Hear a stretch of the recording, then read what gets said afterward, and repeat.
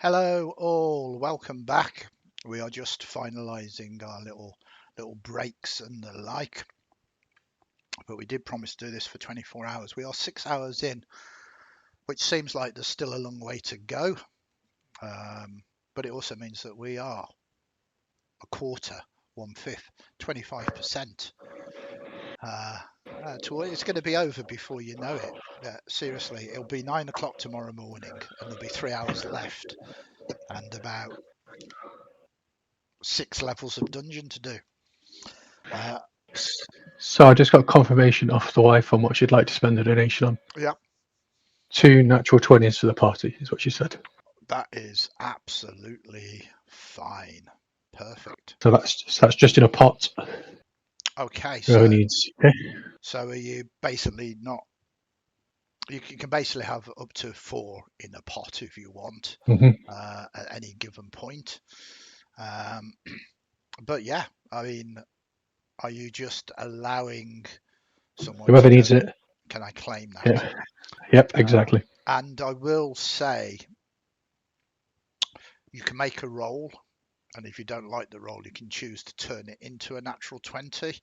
So you're not, if you roll and you get a natural 20, you know you don't need to use it, just as a bonus, if that makes sense.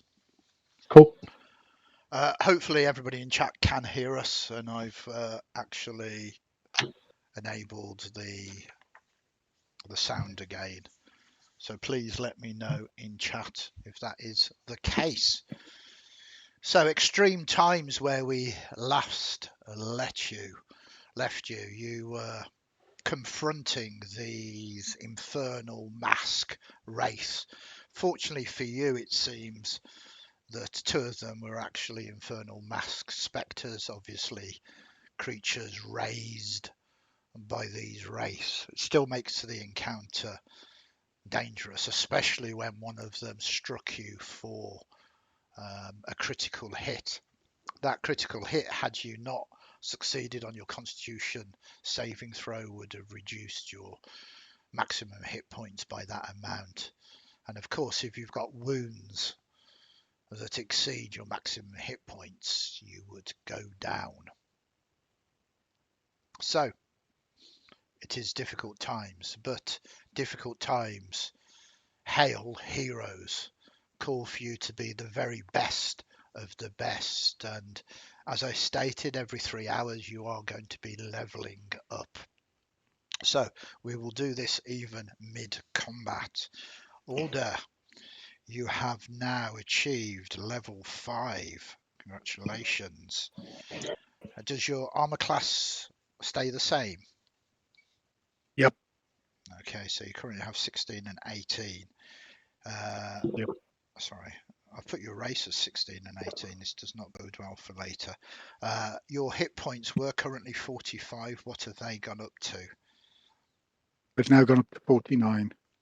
49. Nice.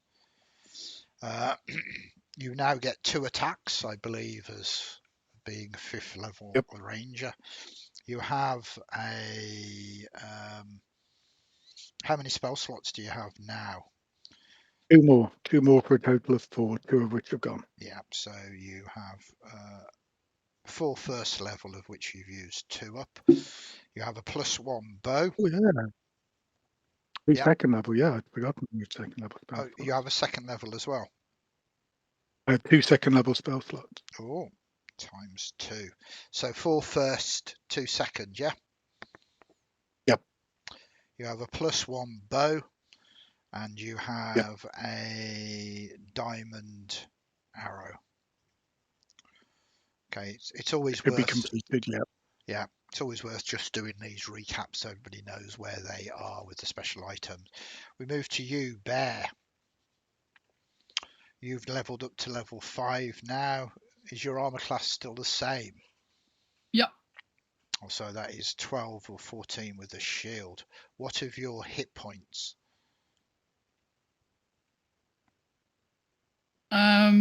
Current one is 22, I think. But my base hit points have gone up to 38.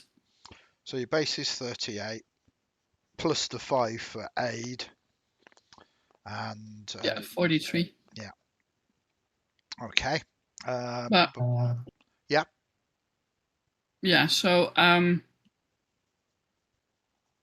did put 7 into my current hit points as well, or do you wish to remain them at 15? Sorry, I don't understand the question. Well, I got Bear got hit by the Spectre. Yeah. Which brought him down to 15 hit points.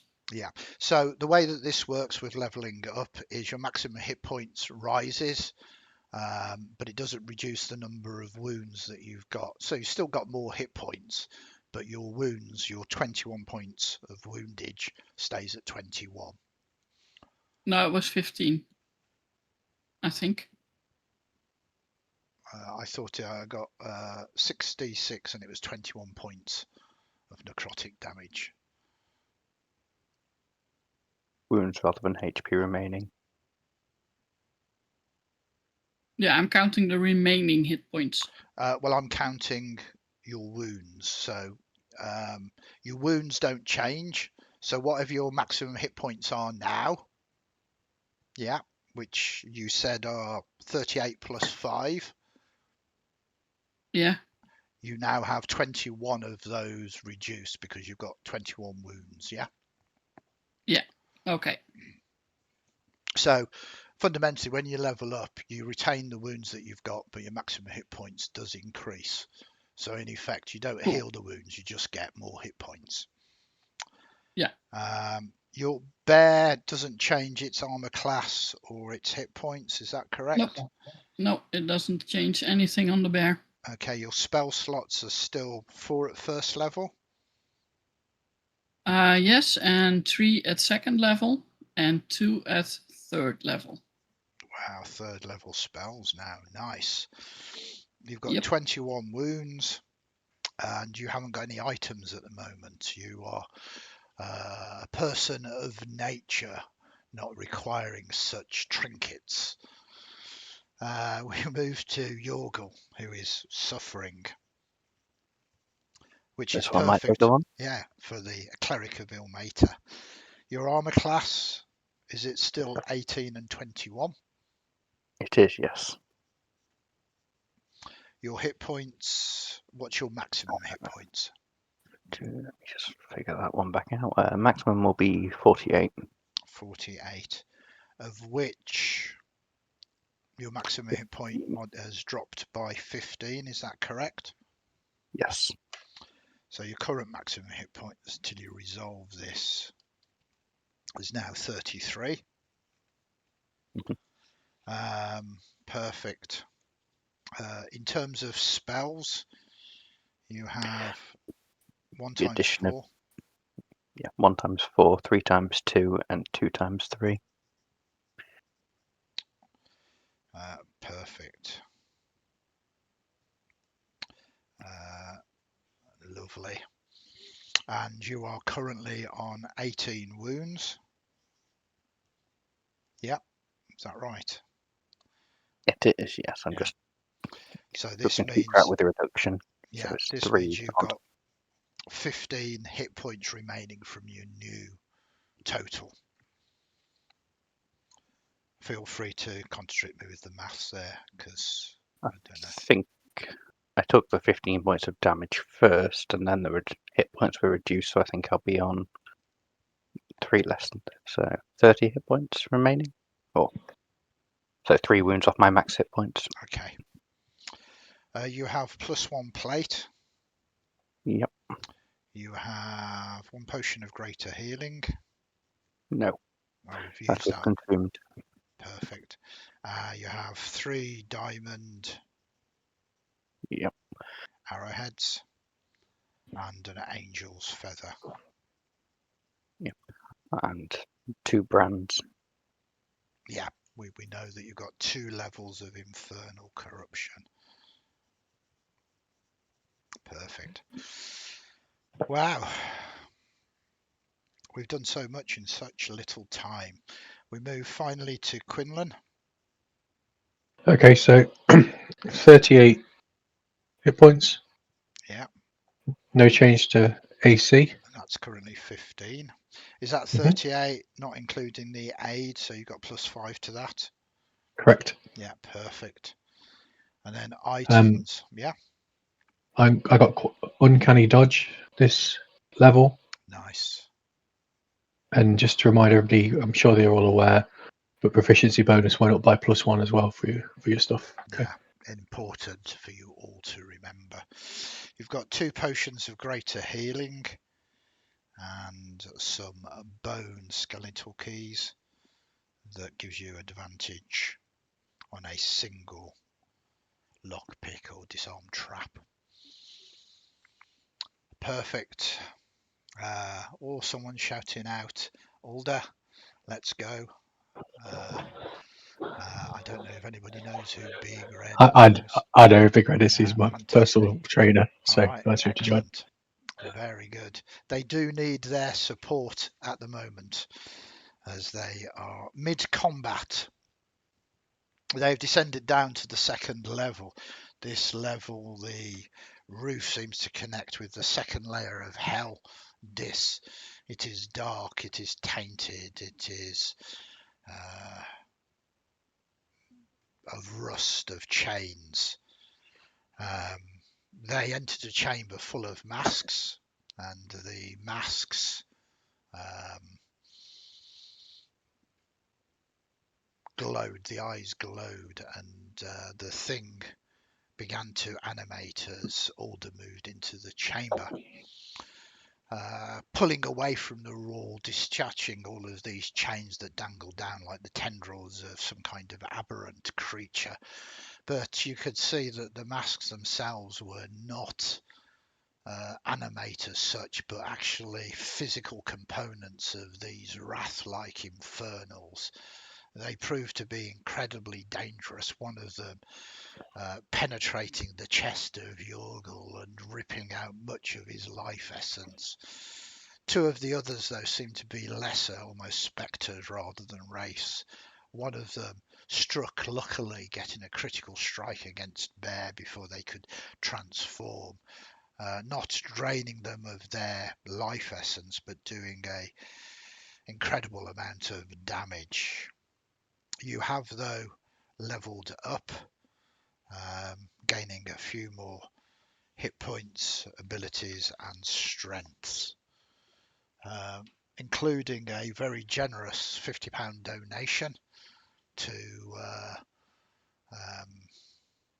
you as a party, giving you a pool of automatic critical hits or automatic critical failures. You can use these should you wish to stop an enemy doing something. Speaking of enemies, the final spectre is to go, and it does not know who to attack. So when we don't know who to attack, we will roll a dice. Moving from left to right, a D4 will determine who this spectre is going to attack. We have a 2. It is you again, Bear. Makes a lot of sense. Already struck. It moves into it. Does not gain advantage for its attack, as we do not use that variant rule, but is going to strike. +4 to hit. It moves to strike your bear form. You have got lucky. A 3 on the dice +4 is 7, and I understand your bear form's armor class is 11. Yep. Takes a swipe at you, perhaps somewhat disorientated by you still transforming. You evade that attack. Rapidly, we move to the top of the round, and it is you again, Yorgal. How are you looking, feeling, having your very essence ripped out of you? Quite put out. Certainly not what I expected coming down here, but nonetheless, we're keeping most of the suffering away from others, so Perfect. I feel I'm doing my job. Branded twice by this empowerment. there is like this rime of frost over you now as you are going to do what? What is it that you are going to do? Well, I was considering taking the flies and using them as a machine gun, but I don't think we've reached that level yet. So I will attempt another Sacred Flame. Right, On. okay. So when you have a moment, can I have a dex saving throw, please? Yeah, absolutely. This is against the one that was attacking you, yeah? Yes. So one of the wraiths. Okay, so the wraiths get +3 to their dexterity. Oh, it seems that having that quick water break, getting a brew, stretching your legs has disrupted the dice rolls, as that is a failure. So it is a failure to you striking it with your Sacred Flame, so roll your damage. Oh, of course, it's 2d8 now as you have leveled up to level 5 and you do 12 points of radiant damage. The Wraith, not vulnerable to radiant damage, but certainly not immune or resistant to it. You hit that Wraith who's already been hit for a solid 18 points of damage for another, was that 12 points? Yes. Okay, very good. So that is 30 points in total. This wraith now almost heavily damaged as it writhes in agony, flares up, trying to strike out at you. But before it does, we move to Alder. Okay. I think that was the one I was shooting last time. It was. Was That it? was the one that you hit first. It's the most heavily damaged now. And how many of the creatures look like that? Because I know there were wraiths and spectres. So it seems, as far as you focus your eyes, it's difficult because obviously your eyes focus on their masks, which are all sort of similar in these chains. You can see that the two of them, the two that are around Yorgal, that are wraiths, the other two that are currently around Bear are spectres.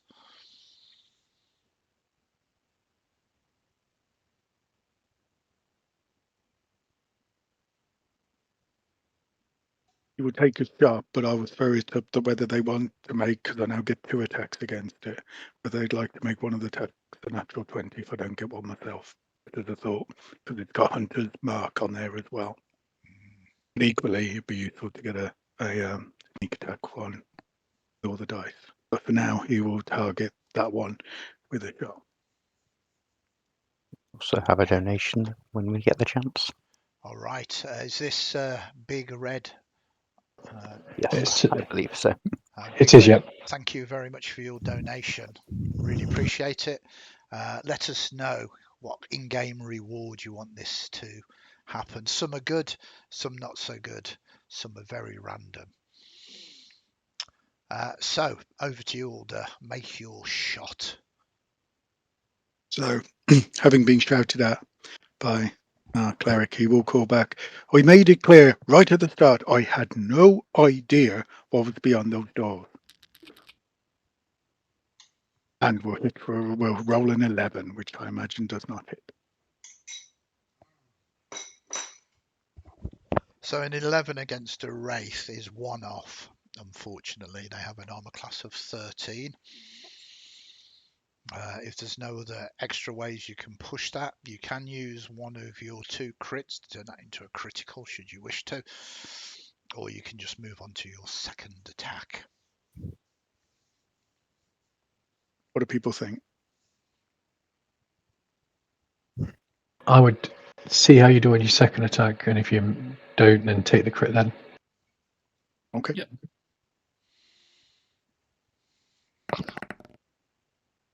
That is a hit. Yeah, so you hit this creature. Give me your damage. You've got a magic bow, so you are well placed for this to do the full amount of damage. That's 14 points of damage. Very nice. Okay. And because I've hit someone, I will then shift and have a third attack, but this one against the other one. You won't get the hunter's mark on it. Could you move the hunter's mark? Now it's dead. No bonus. It's not dead. It's not currently dead at the moment, unfortunately. I mean, it's undead, but not dead. Same That's the thing thing. as If I'd dead. taken out the first one with the first shot by critting, then I could have moved on to the next one and got to it. But I'll take a single attack against the other one, which is attacking our cleric. So 20 total. Yeah, perfect. So that's a hit as well. And that will do +1. 12 magic damage on that Nice. one. Very good. You are moving into this. Thank you very much to Big Red.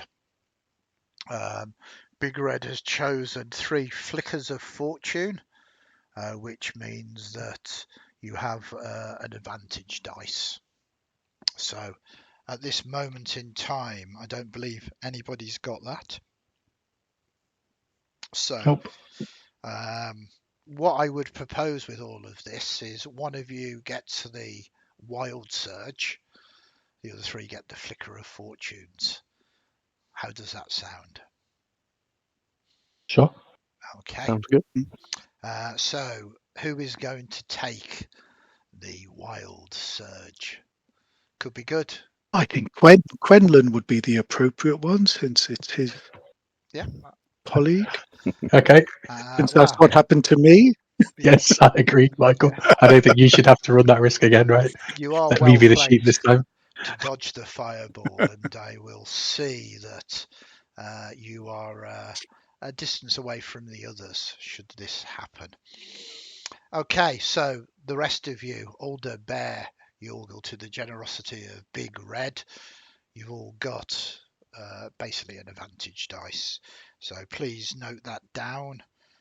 You can have a maximum of 3 each until you spend them, and they can do this. Thank you very much again. So we do move to the wild surge table, which is here.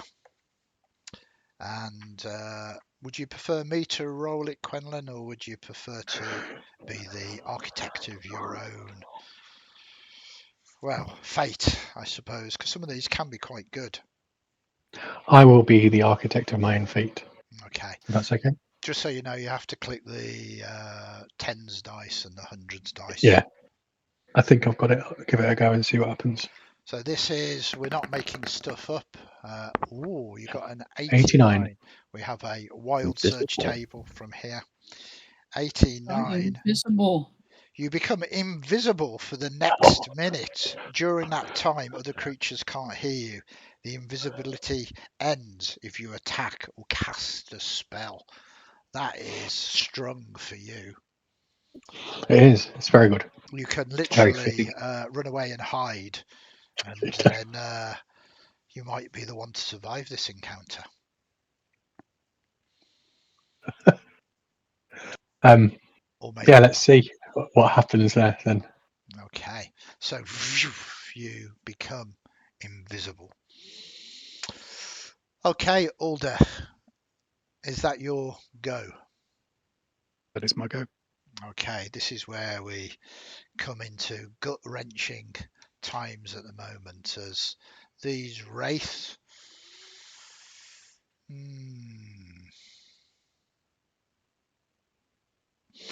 Are you deliberately, Yorgal, trying to taunt them to attack you? Are you happy to take the heat? Absolutely not.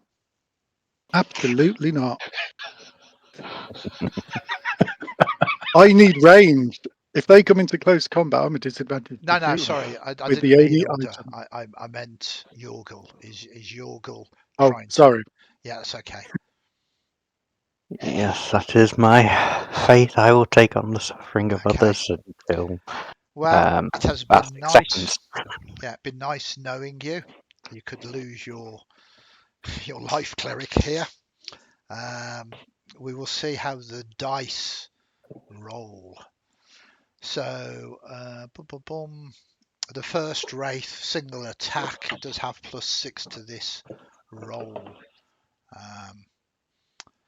Needing a 21 to hit. That is a 7 plus 6 is not a 21. It misses you. Again, perhaps your magical shield. You raise it, you push back this masked fiend.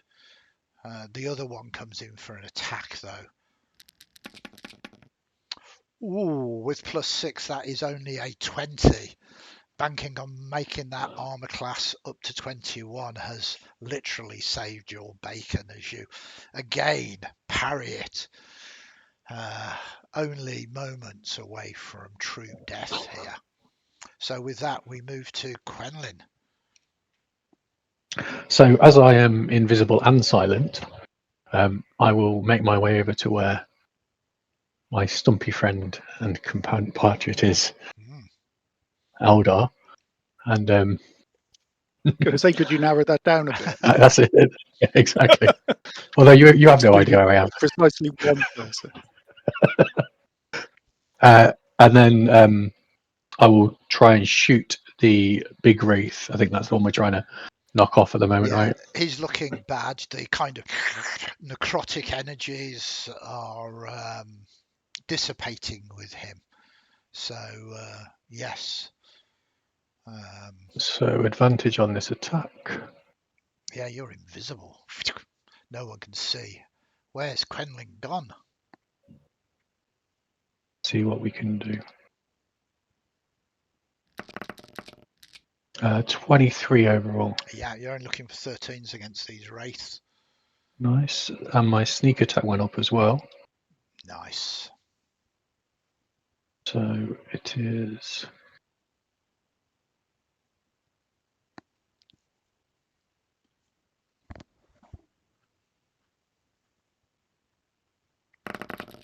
Oh, nice.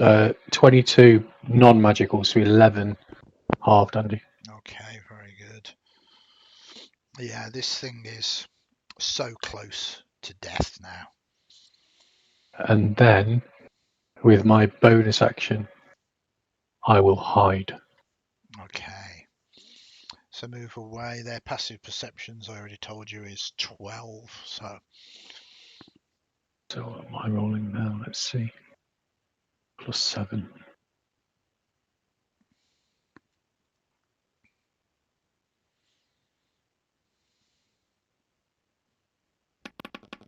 Oh, that was the crit I needed before. 27.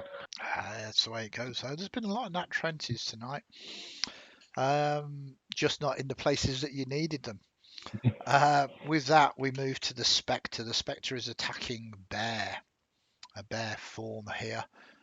It will make these rolls. The first roll comes in. The Spectre, Hit. Going to be a hit +4 to his life drain. This does 3d6 damage. Does a total of 11 points. Give us a con save with your bear constitution stat.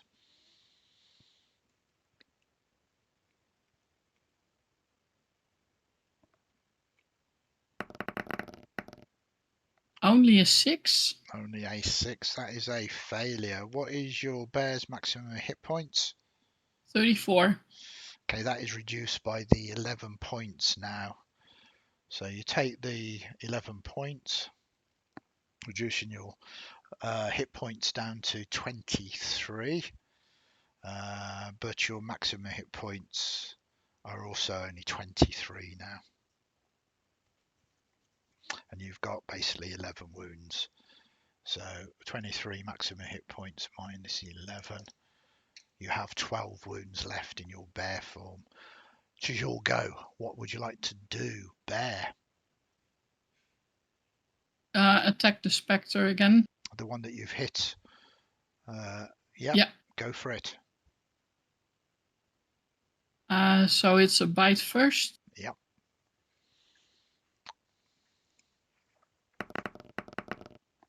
10. 10 is unfortunately a miss. Claws next. Don't forget you have a flicker of fate if you want to use it to re-roll. Oh yeah, I would like to re-roll.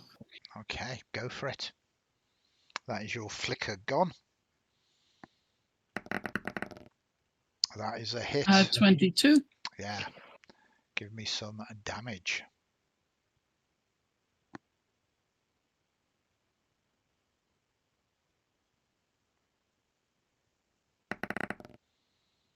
Uh, 11 damage. Okay. They are resistant to non-magical, which you're not, so that changes Yeah. that down to 5.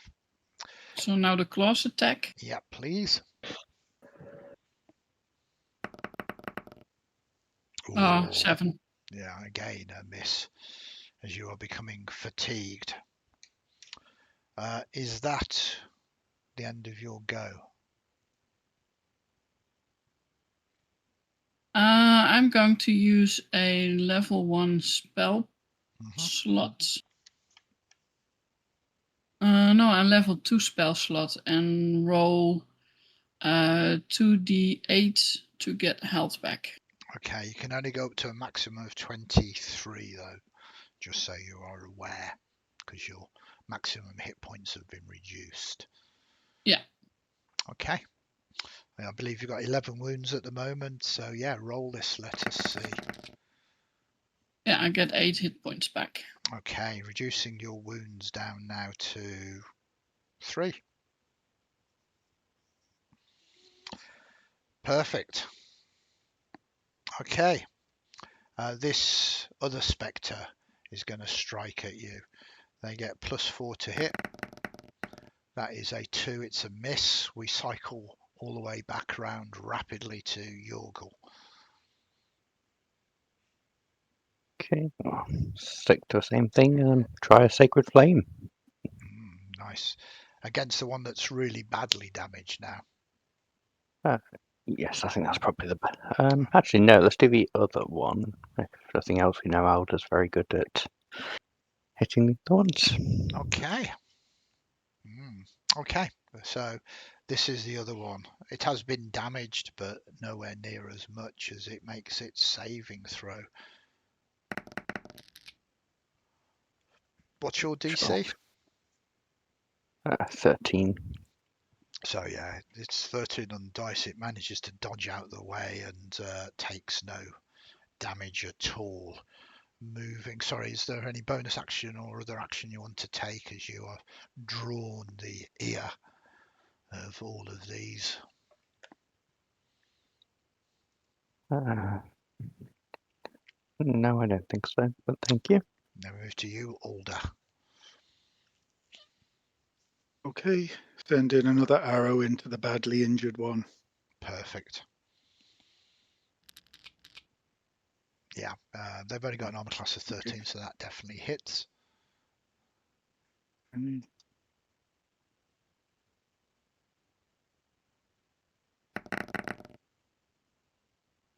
That's 14 damage. 14 damage is enough. That one dissipates. The chains and the mask crash to the floor as you have destroyed Okay. that one. So just to recap, there's another wraith on There's a wraith my on puzzle, Yorgal and 2 and there's spectres on 2 there. spectres.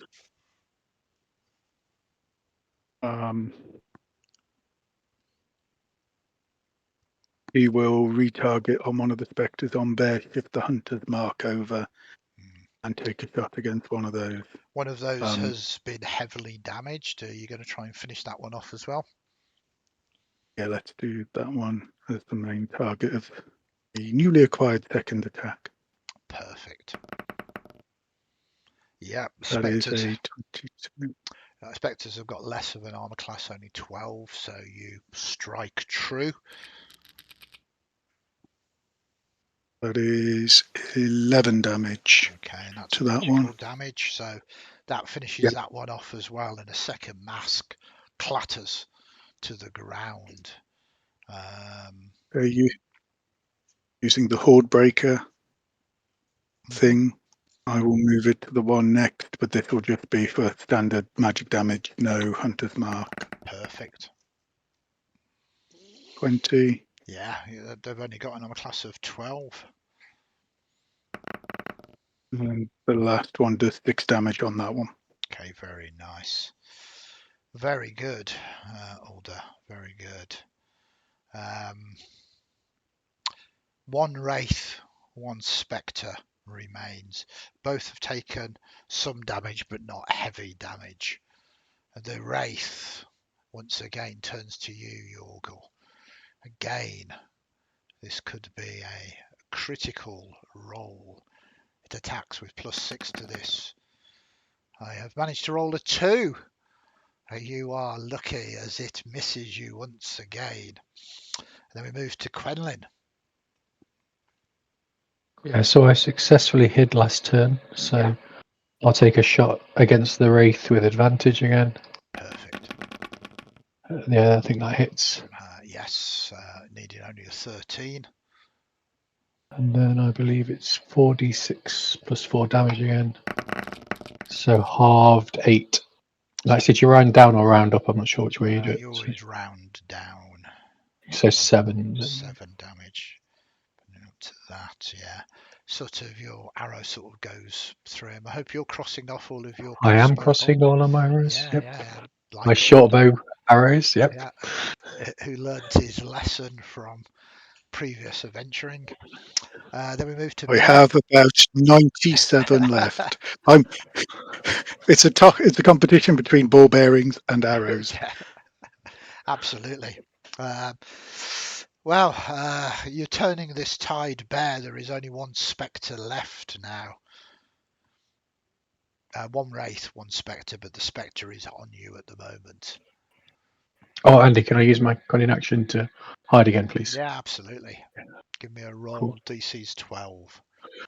Yep.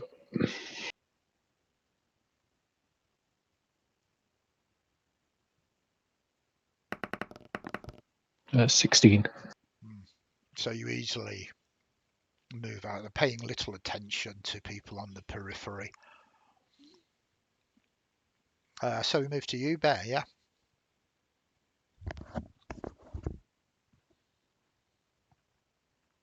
I still have the Spectre in front of me.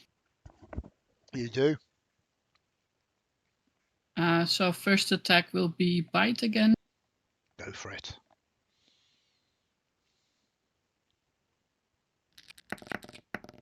Um, 24. Good hit.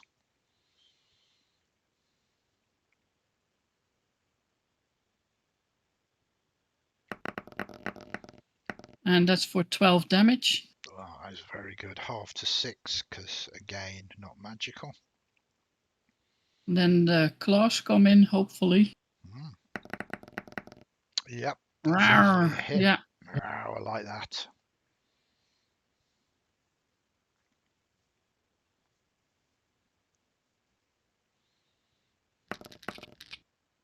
And that is for 8 damage. Brilliant.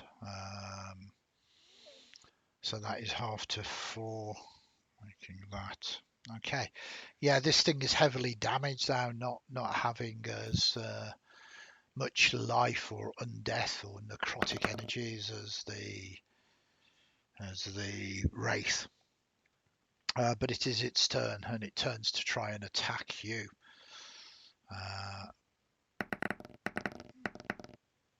That is also a hit there, and it's going to 1, 2, 3. Hit you for 13 points of damage, necrotic. You healed up to 20 hit points, is that correct? Yeah, so I'm now down to 7 hit points. Yeah. And Constitution saving throw. Please, yes, DC 10. Come on, Bear. Yeah. Yes, nice. 16. Very good. You throw it off. Critical saves at this moment in time. Then we move to Yorgal.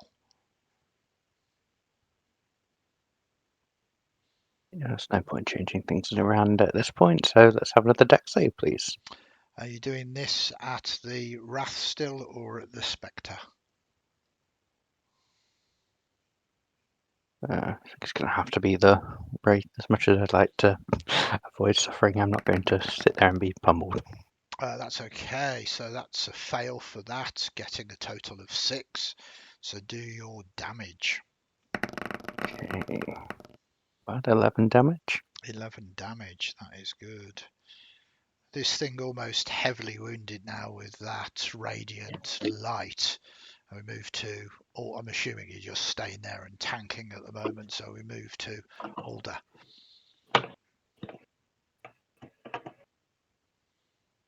Okay. So first shot will be against the Spectre.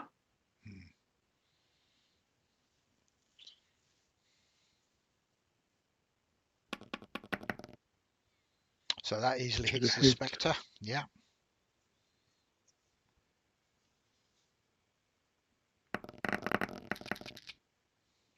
That is 10 damage.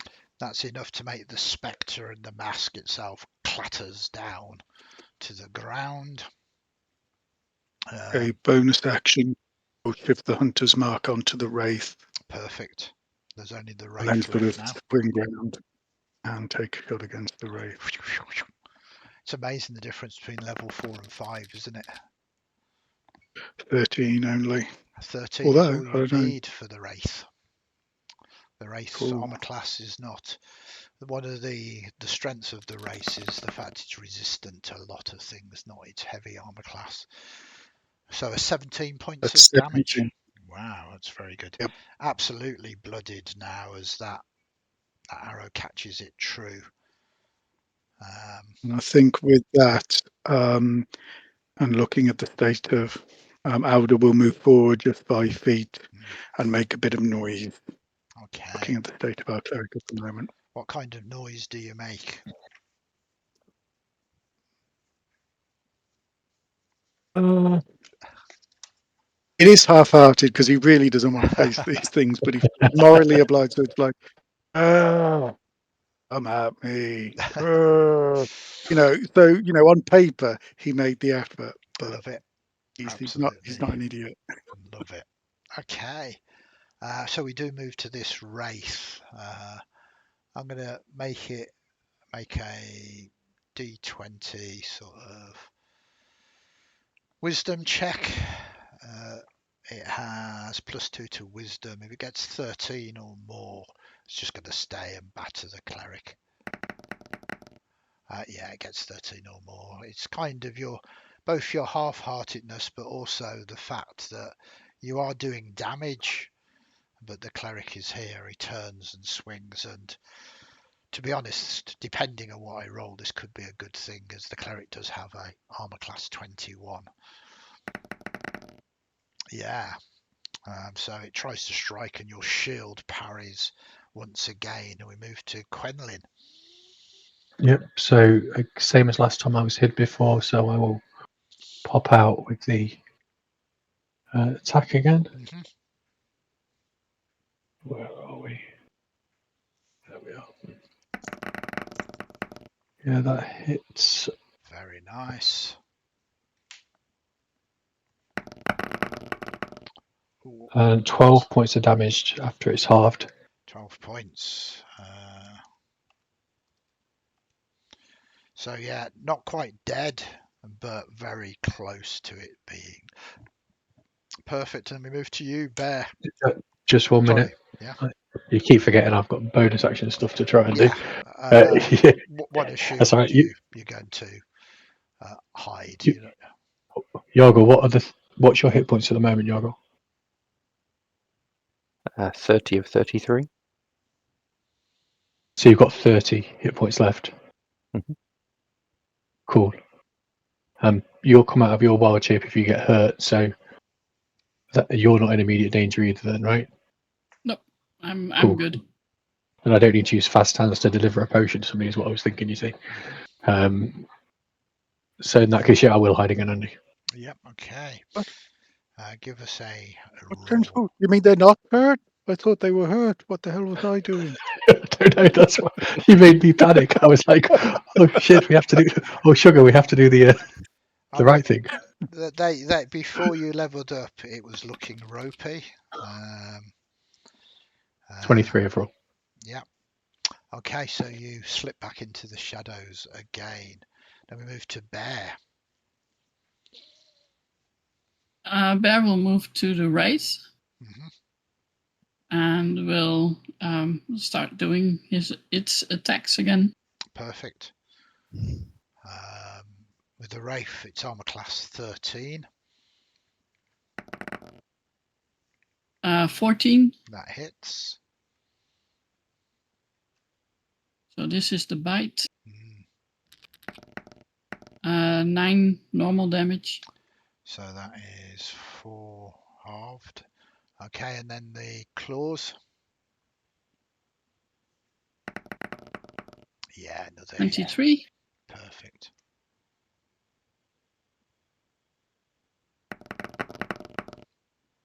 And 10 damage. Okay, plus half of that 5.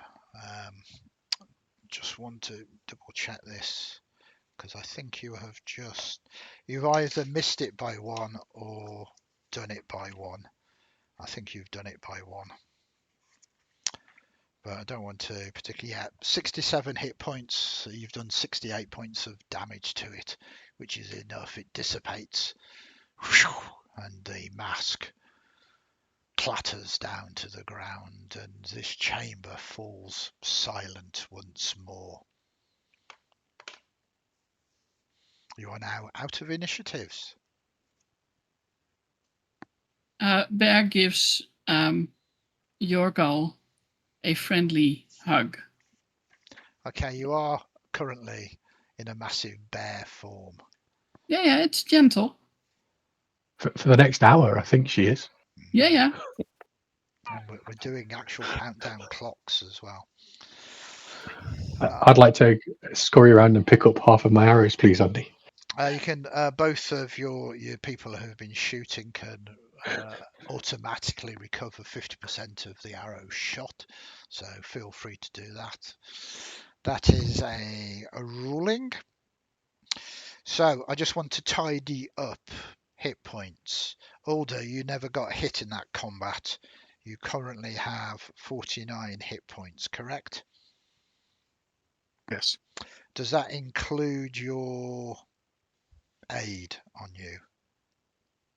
It's Yes. normally 44, but 40, so yeah, whatever okay. you said, yeah. 44 plus 5, that's fine. I think the same question to you, Quenlan. 38 plus 5 hit points. You never got hit. Correct. Either. And That's then right. we move to, I think we start off with you, Yorgal. Your actual hit points should be 48. Your maximum before being drained. What is your current maximum? 33. And how many wounds have you got? The question is, does the life drain basically double the damage by the wounds remaining the same, or are the wounds still taken beforehand? So the way that it works, the way that I work it anyway, is it reduces down your maximum hit points. So it does technically do double damage, but you can't heal above that damage. So it is possible for something to drain you of all your hit points and for you just to perish there and then. So if it does double damage, then I need to remove 15 because I took that from the max. So in a situation where you have 40 hit points, if a wraith does 20 points of damage to you, it takes the 20 hit points off to take you down to 20 hit points and then makes your maximum hit point total 20. Yeah. Is that right, Andy? Yeah, that's right. So it's not a double damage, it's just you take the damage and it reduces it down to that level. So you fundamentally take 20 wounds, and your maximum hit points then goes down to 20 as well. Yep. You're beginning to confuse me now. So in that scenario, do I have 0 hit points because No, they no. failed to save on the 20, or is there still 20? There's still There's still 20. Okay, so I have 30 hit points. Thank The you max to 33. Yeetbot for following. So sorry, how many wounds do you have? So technically I have 18 wounds off the maximum hit points, which is 3 wounds off my new max hit points. Yeah, perfect. And same question to you, Bear. I have 7 hit points left on the bear out of, let me check again, 23. Yeah. And the druid himself has 22 hit points left out of 38/43. Very nice. So that is the current state as you all catch your breaths here and now. Yeah, the current hit points is also the one that's from the. It's also the same as the drained, so it's currently his maximum hit points, 22. Yeah. And a little bit of game lore for you, Yorgal, because you would know this being a cleric, is that the effect upon you as a wraith or a spectre, basically, the reduction lasts until the target finishes a long rest.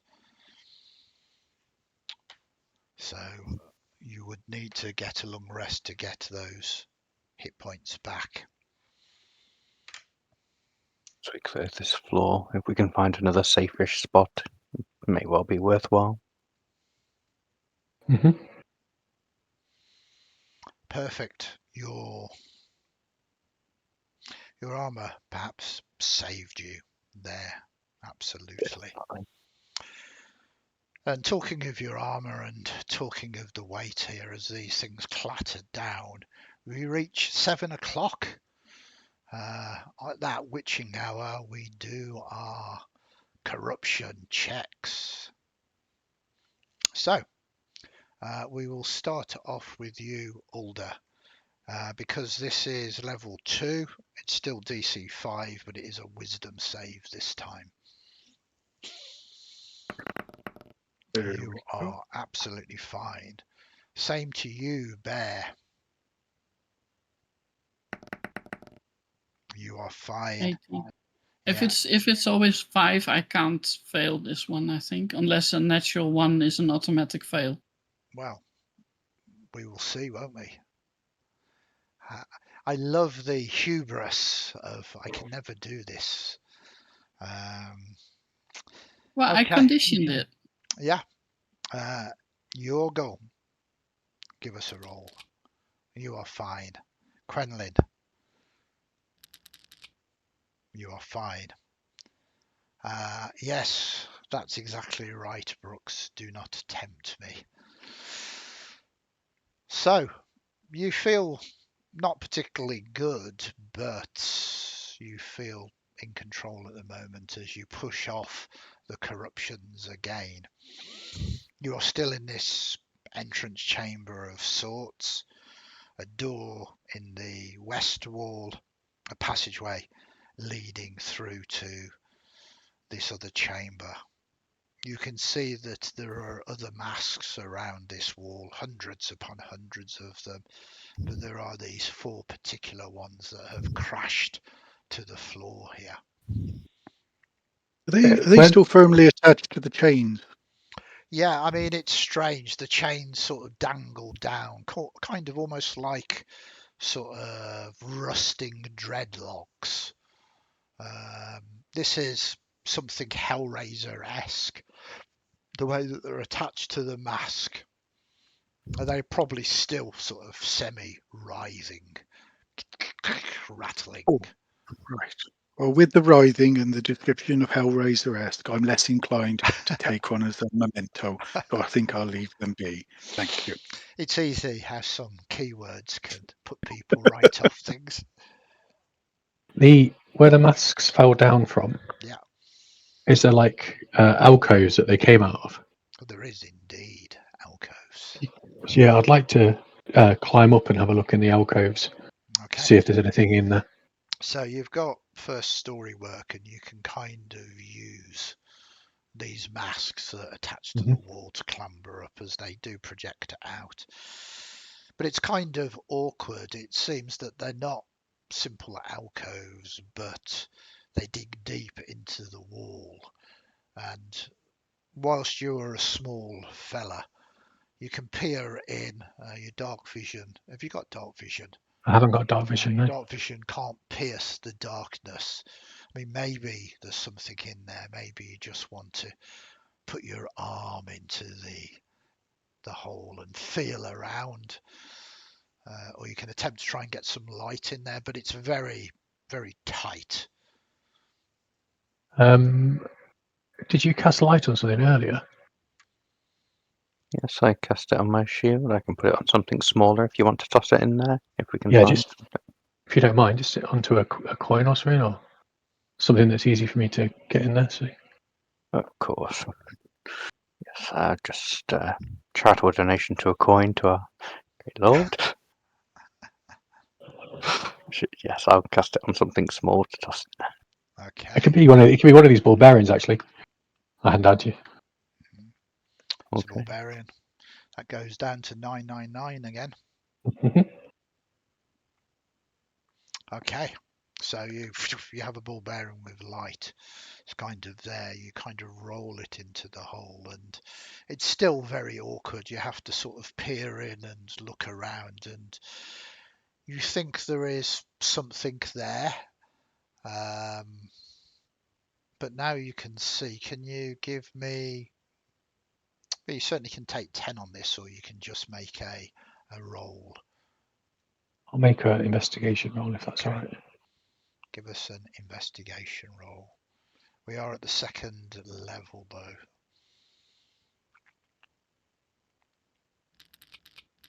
$10.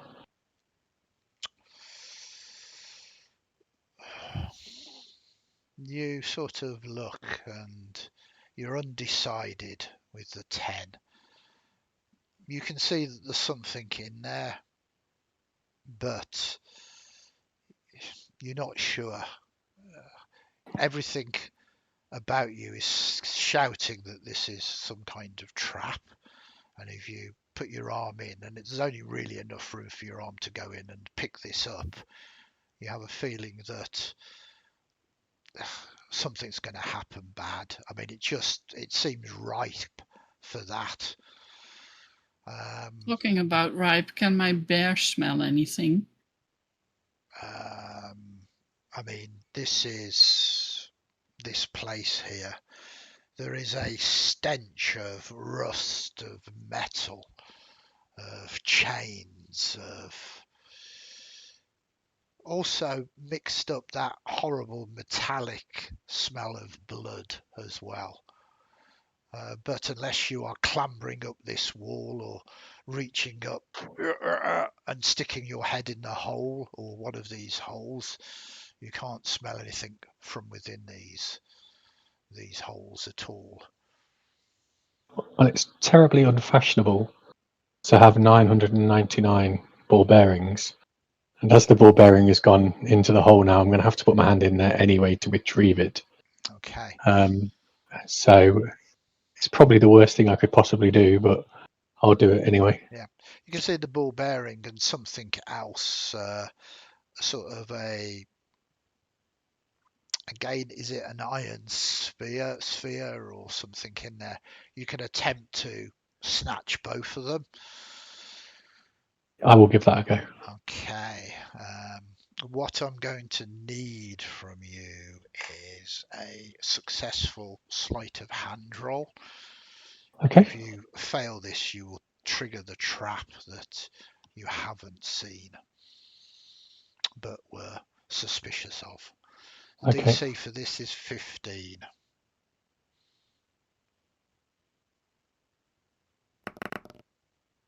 21.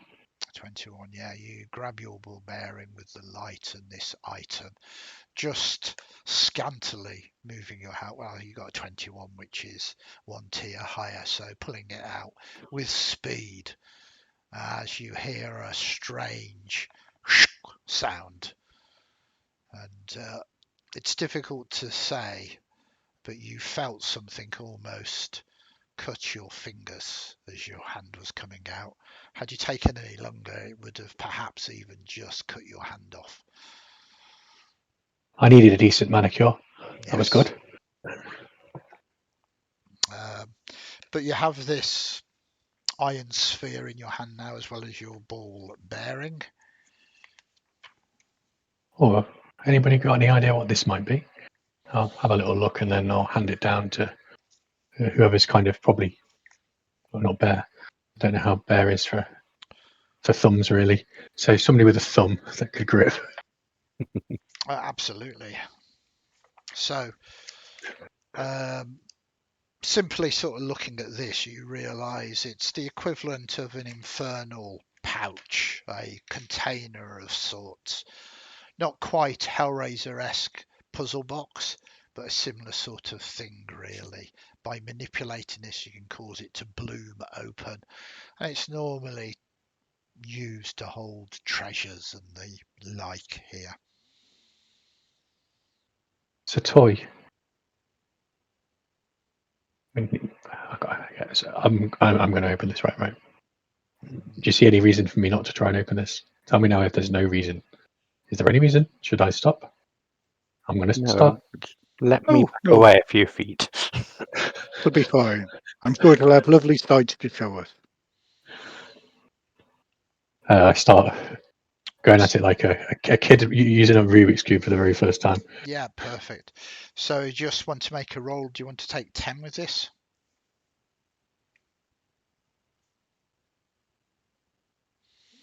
Yes, only because I think he would be so entrenched trying to solve it that it would probably take 10 minutes eventually to do it.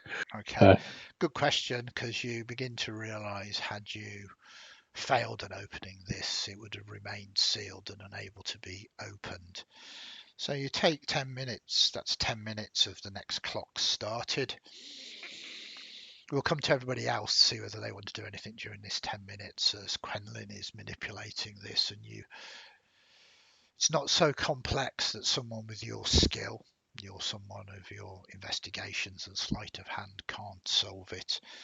Others, more fingers and thumbs, might have had difficulty, but you manage to crack it, and eventually it begins to sort of peel open, and inside you see another green soulstone. Bonus. So, did you say magic bow again? I believe that's what we said. Yeah. Makes sense, especially after those wraiths, you would have took them down a lot faster, right? Okay. I'll install it on my short bow then. Okay, this counts you as a penalty. I need another infernal corruption roll. This is wisdom DC 5.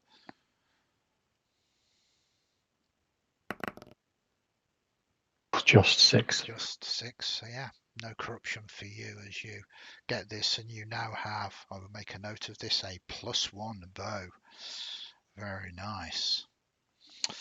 Okay, all of that time and that investigation was all of these holes, so there was only one of these holes that had something of worth in it, so you're assumed to do that. During the 10 minutes that Quenlan was playing with his ball, Alder, is there anything else you would like to have done during that 10 minutes? I think having been enthusiastic about the ball up until the point that he decided to take 10 minutes, he will grumpily go over in a corner with a grumpy dark cloud over his head, which is his hunter's mark. Now has 10 minutes off its clock, and he will spend some time trying to attach the crystal to one of his arrows. Okay. You've got 10 minutes to do this, no skill roll needed. You attach this and it glistens in this dim light. I mean, it looks razor sharp. It's probably good for a number of shots, but you will have to retrieve that arrow, or perhaps what you might need to do is retrieve the arrowhead and then reattach it to another one if you're only shooting one arrow at a time. So doing this has made this arrow armor piercing.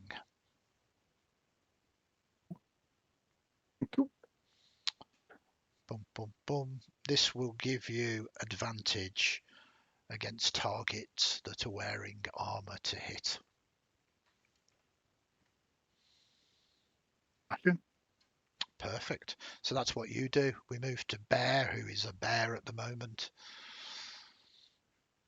I think there's the passageway leading to the next room, There is. to the west. To And the west.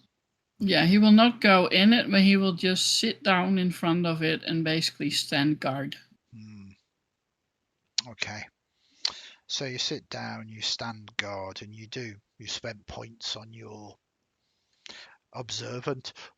So I think over 10 minutes, as you are just looking in there, you can see that the door directly opposite you is kind of looks like a massive gate of interlocked iron bars and chains that block this door.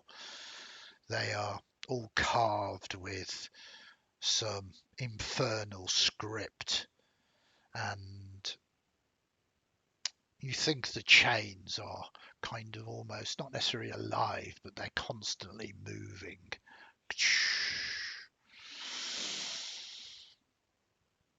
Just so you know, and you kind of sit for 10 minutes watching this. It doesn't give you any additional information other than the fact that you've observed this. You're a little too far and the light level is too low. I do believe that as a bear, your bear form does have dark vision. No, this No, one it doesn't No, it actually. doesn't. Okay, so yeah, doubly so then. It's really difficult to make out any details at this distance with this, but you do uncover that information. And then finally, during this time, we move to Yorgal. Anything that you want to spend this time doing? I suppose I might as well start actually casting Detect Magic. Okay, it's a good use of your time.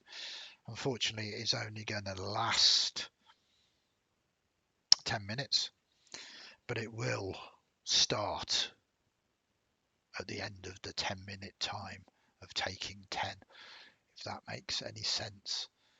So you ritually cast it, and suddenly towards the end of this 10-minute section, your eyes begin to sort of glow for a moment. Perhaps almost some people believe that it was another infernal binding to you, but no, just your magics. And you can now detect magic within 30 feet of you.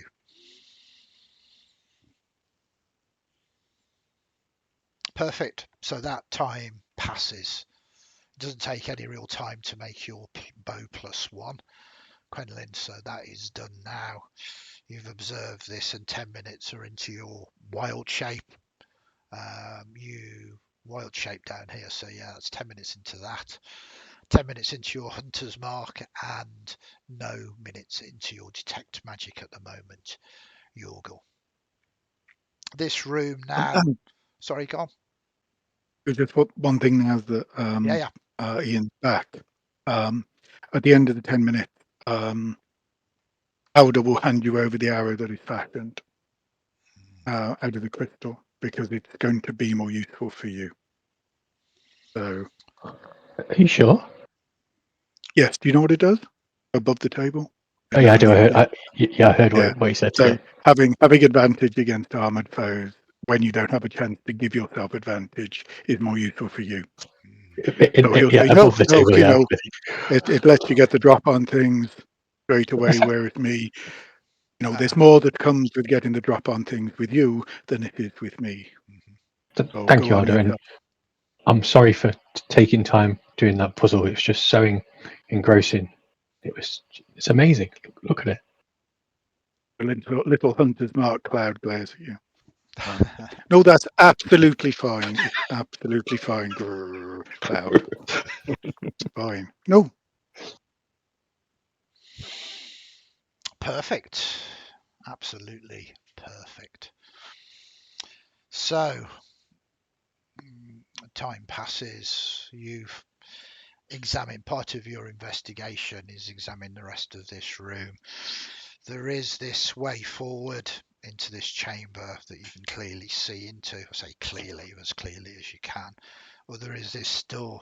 It seems the sounds of combat haven't stirred anything here. So we're going left again? Which left is left?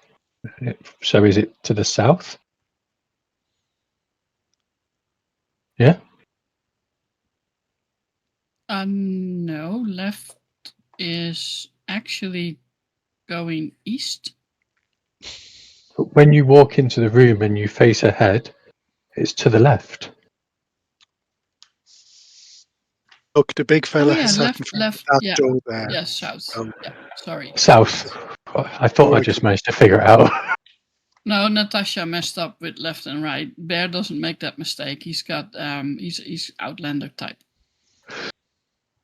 He always knows the direction. He always knows left. He's got no idea about right, but he always knows left. Yeah. He's got this feat that he basically can't be lost or something. Okay. So, what would you like to do, heroes? What would you like to do? Then we're going through the south door in the west room. So, first and foremost, you are moving into the second chamber. I think that's where Bear was already, right? No, I was in the passageway. I was in the passageway. Looking just into the room. Okay. They did not want to cross the threshold and trigger whatever is in there, basically. While you were all busy doing other stuff. Very sensible. Okay, cool. Very sensible. Thank you, Mickey, for the follow. Really appreciate it. Okay, so you're at the threshold of this chamber. You can easily see now there's a door in the northern wall, door in the southern wall, and this very massive gate that is interlocked with iron bars and chains that seem to be snaking around. So, from it sounds is that you want to pass into this chamber and head south. Is that correct? Yeah. Okay. Yeah.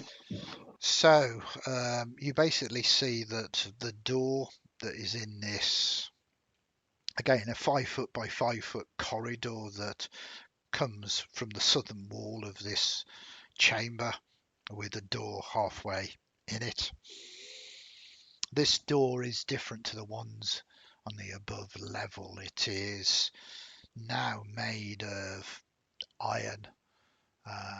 It is rusting, but it is heavy, much heavier looking than like the previous doors. It also looks rusted, almost as if even if you tried to open it, the hinges would resist you. There's no heat to it like the other doors, though. Alder, just have a quick glance at the other doors in this room, the one to the north and the one to the west. Do they seem in the same condition, this different condition? So just to clarify, the northern door is in the same condition as this. A door probably maybe 10 foot tall, filling the chamber here, but rusted. Right. The one that is in the eastern wall is basically this one that Bear was watching. It's more akin to a massive gate, still with this iron door in the middle, but it has interlocked iron bars. They appear to be locked and chained. These snaking chains moving all around them.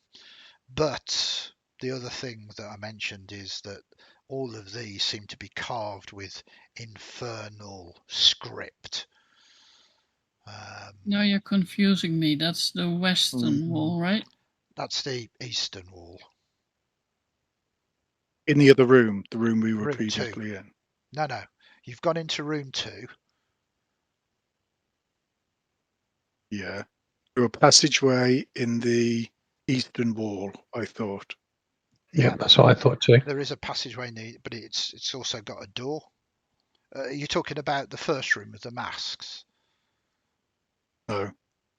So you came down the stairs. You entered the room with the masks. Yeah. The room with the masks has a door in the western wall and a corridor in the eastern wall. Yeah.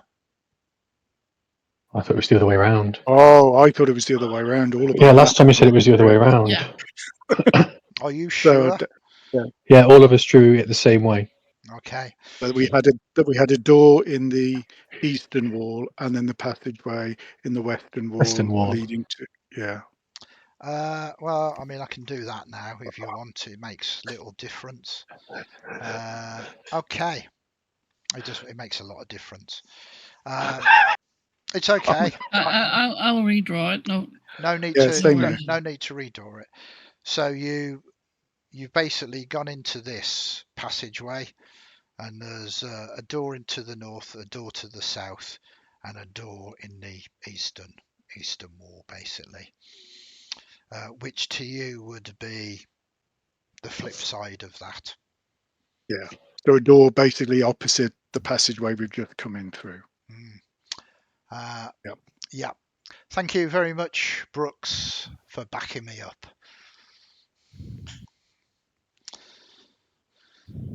I am sorry if I misled you there. Or maybe I didn't. Maybe it is this place, this level of hell called Dis, that is also entitled the Rusted Labyrinth, that is confusing you. Maybe I did it all deliberately. That is the lie I'm going to stick with, and none of you can tell me any different. For whatever that means. Apologies. So, the masked chamber. There is a doorway to the west and a passageway to the east. The chamber beyond that eastern passageway is 15 foot long north to south and 20 foot long east to west. Directly opposite the passageway is another 5 by 5 corridor with a door in that is this massive gate. Directly at the western wall of this, in the northern wall and in the southern wall, is another 10-foot passageway, not 10 foot, 5-foot passageway, and each of those has a door in as well.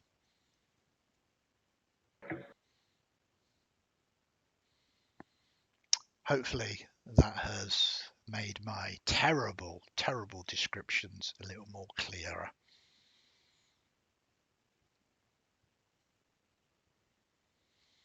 Are we all on the same page now? I think we might all be just adjusting our maps, Yeah. Andy. That's what We are. That's fine. It's going to be brilliant at 3 o'clock in the morning. Make sure, chat, you are all tuning in. Tune in For the weeping sound of, is it the west wall but the north part? just tell me. To be perfectly honest, I'm actually really enjoying the confusions of this. I sometimes think we are spoilt with the digital age of virtual tabletops, and simply does make it easier. One could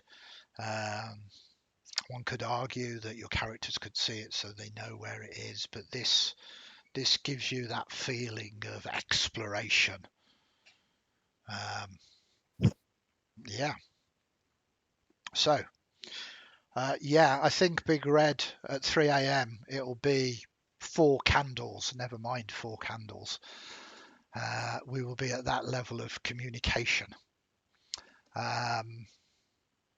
One of my favourite sketches of all time, a classic. Hopefully that has established the madness that I am sowing without actually intent. Wait till you get to the teleportation traps. Seriously. So you enter this chamber, you look at the southern door, and the southern door is exactly as described still. It's this large block of rusted metal. The door to the east is this gate with writhing chains and with bars and with this infernal script carved upon them. The door to the north is like the door to the south, just this slab of metal.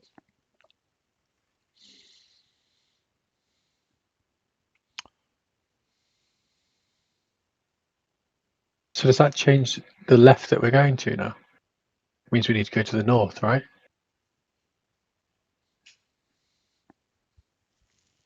I'm skipping mapping for this level, sorry.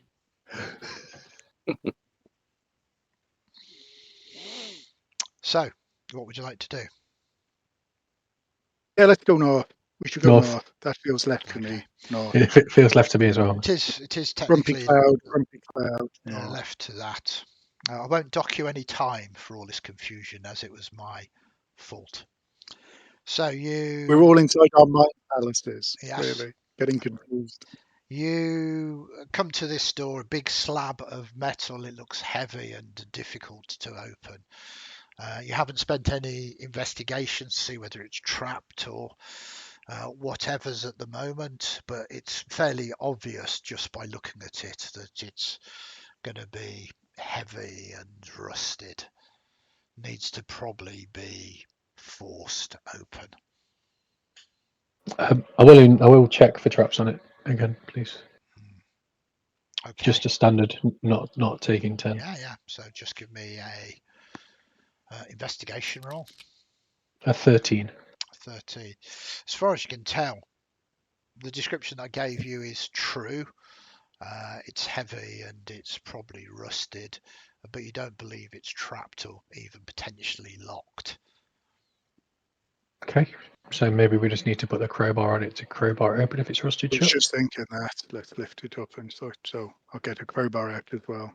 Okay, so whoever's got the highest strength athletics out of the group can make a roll with advantage as you all begin to start working on this door.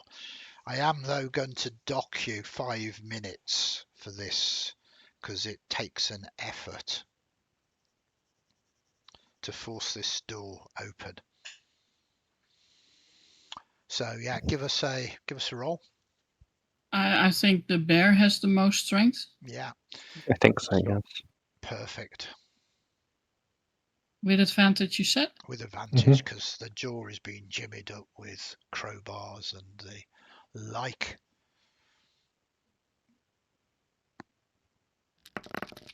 Oh, nice. 21. Yeah, this is a cinematic scene, fairly explosive as you just put your bulk and weight and strength against this door. And it does grind open as these rusted hinges eventually give to you. And the door squeaks open. Let us see if I cannot cock this up.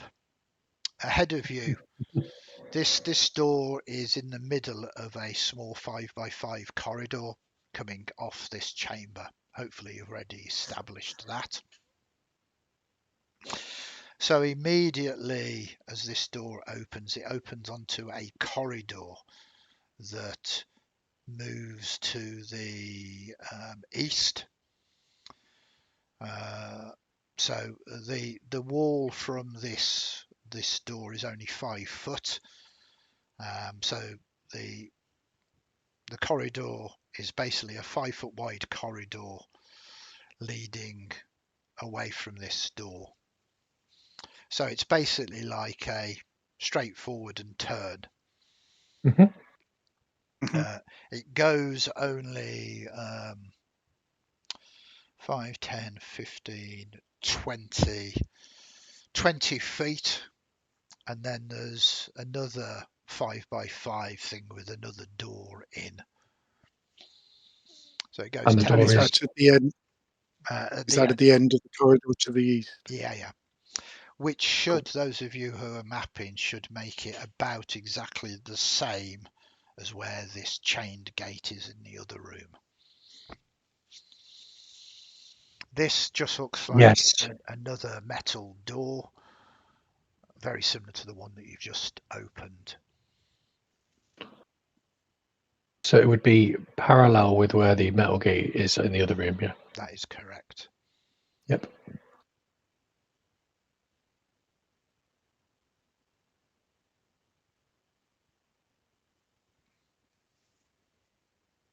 And it's going, the door is opening to the east, not the south. Yeah, the door is in the eastern wall, blocking the corridor going forward. Cool.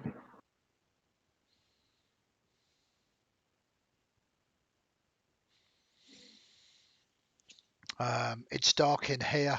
The ceiling again is this roiling cloud sky mass from Dis. Occasionally you're getting views of these towers.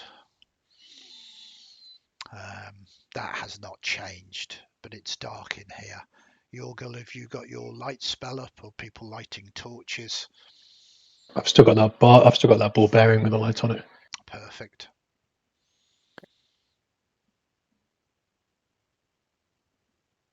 So, adventurers, what is your plan? I'll check this door for traps as well. Okay, just a straight check. Give us a investigation. 26. Very good. You begin to investigate this door, and you do, fortunately, discover that this number one is not really a door. It's a block of solid rusted metal. You think it's almost a false door. You don't think there's anything beyond it other than a wall, but you do notice that it seems to be tricked, hinged at the bottom. So any attempt to start forcing this door open will just bring it down onto people sort of in the corridor within 10 feet of this door, possibly crushing them. Okay, taking that into consideration, then can I check for secret passages in this passage? You can. This is going to take a little bit of time as well. So give us another roll, please.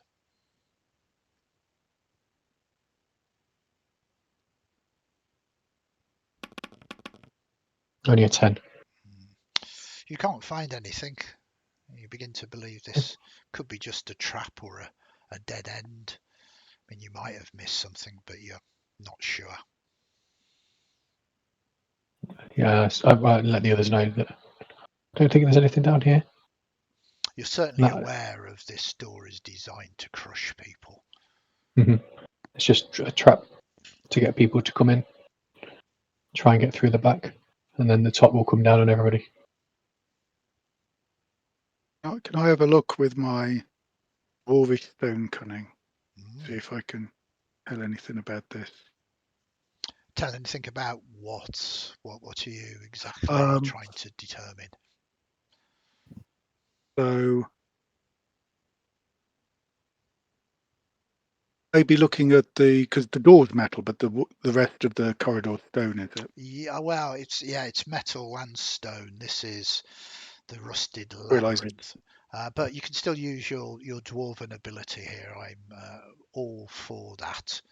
Absolutely. Okay, what would you like me to roll? Because I recognise it's not ideal because it is metal and also infernal, so it doesn't necessarily. So what would you like me to roll? It depends very much what you're trying to do. If you're trying to commune with the stone and metal, that is maybe wisdom. If you're trying to sort of work out the architecture and history of the level of hell of Dis. You know, the dwarves. I think it's fighting. sort of, it's more sort of, because my companion obviously, he looked like he's expecting something and hasn't found something. And I just want to maybe cast back my mind with sort of maybe traps of this kind that may have occurred in stoneware in sort of the history of Dwarven, sort of making tunnels and the like, and just if there's anything that also occurred there that might sort of trigger an idea, not looking for anything in particular, but just when we built some things like this, we would put a key under the mat or whatever. It may help in no way whatsoever, but he just wants to Perfect. have a go. I think the best thing here is an insight roll, as you kind of think back to your dwarven heritage and how you and other dwarves might create this trap. I would certainly allow a deception roll as well. Deception or perception? Deception. Okay. I think I'll stick with insight if that's okay. Or do I have to make a deception one as well? No, either. And of course, the offer for you to take 10 here is absolutely fine. Oh, I've got a cloud above my head that is running out. Yeah, okay. And that's my choice. No, 9. Yeah. I mean, ultimately, you are very much aware that Quenlan has made a good call on this being a trap. Absolutely. And it would be relatively deadly to anybody caught in this. The door too big to allow any kind of magic to open it, like mage hand or whatever. You would have to have done what you did with that other door. And in that efforts to pull it open, you would call it to tilt and tip, and it would just crush whoever's there. And you think Quenlan is a little bit of a genius spotting all of this without triggering any of it. In terms of if there's any other way around it, you can't see anything. And I mean, this might just be literally what it seems to be, a death trap. Yeah, Quenlan, I think that's it. I think. Okay. Trap for the unwary. So when we go back out, left is that big door then, right?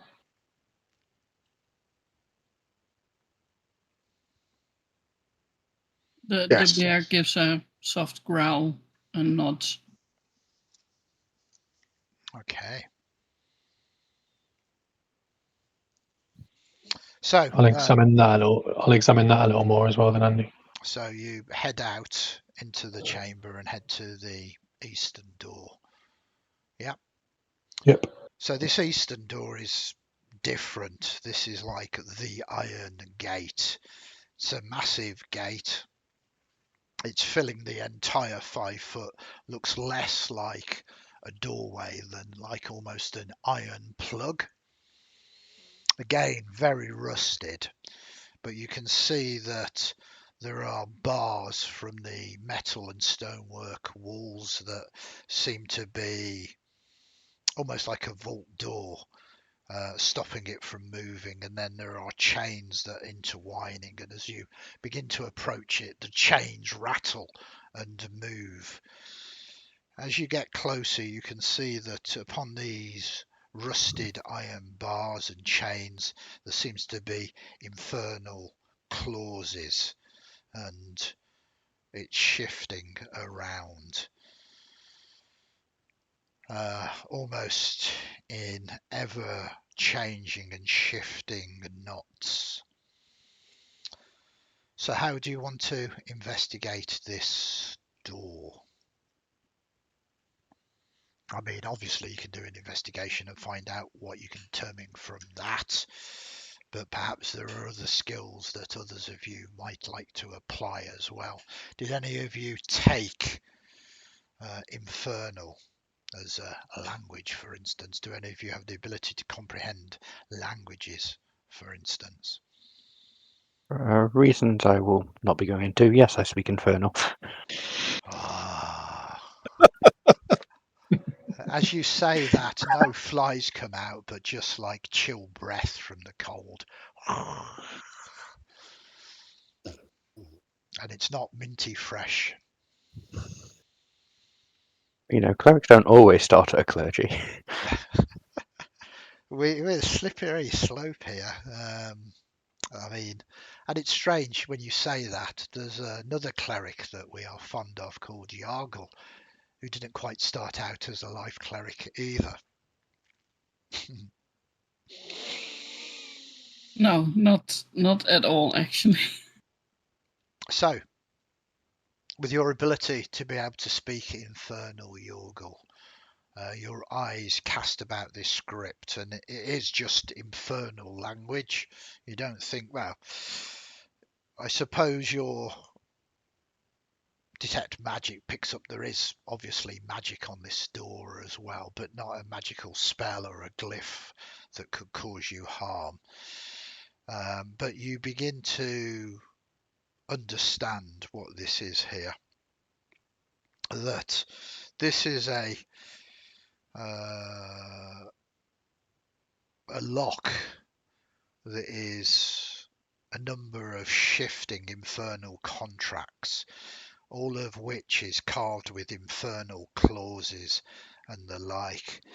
And if you can solve this legal knot, this challenge of contracts, it's almost as if it is an infernal puzzle to see how clever, how tyrannical you could be at solving this question or two. In doing so, it could allow you access to the sigils, and these sigils are the equivalent of tumblers. If you could pick those, then it would probably cause this large iron plug to move and shift, allowing you access beyond. You get the impression, fair adventurers, that this is akin to a vault door, so whatever lies beyond it is a degree of value or worth.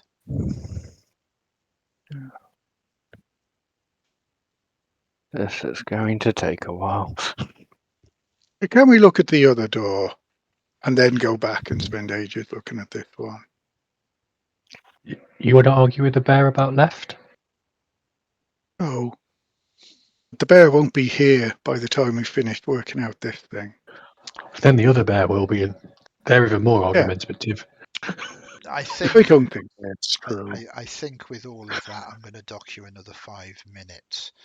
So at the end of your What? investigation, You said like 4 words. Gosh. No, The bear gives another short growl and just moves over to the door in the north. what is a lot of writing on there that Yorgal had to read, translate, Right. understand, and work out easily would have taken 5 minutes to do that. Not your, shall we check on this or have an argument with the bear. As far as I'm aware, you've been through the northern door. No, I was going to say, Yeah, that the worries south me. door. Oh, southern door then. Yeah. We were right about the bear and right. No idea. Okay. So it's up to you. But you've studied that. You know you need to get through this door. You can give up your study and attempt for the moment and head elsewhere if you want. Yorgal, if you want to continue having a look at that while we open a door that is 10 feet away, then, you know, if stuff happens, and we can react to it. Go on then, shout me if you need me. We'll always need you. Oh, right, okay, I'll come with you then. We literally, we can reach you. Okay, splitting the party is a good way to utilize your time. We're not splitting the party. I mean, 10 basically, feet Bear's away. butt is on top of Yorgal. Well, Yorgal can think and walk. Come on. 10 feet, you might not think it's a big distance, but it's the, a wall of force between the two of you. It could be 1,000,000 miles. But if that's a chance that you want to make, yes, it is.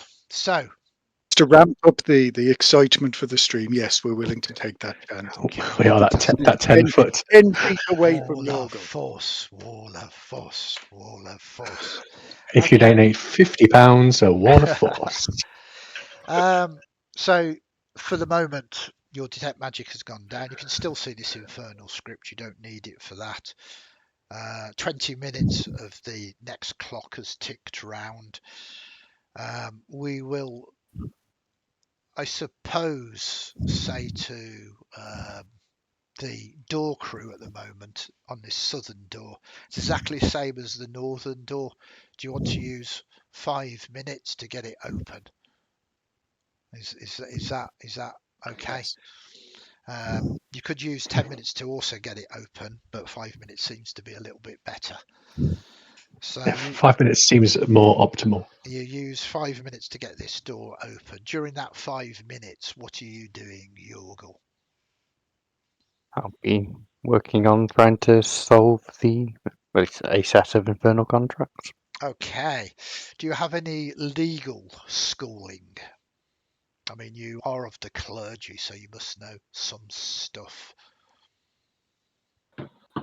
To a degree, a small amount, but A small I amount. have no great knowledge of it.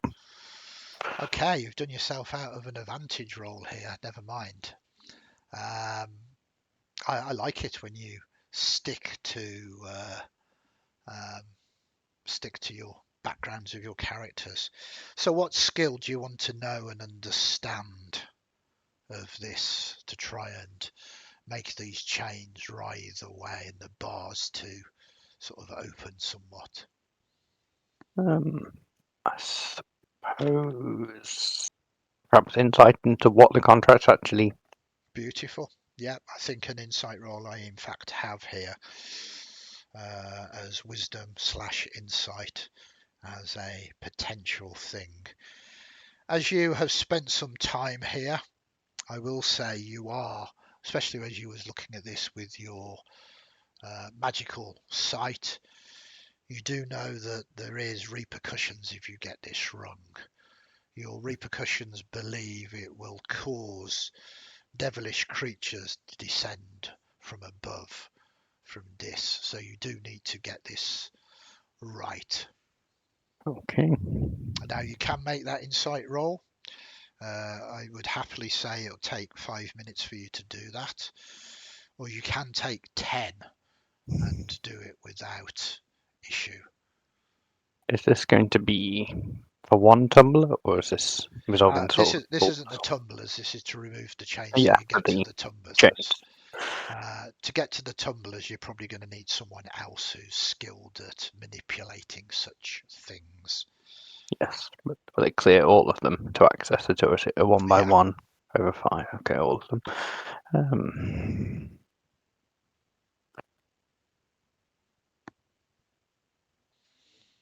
It'll take 10 minutes. I mean, they're 10 feet away and taking 5 minutes, so Now, I've 5 got minutes to just get to close. open a door. You're kind of resolving infernal contracts and high-end infernal dealings and double dealings and everything else. So good. We have now This 30. is quite heavy, you know. This is quite heavy. We are having to push down continuously. Or So you beautiful mind things. you can hear the mutterings of Yorgal as he's sort of working this out and murmuring it. 5 minutes in, you manage to force this door open and push it in. Again, the might of the bear forcing the door open. This indeed opens up into a similar looking corridor from above. It's 5 foot wide. It leads all the way to the east. It goes 5, 10, 15, 20 with then a 5 foot corridor with a door in, almost directly, symmetrically matching the previous corridor. Door squad, you do have another 5 minutes, as you can see Yorgal focusing on this set of chains and contracts here.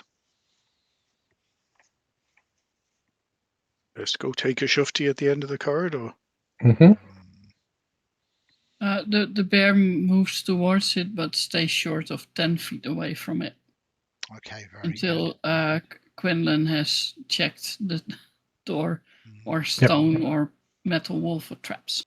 I'll do that. Okay, I mean, this door looks like the two doors that you've come through, but also looks like the door that was trapped. So you have this feeling of 50-50, but because you did so well on the previous door, if you don't want to take 10, you can give me an investigation roll, but with advantage.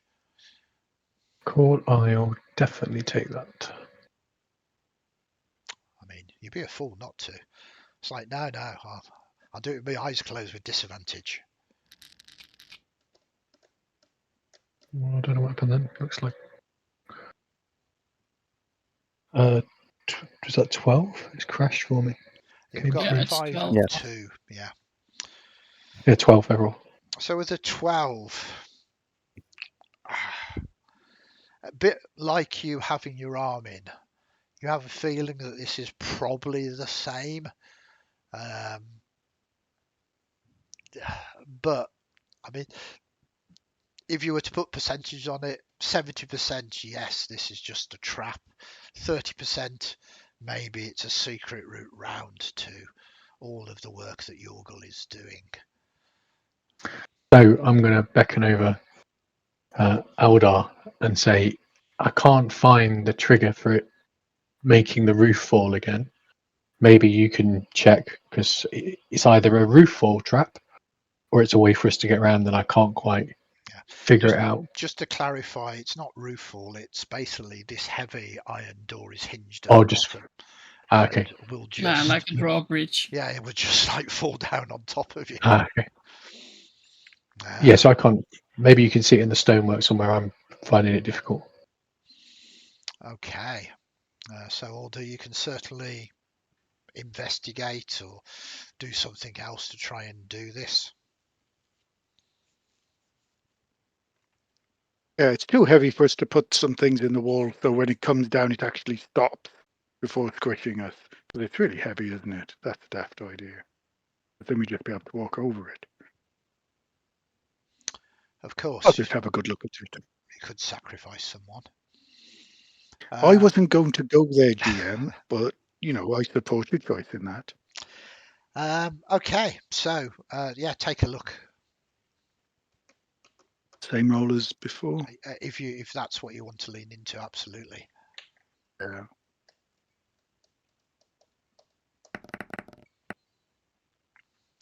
Very good. 24. Yeah, so kind of understanding what happened before.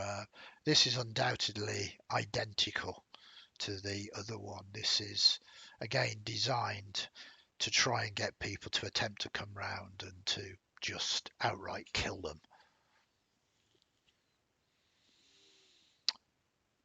Yeah, it's a Good. trap. I don't think there's anything else to it. That's all it's here for.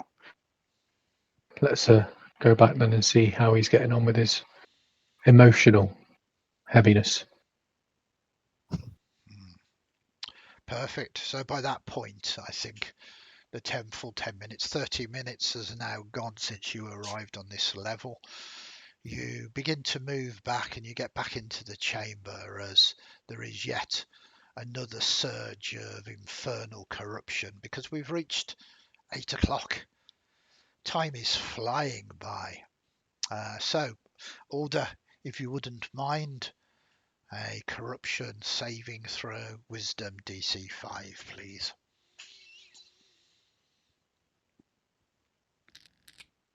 No problem. Even easier. Bear, I'm going to make you roll, even though you're probably going to succeed on this. Absolutely no problem. Yeah, 15. Yorgal. No problem. And Quenlan. No problem. So at this point, as you enter and you push off these whispers in your ears, you see that Yorgal solves the first part of this, and the chains sort of snake away, dropping free, now limp and dangling. There are these infernal bars and these glyphs that act as sort of, I suppose you would call them tumblers.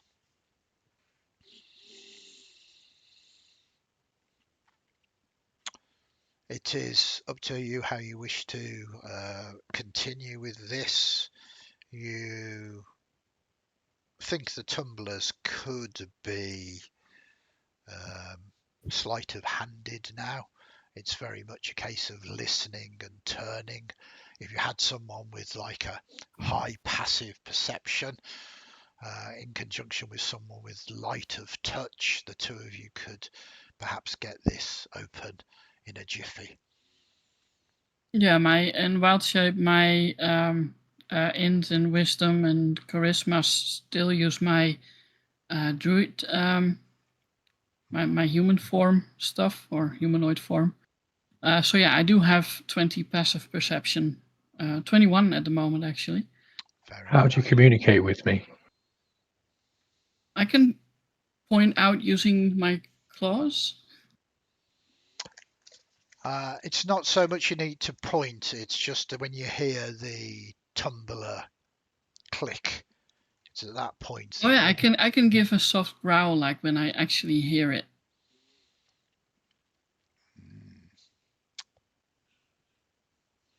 It's up to you how you want to do this. In the meantime, It's like a bear stethoscope. Okay. Okay, a bear stethoscope. That's not helping me. So every time I get close to doing it and it sounds like it's going to be wrong, a bear growls at me. Is that right? I think it's every time that it's right. Yeah, every time it's right. Every time the bear hears the click. Okay, how do we communicate that concept? Exactly. That can work, absolutely. But how do we initially communicate? Good is growl. One of you says to the bear, growl at me when you hear the pin fall down. So it's, the right one. When I hear the click. Growl at me when you hear the click. Growl at me when you hear the click. Oh. You heard the click then? Already? Oh. Shh. Could And again? Could you put your paw on my knee if you understand what we're doing? Paw on knee. Thank you. Because we need to have a clear signal for differentiation. So, I mean,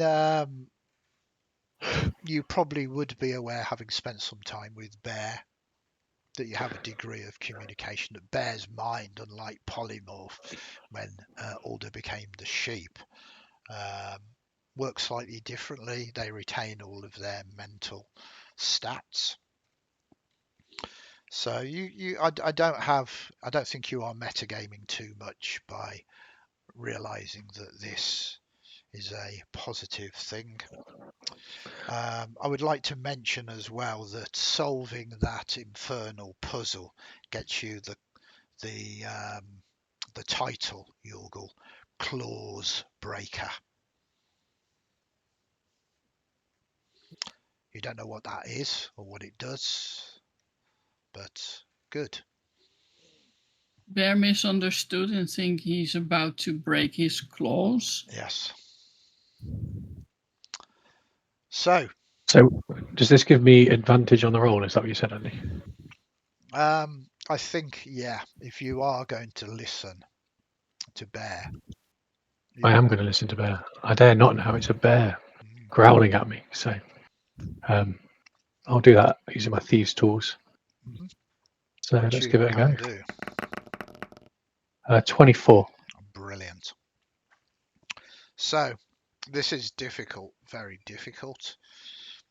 It does cost you another 5 minutes as you do undo all of the 3 I'm not going to ask for 3 separate rolls. 3 of these tumblers.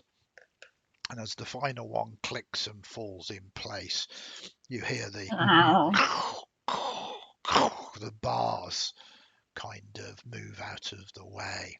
You feel various restraints begin to release this, and you see that this door doesn't swing open, but seems to just lower into the ground, and it reveals,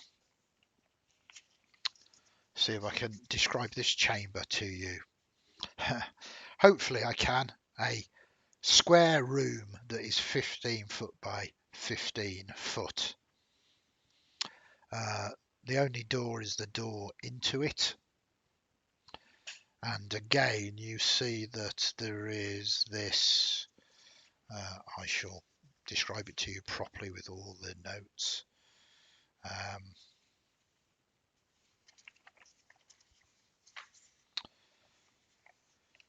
You see that there are rows and rows of scorched coffers, stacked coins melted together.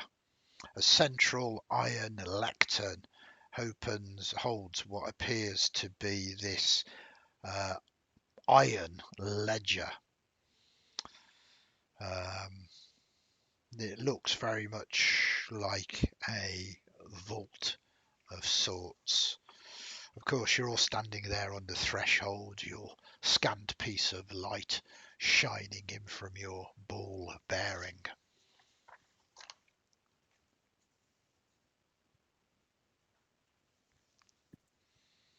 I think the sight of the amount of gold being the solution to lots of problems for Alder means that he will rush in where sensible people fear to tread. Okay, very good. You do indeed rush in, and it seems you get the answer to your dreams initially, as many of these coins begin to swarm and animate into a storm of gold, and they begin to spin and they begin to move towards you. At first you think all of my dreams, until they form a blizzard of bludgeoning and slashing death around you. Some of them are melted, stacked coins melted together, much larger, like huge golden rocks trying to pound your skull in. Others singular, small, sharpened, slashing at you. This is not the best of times, really. But I love the fact that you charged in there. I need some. I think at the start his hands go up as if it's like a Disney moment. No, look, they've walked up. I love it. Absolutely love it. It's literally raining gold. Time for a golden shower then. For half an hour. Sorry, I don't understand what you mean. There's gold coins raining down. That's all I said. I am innocent. Okay, so Alder, give us an initiative roll, please. Yes, I'm back, Brooks. Yeah, Alder, initiative. Yeah, sorry.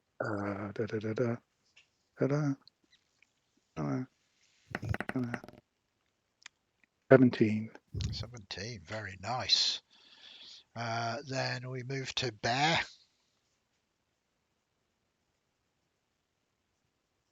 Oh, bear block.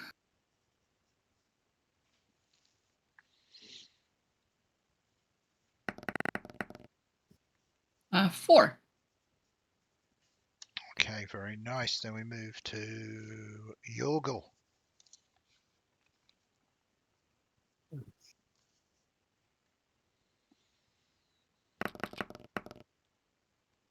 Uh, 16. Oh, being infernally enhanced is really good, isn't it? Quenlan. 10. 10, okay. Very good. So we have Alder, Yorgal, Quenlan, and the bear. There are 2 of these golden swarms here. So please bear with me as we Wow. look at the monster manual again.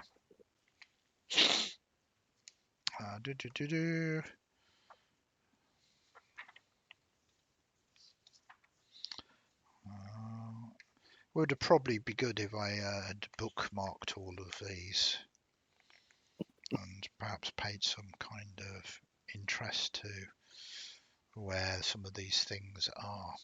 Here we go. We are all good here. So these get a +1 to their initiative. So I'm going to roll for 2 of them because there's 2 swarms of coins. Each of these have a +1 to it. So we have a 20 and a 13.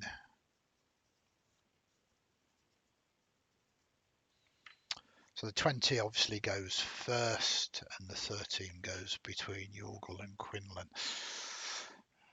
Very nice. All of this is making me just want to play some face-to-face D&D again with all my little things and my books and everything else. I made the mistake of closing down the book there. Especially as I need to make a roll because one of them is going on 20. It really doesn't bode well for the middle of the night.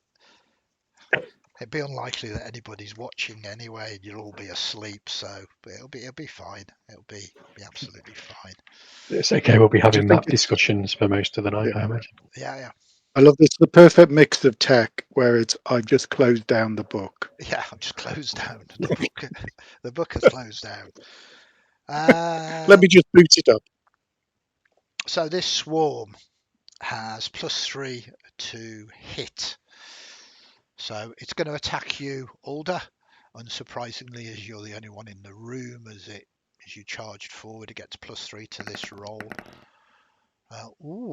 That is a 14 +3, a 17.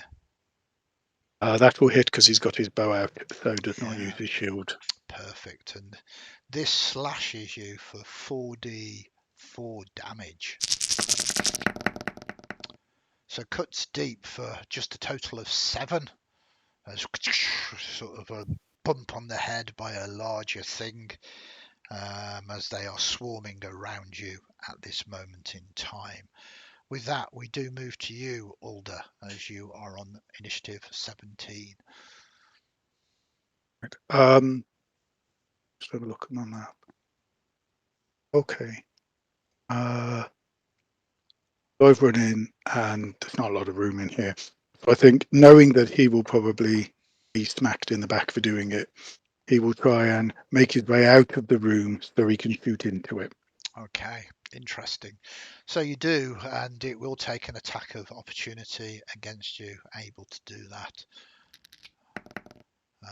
That is a 20, so yeah, Yep. you do take another.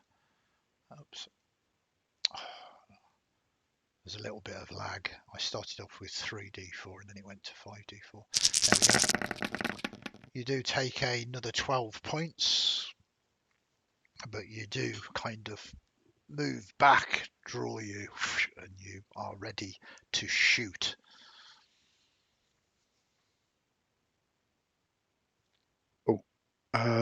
So he will use a bonus action, Mhm. move his angry cloud onto the one that is nearest to Yeah, him, and we'll take it's the a shot. very strange feeling as you try to target this and you realise it's a swarm of different coins.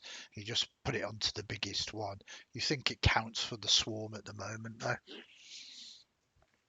You lie down and be pocketed. No way to behave. There you go. So yeah, I mean the armor class is not great. It's only 12. It doesn't really have any armor, and you can do your damage.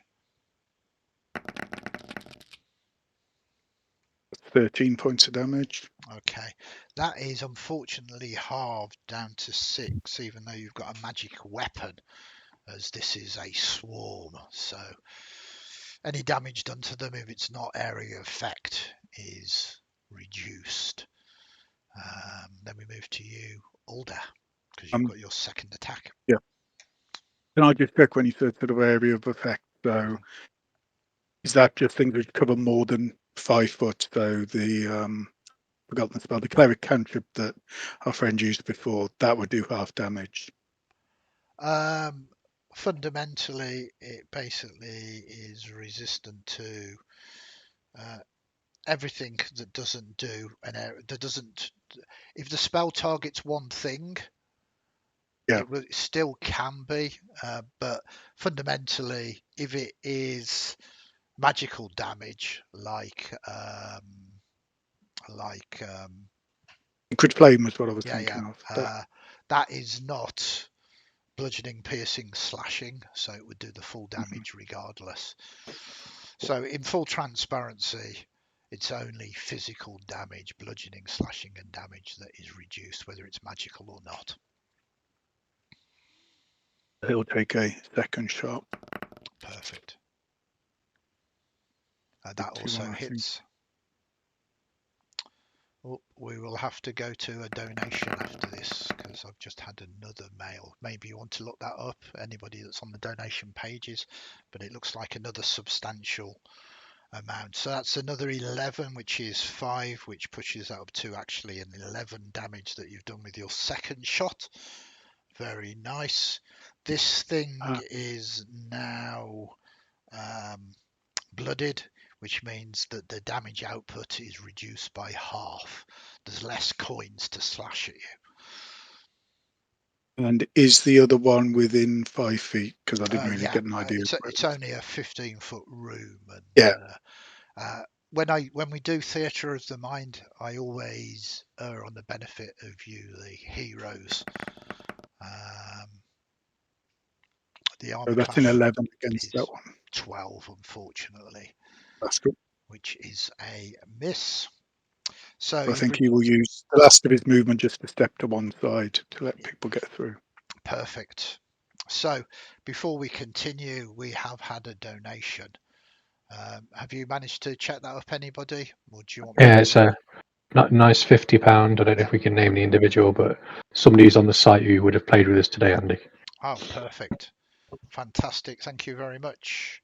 I mean, do you want us to give you a shout out there? The person that's waving in chat that everybody can see.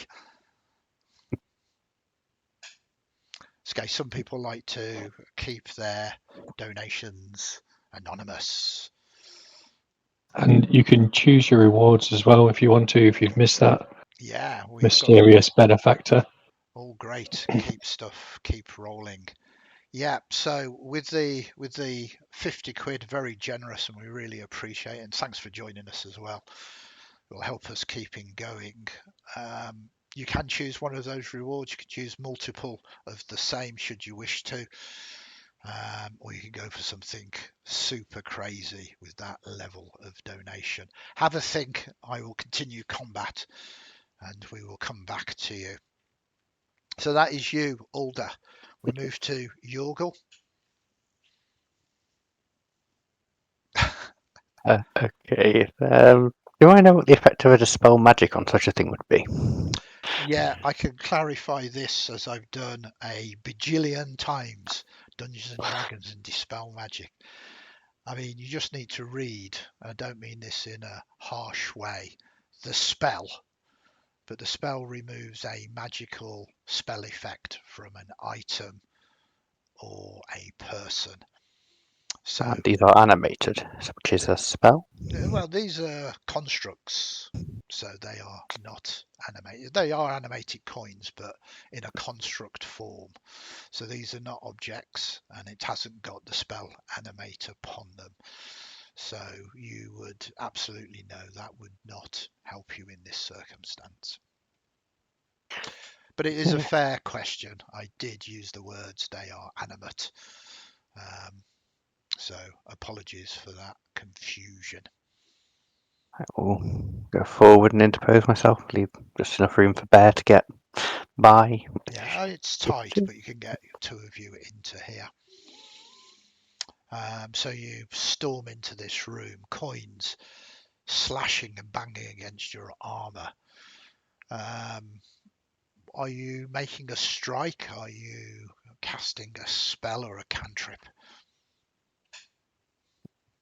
I think I am going to bonus action. Is a bonus action excellent? Okay, so I'm going to use my action to cast a Sacred Flame. So dex save, please. Okay. Sorry, I am so used to being lazy with Fantasy Grounds. I do have to work harder as a NPC. So that is unfortunately with their +1 dexterity and 19. Okay, and as a bonus action, I am going to cast Shield of Faith. Okay. You cast that. Your armor class now goes up to a mighty 23. That's impressive. It is concentration though. It is, yes. Shield of Faith, can you just remind me how long that lasts for as well? Lasts for 10 minutes. Perfect. As we've discovered in this game, 10 minutes can be over very rapidly outside of combat. So I'm just going to say to you all, do you want the random potion to appear, or do you want it to appear in this room that can be part of the treasure hoard? One of you is going to have to drink it immediately anyway. I think it should just appear out of midair, like an infernal contract would. Yeah. Oh, Perfect. it's mine then, is it? And Bear can't drink potions.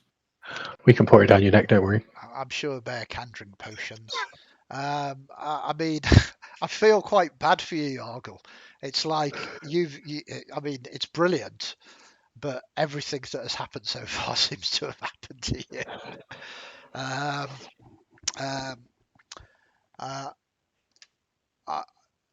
I'm going to say we should just randomize it. It could be positive, it could not be positive.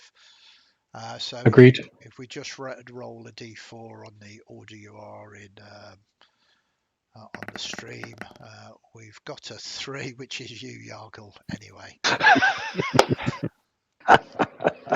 So you can't outrun your own fate. And as I said, whilst our donator is also thinking about something else, we do have a d20. Some of these could be useful, some of these could be really not useful or even hazardous. Feeble Mind is not on there, please. So these are more or less potions and poisons from the handbook. Give us a d20 roll then, please. Get Storm Giant strength. Come on. 7. Okay. So, I mean, I'm happy to put this up. You can't see that anyway. But 7 is a potion of mind reading. So suddenly that appears and kind of maybe just douses you rather than drinks you, and you suddenly can read everybody's minds. Just for fun and to entertain the person that made that happen, I would like to know what Alder, Bear and Quenlan's initial surface thoughts on their mind are as all of this is happening. I will go to Bear first, just purely from the fact that you do have your own druidical mind, so I'm quite interested in knowing what you are thinking, because you can't speak. My fur is itchy. I don't want to scratch because I think I'll have fleas. Very good.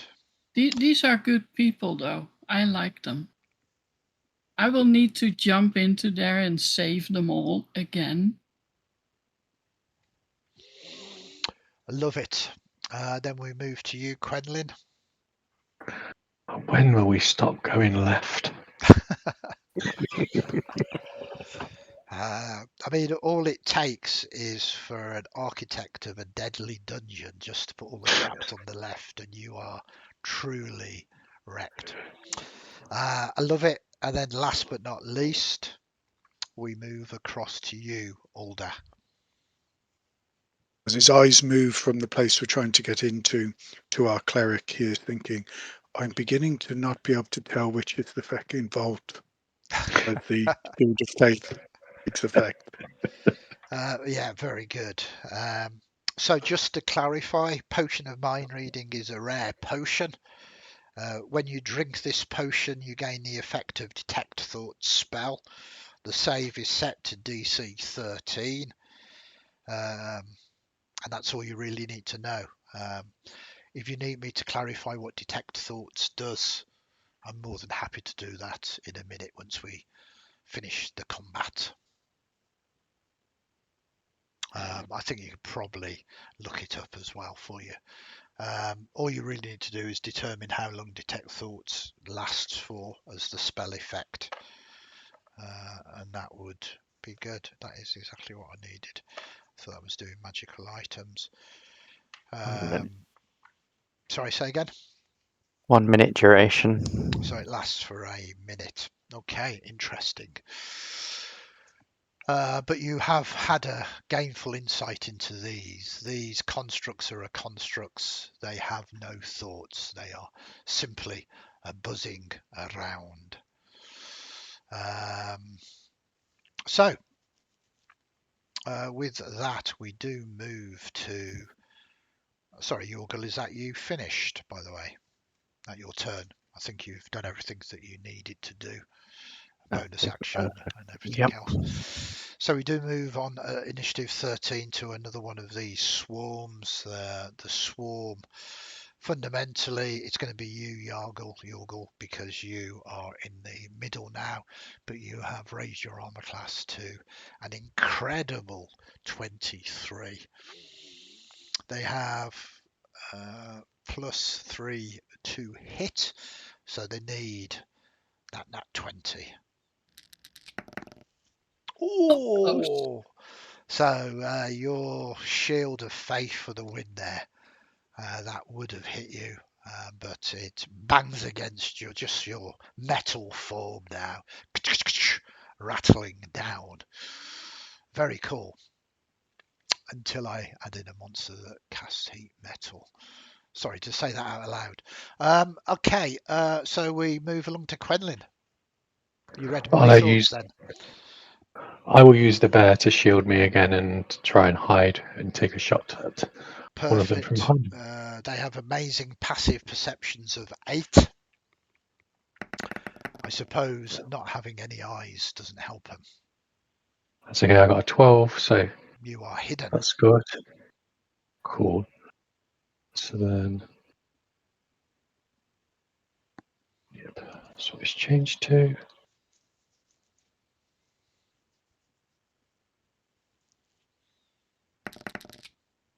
Yeah, I got a 26 to hit. So Yeah, that easily hits. Are you attacking the one that is already damaged or the other one? The one that's already damaged, I think. Perfect. Focus fire makes sense, I think. And that is 12 points of magical damage piercing. Okay, so that 12 points is reduced down, even though it's magical, to 6, put it on to 18 now, and this thing is badly wounded and damaged. And then last but not least, sorry, you've done your cunning action, haven't you? So, I have, yeah. yep. So we do move to you, Bear. Bear will attempt to hit the one that was just hit as well, so the one that's already damaged. Perfect. You lumber forward. Bite first. Yep.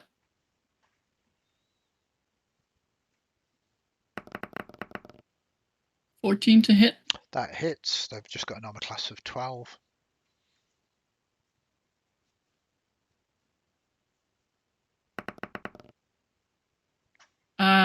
10, and that would be piercing damage.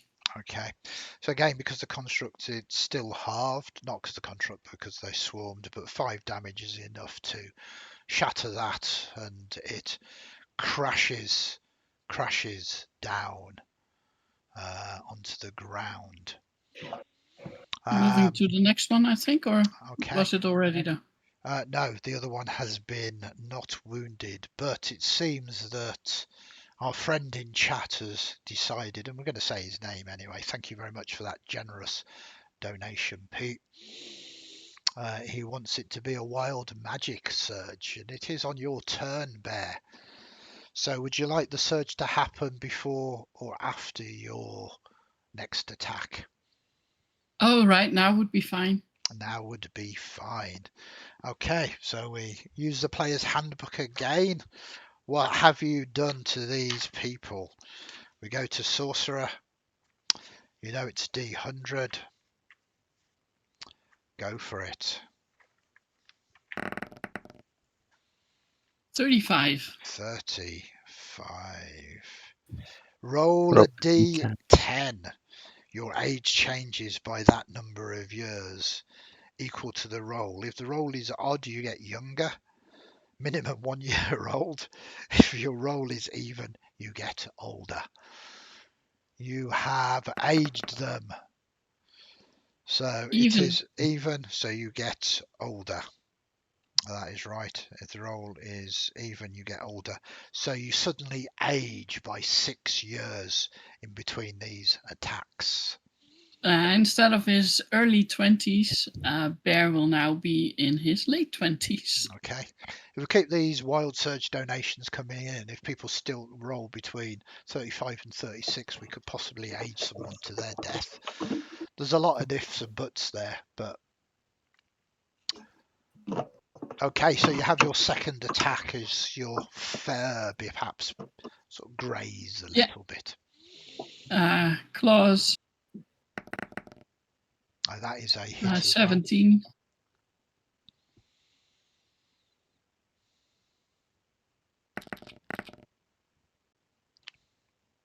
Total amount of damage? I think that, 14 damage. 14, so that is 7. This one that's the first time it's been hit, as it does that. The other one is destroyed, so it doesn't get around. And then we move back to you, Alder.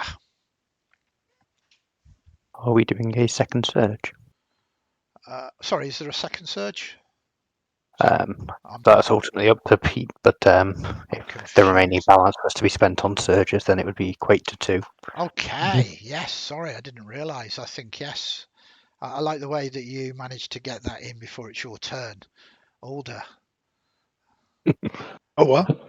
I think the turn has moved on to you, and I just sat through being passively attacked by the phrase "getting older" being used again and again and again. So, yep, that's fine. Well, so I need to roll a D100, do I? Yeah. If you get sheep, do you want to keep it? Permanently? Of course I do. It was so peaceful. Yeah, so I rolled the 00 and then the 10, yeah? Yeah, both of them together, that will give you your thing. Let's see what damage you've really done here, Pete. 33. 33. At least you are not aging. If someone's got that up, I've closed my book again. Maximise the damage.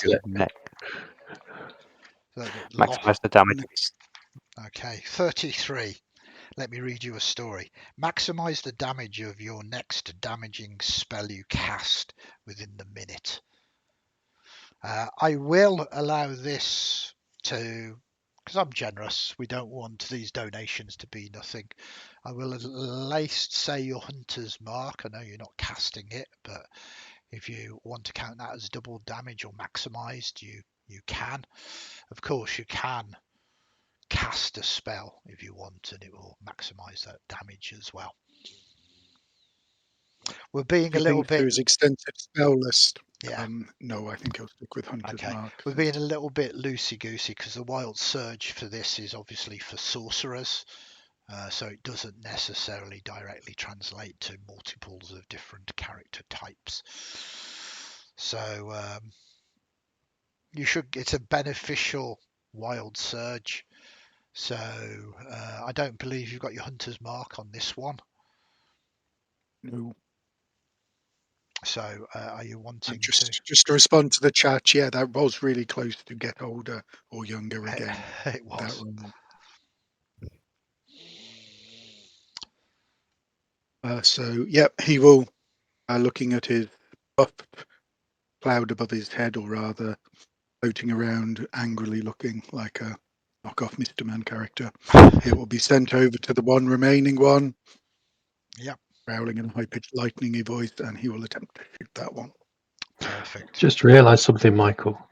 Is get older a follow-up to get shorty? Because that would be quite bad too, wouldn't it? Well, now you've said it, it's bad. Yeah, Yeah. thanks. Dwarves are not short; they are wide, giving the impression of shortness. You're only looking for a That is a 12. 17 to hit. Yep, so that Cool. is a hit. So you're going to maximize your hunter's mark, so there's no need to roll that. Just roll your normal weapon and you will have the full. Is it a D6 for hunter's mark? Yeah, so I've just added 10 because I get plus Yep, 4 normally, perfect. and then the 6 for So that is a nice 17. Half to 8, which knocks that up to that. So this thing is almost destroyed now. Very cool. That is your first shot. My second attack against it, which misses because it's a natural one. You do have your flicker of fortune. If you wish to use it to just negate that. So that's yours gone as well. Still got some crits. We've still got some crits knocking around as well. Yeah, you've got crits. I did think about it because it would maximize and crit, but it's not. Okay. Yeah, I mean, their armor class is only 12 with that 2. Misses. Got plus 10, so that misses. Okay. Misses. So Horde Breaker doesn't work because there's only one of them. Anything else you want to do? I think that's it. Thanks. Perfect. So and thank you, Pete, for the maximize. Yeah, big thumbs up to that. Very generous donation. So we move across to Yorgal. Cool. Concentrating on something else. So let's just do another Sacred Flame. Okay. As you say, only +1 to their dexterity, so has a good chance of landing. Yeah, I rolled a 3, so that's 4, so that hits. It will take max damage from this spell effect.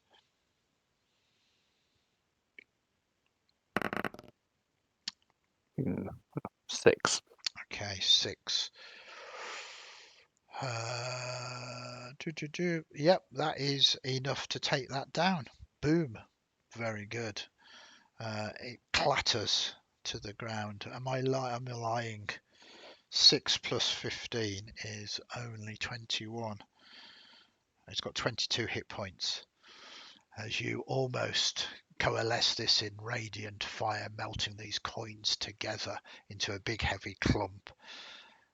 It tries to slam into you unless you've got a bonus action that you can try and finish it off with.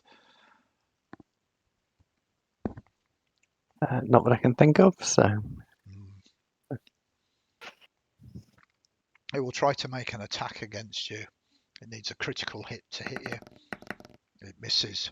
So we move to Quenlan. Can you finish this off?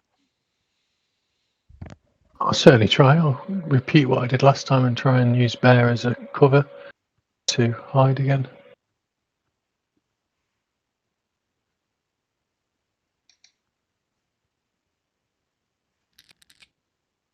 So 19.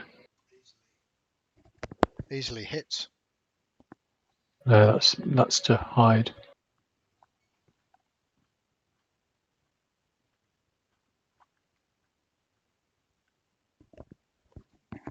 So yeah, I've only got perceptions of 8. Yeah, 15. 12, so that hits. And then I'll do what Michael reminded me to do, and that is actually add up things properly. Yeah. We will suffer this difficulty later on. It does only have 8 1 hit point. in total. Need to do cool. 2. to fall it and you hit it and you finish it off, these clumps of gold now melted clatter to the ground as well. Congratulations, you are out of initiative. I think this time Alder took a little bit of damage, but other than that, you are all good. So, the dust settles. What would you like to do, adventurers? So do you say there's a lectern with a book on it as well?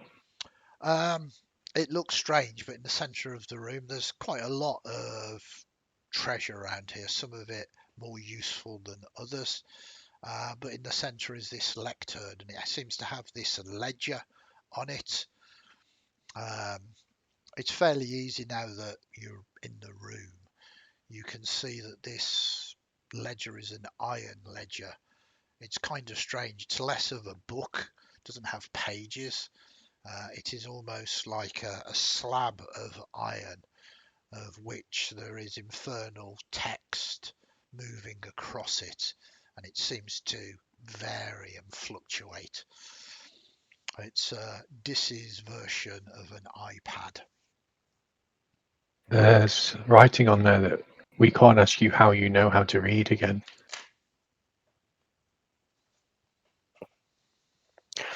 Let's have a look. Okay, the forecast in Dis, as usual, is absolutely miserable. Very good. Yeah, it doesn't get much worse than this. I would like you sort of reading this. Yeah, I think you can understand it. You speak the language. It is other contracts though. You can take 10, or you can give me a check to see if you can rapidly understand the text upon this. Oh, yes. Well, do you want me to have a quick flick through, or do you want me to properly go through this? We can check the other treasure out while you're doing that, I suppose. Yeah, absolutely. Yeah, take your time. Money, money, money, money, money. It's fine when there's money, money, money, money. Yeah, Is that obviously. do you offset money to Hunter's Mark? Is there a... No, in 6 seconds, I can't really grab much of this. So we want 10 minutes to appraise. Plus he's reading infernal stuff. So you want him to take his time, don't you? That makes I perfect signed sense you to all me. up for a newsletter that's abound your soul because of this great marketing deal. Yes. You can buy certain enhancements for various of your body parts. So you're going to take 10. Okay, taking Yes. 10 is good. It moves the clock around. You have, I believe, 15 minutes left on your next hour down here. I will come to what you believe this is in a second, Yorgal. In the meantime, the rest of you, I'm assuming, is searching this area as well. And as you search it, you find clumps of gold. These are not so much coin that you can spend, but certainly you could trade, or you could melt down and reforge at some point. There is enough in here for 50 gold each. So there is just basically a total of 200 gold pieces worth of chunks of metal and the like in this room. But you also find 2 more vials of liquid, of potion, and these are quite obviously 2 standard healing potions. These are 2d4 plus 2. No actual roll needed to determine what these actually can do. You also find within here, not entrapped in one of those orbs, but another green soul stone.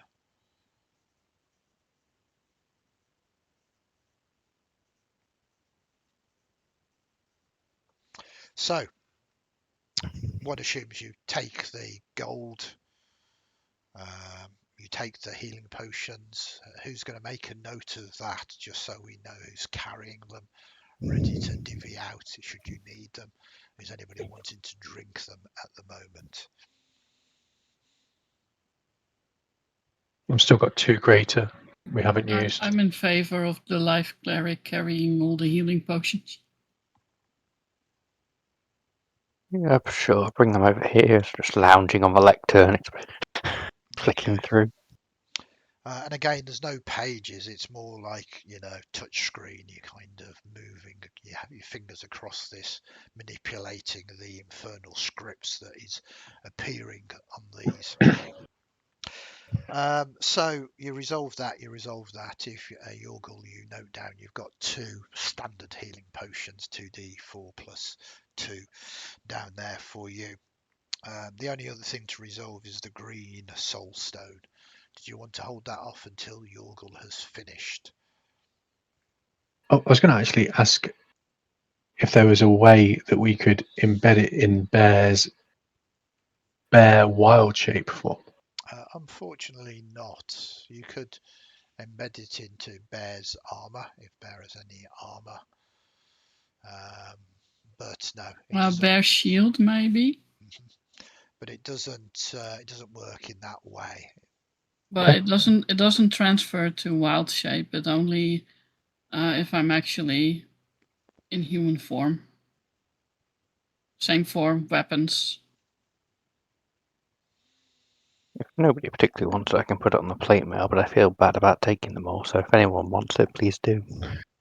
You mean you would like to potentially be perverted even more in the infernal ways? I've just read a bunch of contracts. I think I've got a better understanding of it now. I don't think it's going to happen again. The whole point of Bear is basically that all his armor and damage is like throwaway stuff. See, all I'm it's either magical or is we'll empower up Yorgal, only having him to turn upon us, and then none of us are able to actually hit him. There's no downside I see here whatsoever at all. Can't ruin the plot like that, Andy. I mean, I think I made it fairly obvious when I told you about infernal corruptions, but the choice is indeed yours. That'd be great viewing. I mean, it makes sense to put it on a frontliner. Keep avoiding getting hit. What do you think, Michael? Yeah, and then there would sort of be it. So shield and mail. Mm-hmm. Plate mail. Yeah. We all want him to reach 24. Yeah. Does Yorgal already have a +1 weapon? He doesn't know. Oh, Yorgal doesn't have a +1 weapon, no, right? That's correct. I do acknowledge I'm not very good with either spells or a weapon.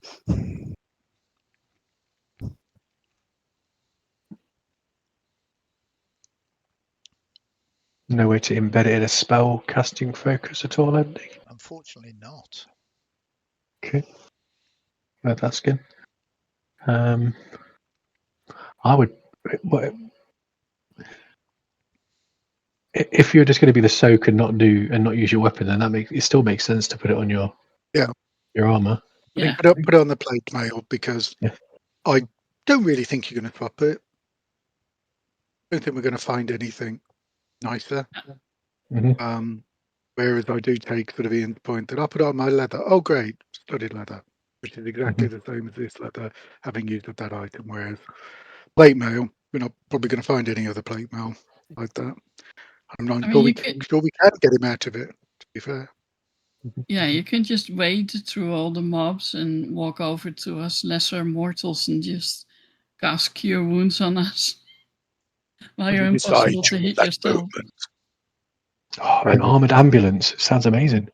Yeah, armoured ambulance. Very well. You mortals may have a boon if you grant me this. Definitely not getting corrupted. Definitely, somebody who speaks can read infernal, has already bowed to 2 levels of corruption and is now calling us mere mortals. No, nothing to worry about here. Indeed. And I will remind you of the 666 roll.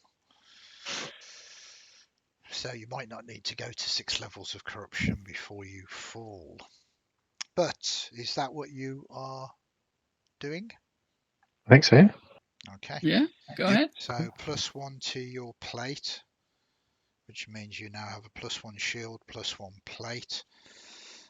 Your armor class is now 19 or 22 without magic upon you. Very nice. I do need a soul check, corruption roll, please. Again, wisdom. I don't think you can particularly fail this at the moment. DC 5. Oh, you hear the callings though. It's close. Rolling a natural 5. Your modifier and your proficiency allow you to resist these. Unless you want to fail that saving throw, of course. Ooh, I mean, the next level is quite tempting. Not yet. Okay, I mean, you know, that will give you advantage on saving throws, which has got to be good for any other corruptions.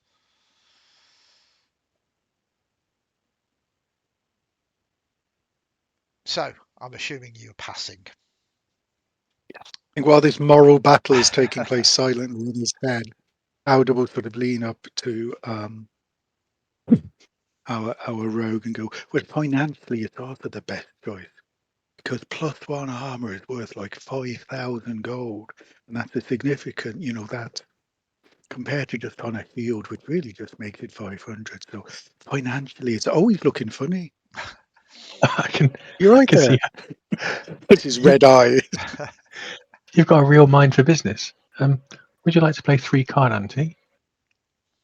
No, I've because got I've enough. got a real mind for business. I've got a nice 3 dragon ante set, you see, just in case you. Yeah, you know how I'm here because I've got incredible debt. So, well, maybe when we make campfire, come and see me then. I reckon we 50 could gold break each, these clusters of gold down, right? right? Perfect.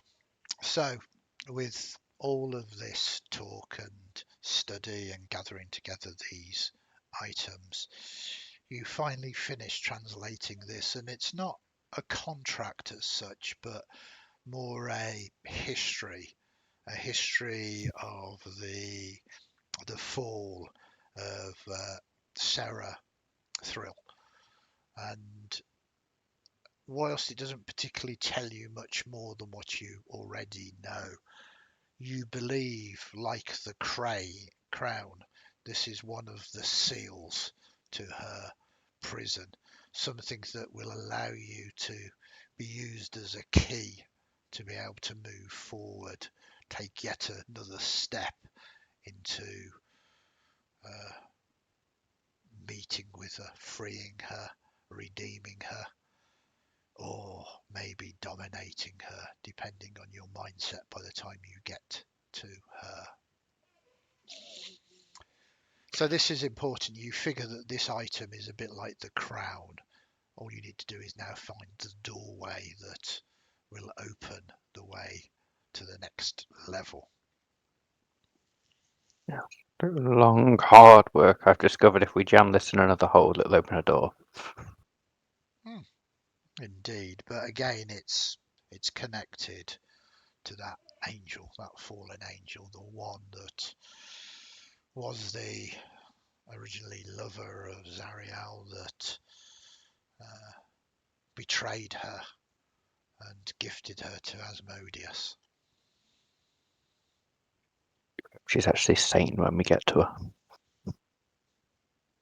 Wow. Everyone's a little crazy, are they not? Okay, you have 15 minutes left on this in-game clock. You have 4 minutes left for the end of this session. What would you like to do? I think we have one more door to try, right? At the other end. The only other door that you've not really been through is the one in that other hall.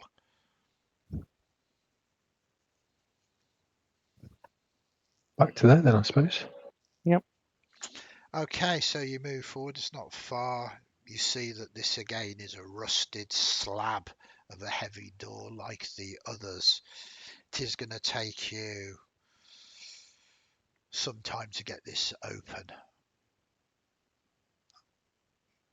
Again, Bear will be staying 10 feet away from it until the other people tell him that it's not a trapdoor. Perfect. Yep. I'll So, do the standard I've been doing. a quick investigation then. Yep. Go for it.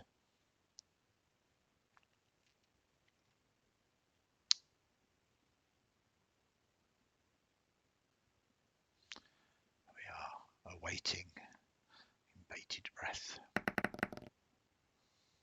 9. It's perfectly 9. fine. Yeah, I mean, the other two doors, when you begin to think about it, were obvious traps. They were designed to make you think there was a way round. This is obviously leading somewhere else and is not trapped, not hinged at the bottom, not going to crush somebody. That would be crazy. We have just got another donation in. Thank you very, very much. I don't know if anybody is monitoring the pages. I can do that if someone needs it. Hi, it's my mate Dan. Burn. That's good. Oh, thank you very much, Dan. I think the very fact you went, it's your mate Dan, is a check for his name. Has your friend sort of suggested a reward? They're not on the stream at the moment, so Okay.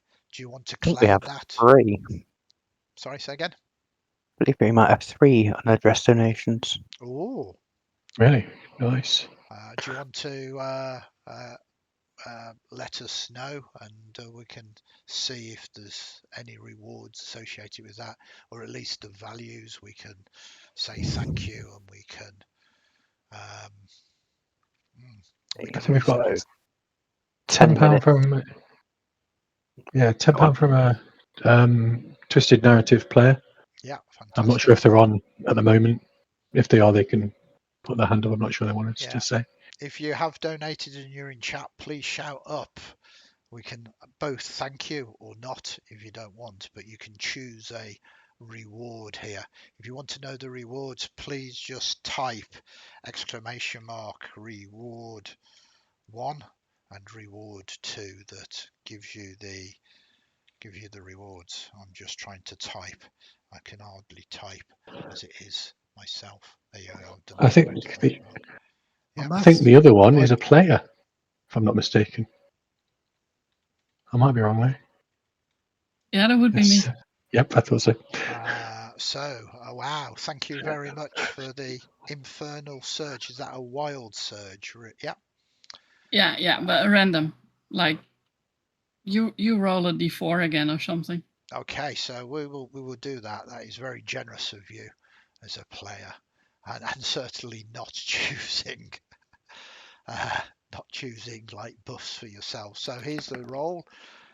We have a 2. Karma comes round. It's you, Bear. You want an Infernal Wild Surge. We will do this before we take our break. I just raised that we have now broken the £300 barrier. Woohoo! Thank you, everybody that has donated so far. That's really good. I'd set a challenge of 250. So well done, everyone. Yeah, fantastic. So 41 here. 47. Is it a 47? Sorry. So Yeah, you're not we get a unicorn. A unicorn controlled by the DM appears in a space within 5 feet of you, then disappears 1 minute later.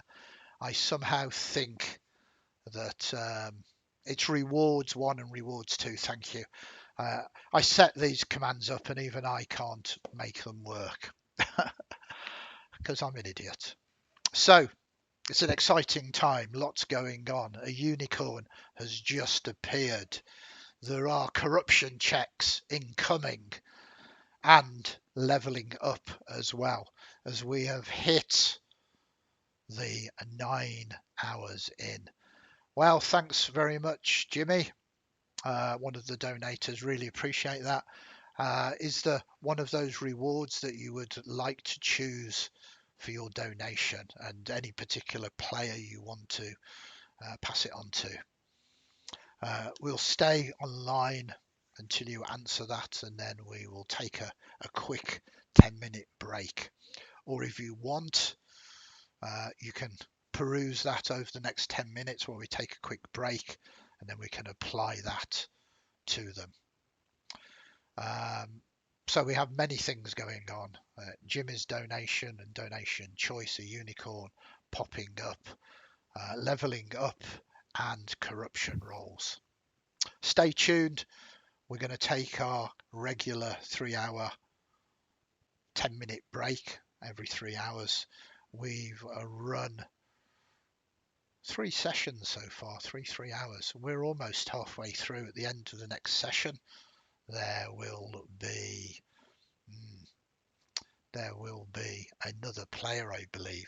For I think we are being joined by the mysterious Minty between 9 and midnight. So stay tuned, everybody. I will catch you all very, very soon. We'll be back in 10 minutes.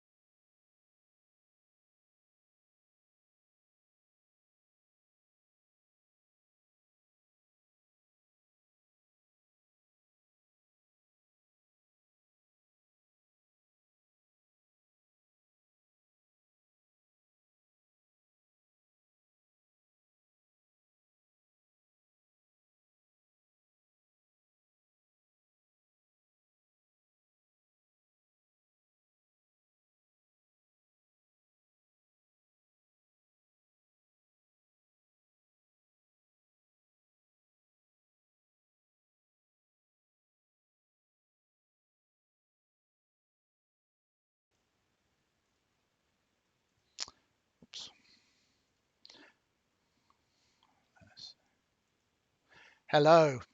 We're not quite all in camera shot. I do need to. We're not quite all in camera shot. I do need to. I'm getting some feedback from somebody. Sorry. Oh, it's our warlock gnome causing all these shenanigans. So first and foremost, thank you very much for joining us. We will do introductions. So, would you like to introduce yourself as the player that is joining us there, please, Minty? Yes, the player is Jocelyn Spence, who has been playing with Andy for quite a few years now and enjoying every minute of it, and also some of these other lovely people here. Indeed, and very much appreciating you jumping on board. So, whilst I'm just going to quickly rearrange the cameras. Thank you to everybody who sent me emergency messages saying, we can see what you're doing. There's probably a way I can do it without you seeing what I'm doing, but I don't know what it is. I don't know what I'm doing half of the time, and the other half I'm making it up as I go along anyway, so I don't expect much more than anything else from me. It seems that I can't even describe the layout of a room when I've got the map in front of me and designed it myself. Although I am going to watch that back to see whether I actually said that. I think it is a conspiracy of you lot. It wasn't just me this time trying to confuse you. It was 3 of us. Yes, I know. Conspiracy. That's the meaning of it. Anyway. Wow. We are at 9 o'clock. We seem to have Jocelyn's dice stuck up there in the way. Yeah, I don't know why. Because you've Make it broken it, Jocelyn. Because you've broken it. That's why. drop. There we go. Thank you. Sorry about that. It's the perfect amount and dash of chaos that we actually need. So. And Minty is nothing but chaos. Indeed. We are going to move on. The first thing that we're going to do, as we always do, is at the end of these 3 hours is do a level up, and then we will address all of the shenanigans that has just happened, right? Because it always happens right at the end of the hours. So, player character 1, Alder. You have leveled up to level 6 now, I believe. Yes. What is your current armor class? 1816. Sorry, 16, yeah? Yep. So 16 and 18 with the shields is what you're saying, yeah? Yeah. Yeah, Perfect. that's what I'm saying. What is your hit points? Maximum 58, current 39.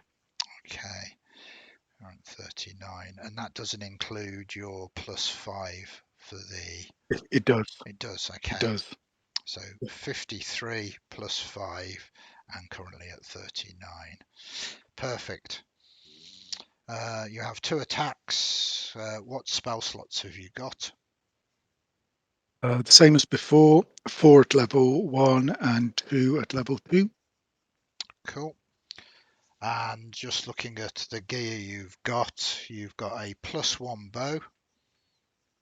Yep. You've got no longer a diamond arrowhead because you passed that Nope. across. Is there anything else that you would like to add before we continue this No. journey onwards? Okay. So I now have Natural Explorer in a new location and have made a lot of hate for a new enemy. Very That is good. my changes. Very good. And then we move to Bear. You are now level 6. Yep. What is your current armor class? Still the same, 12, 14. Okay. And what is your current hit point? Well, what's your maximum hit points now? 45, 50 with the 8 still on. I think that's still going. It is, yeah. 8 hours have not passed yet, although it feels like a lot longer. And my wounds is still the same as last time. Which is? My current hit points is 29. Okay. Your spell slots? 433. 433. You don't I've have. only used the level 2 spell. Mhm. And you don't have any items of power upon you at the moment, do you? No.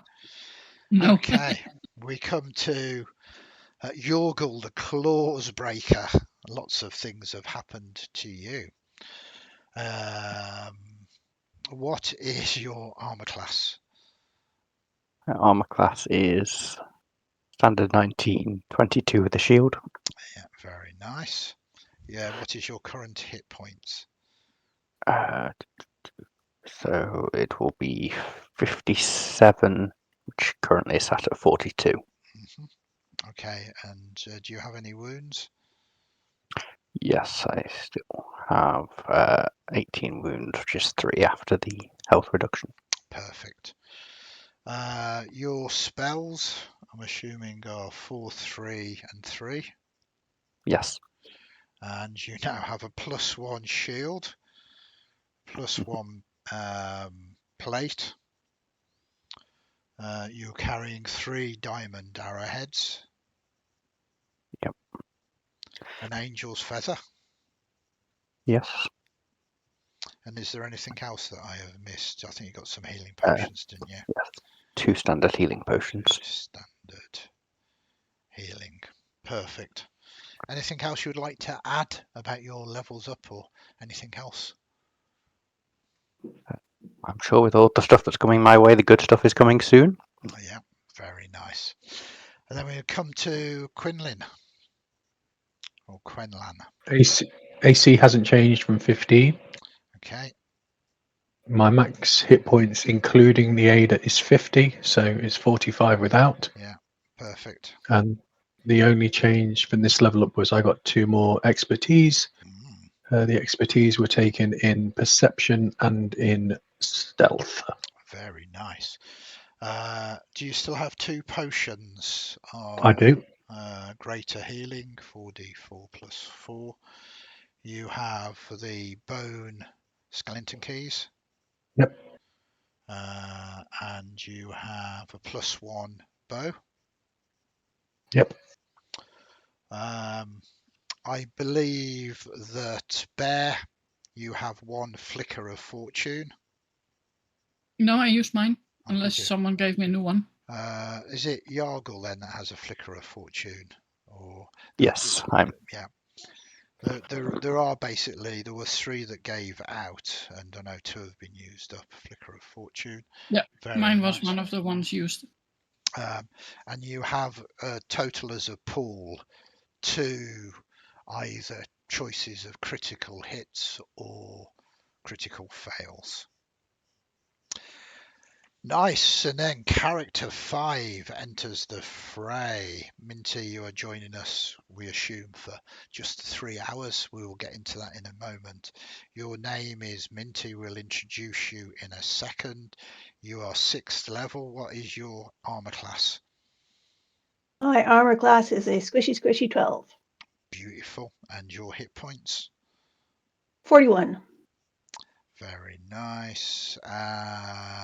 Your spell slots? My spell slots are 2 3rd-level spell slots. Very nice. Warlocks, don't you just love them? So I think that concludes the admin for this session. I'm just having, you've cut the picture back on. I'm trying to read what Pete is saying. I think I've resolved that now. The chaos that has been the arrival of Minty. We will have a similar sort of chaos at midnight when Minty vanishes. So, at the end of the last session, a unicorn appeared thanks to a wild surge again. You have a unicorn for 1 minute, controlled by me, the GM. On top of that, there are corruption surges to be done as well, and Jimmy says he donated a tenner, so I guess it's the potion of the people. Who wishes to claim that potion of the people? Yeah, you've got the diamond arrow basically as well, Quenlan. That's fine. The armoured ambulance, surely, needs to take a Yeah. potion. Okay, so you're going to take the 4d4 potion. His list is Are there getting... like instructions on how to get in him when we need these potions? If for some way he's got. He is like sealed tighter than sardines in a tin. Is it like a child-friendly helm that you have to push down and then rotate? Perfect. Ouch. Don't worry, that's just the clicking sound it makes when you haven't pushed down enough. He's fine.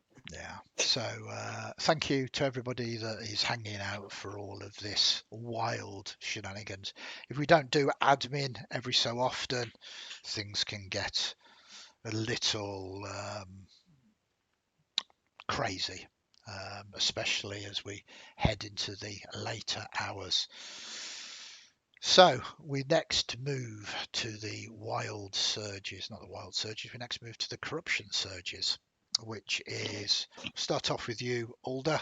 It's exactly the same wisdom save at the moment, DC 5. You're still, after 9 hours, at level 2. We are. I just want to keep expectations fine. Unlikely to finish this dungeon. That is a 3. Ooh.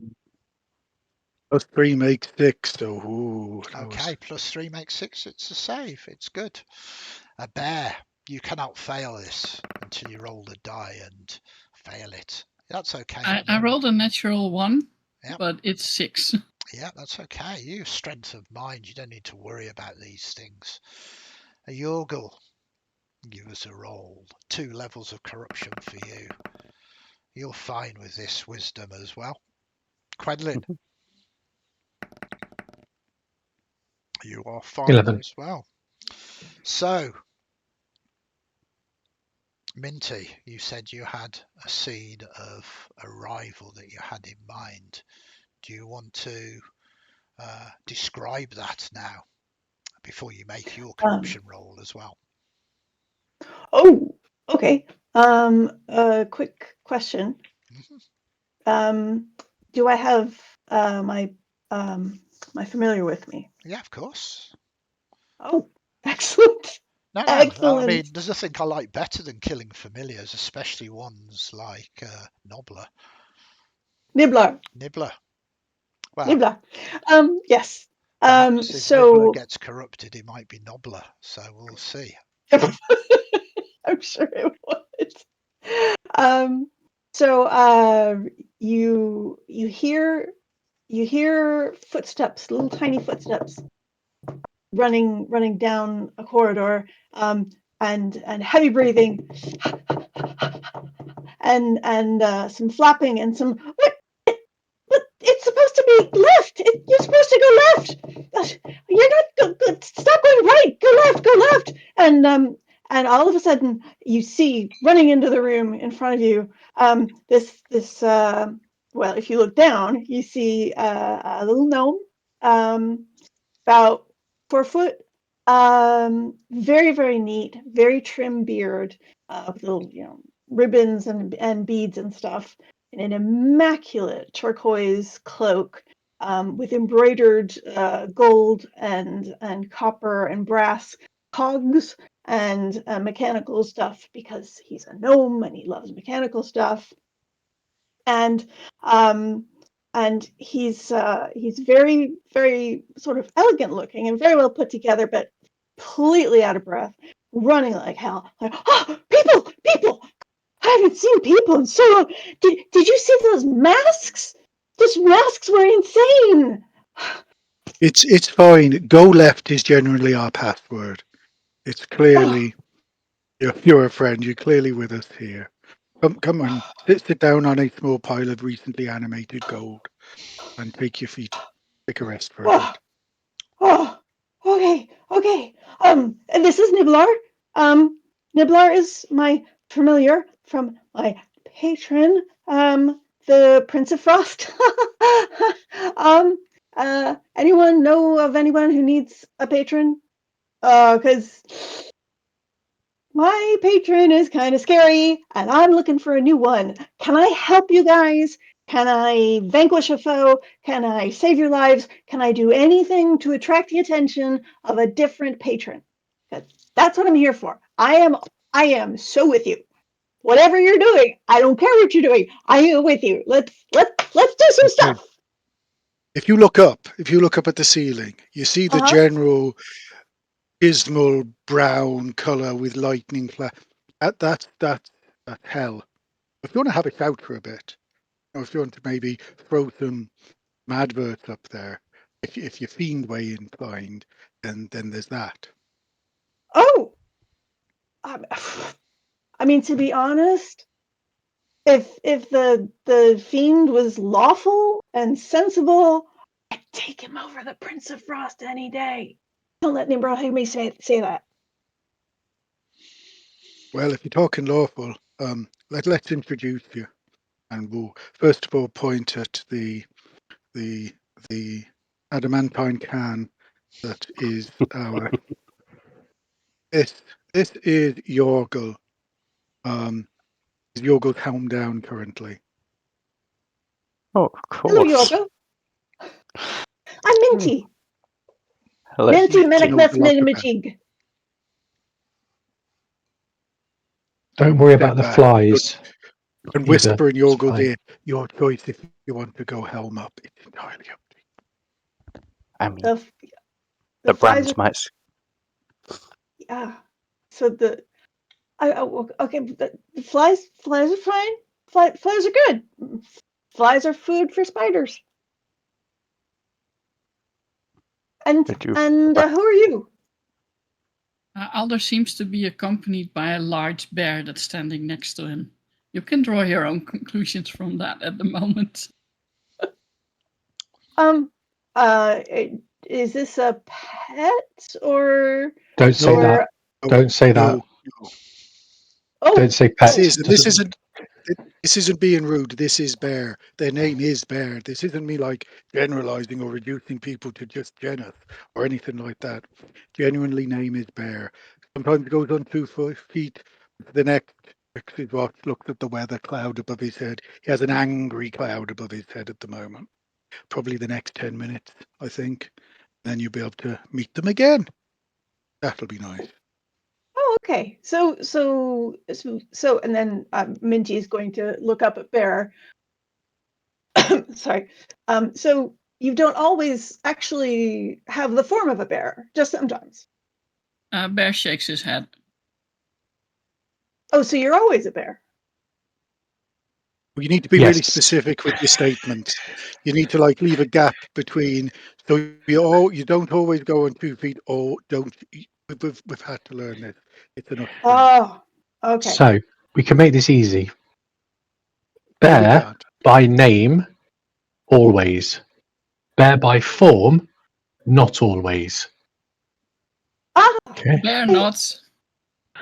Excellent. Oh, I have met others who take animal form from time to time, and I find it delightful. It's a pleasure to meet you, Bear.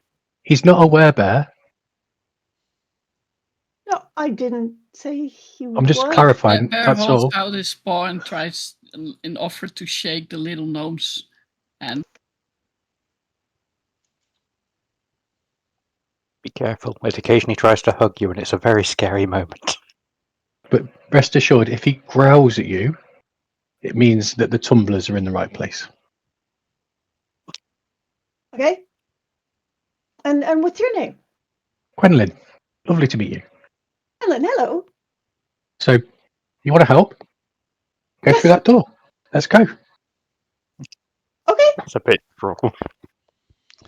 Let's do it. Okay, so a couple of things. Has it been checked for trap? As you sort of get here and catch your breath and run, you need to give me a wisdom save. This is a corruption check for this level. Okay. DC is only 5 at this level. Pretty straightforward and standard.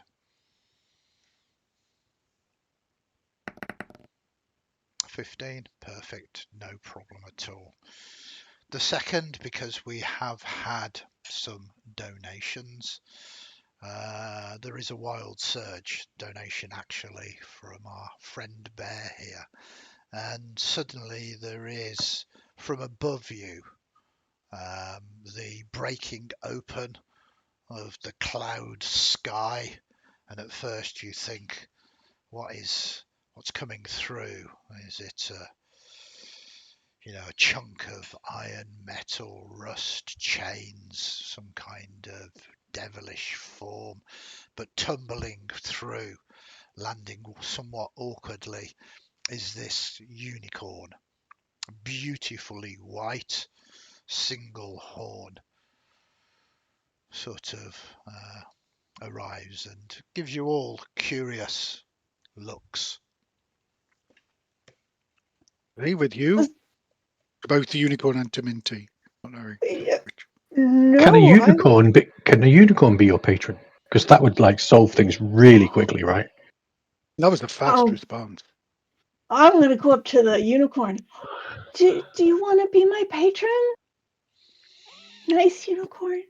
Do you speak Celestial, Elvish, or Sylvian? No. Okay, so you feel a voice in your head. There's telepathy, sort of, not necessarily intruding, but being able to answer. You're not quite sure what language it is, but you seem to just understand it. It says,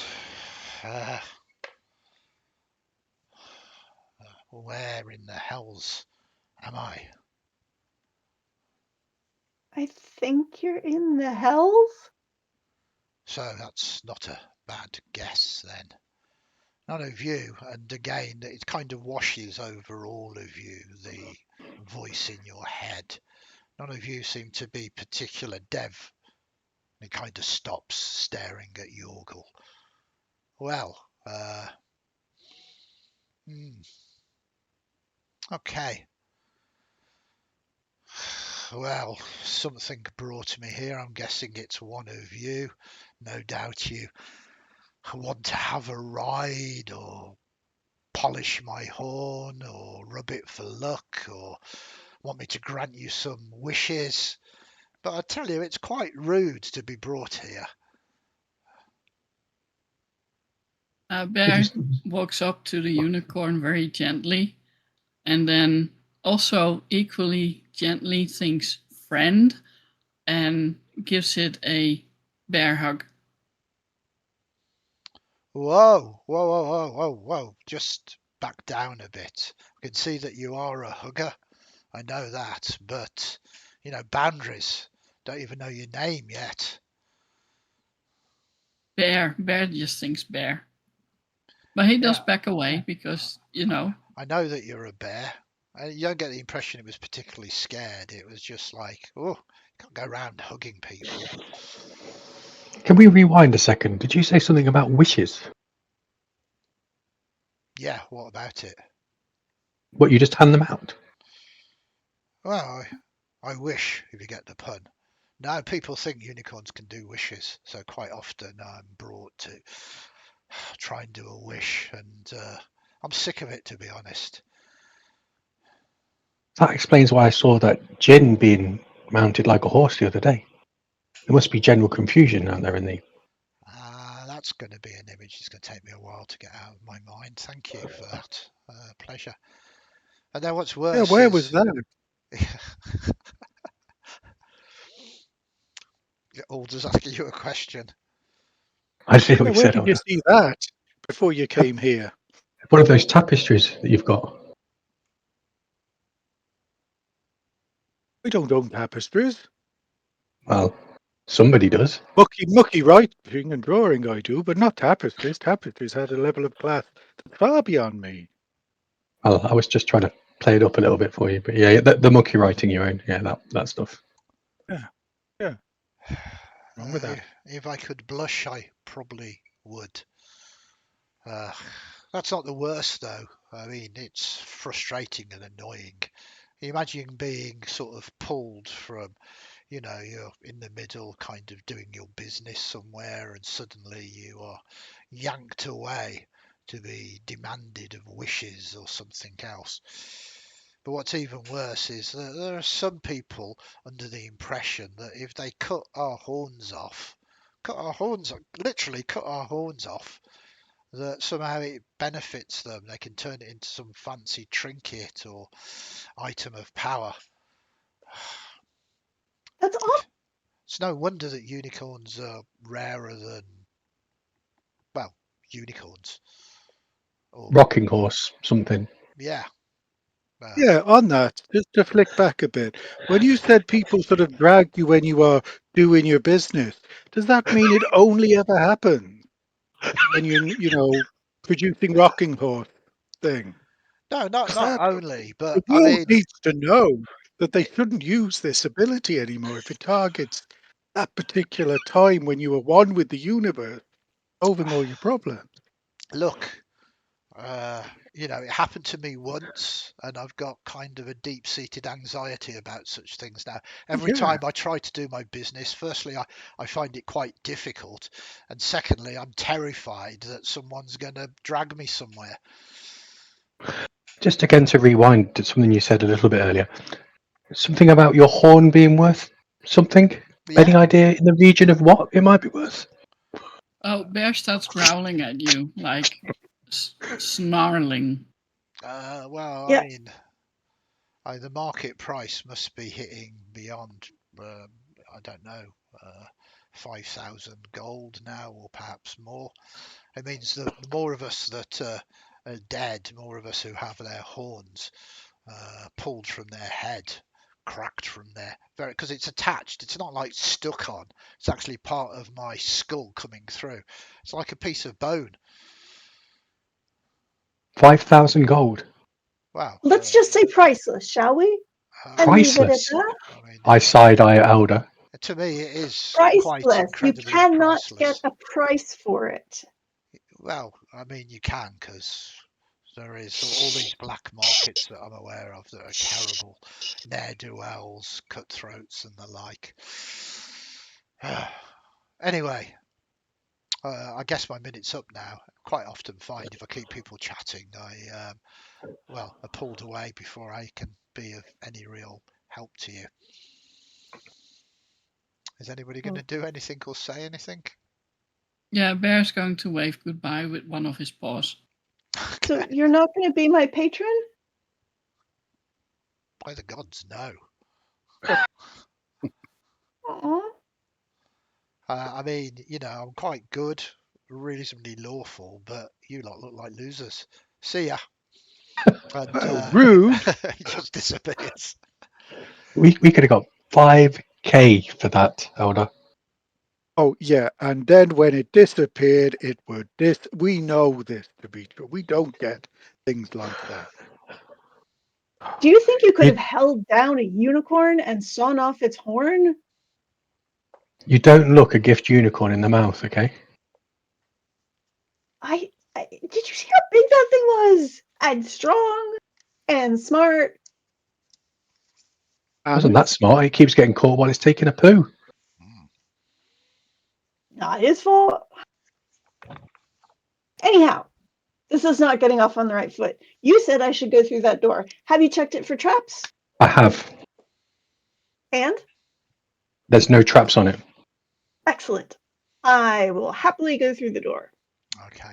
This is the door that you've not opened yet. But I did check for traps, legitimately. Okay. Yeah. I'm just clarifying, because a lot happened between you checking for traps and then having breaks and everything else. You go up to this door and you can see that it's a solid slab of iron. Yeah, this is not going to open easily. You're going to have to give us a strength athletics roll.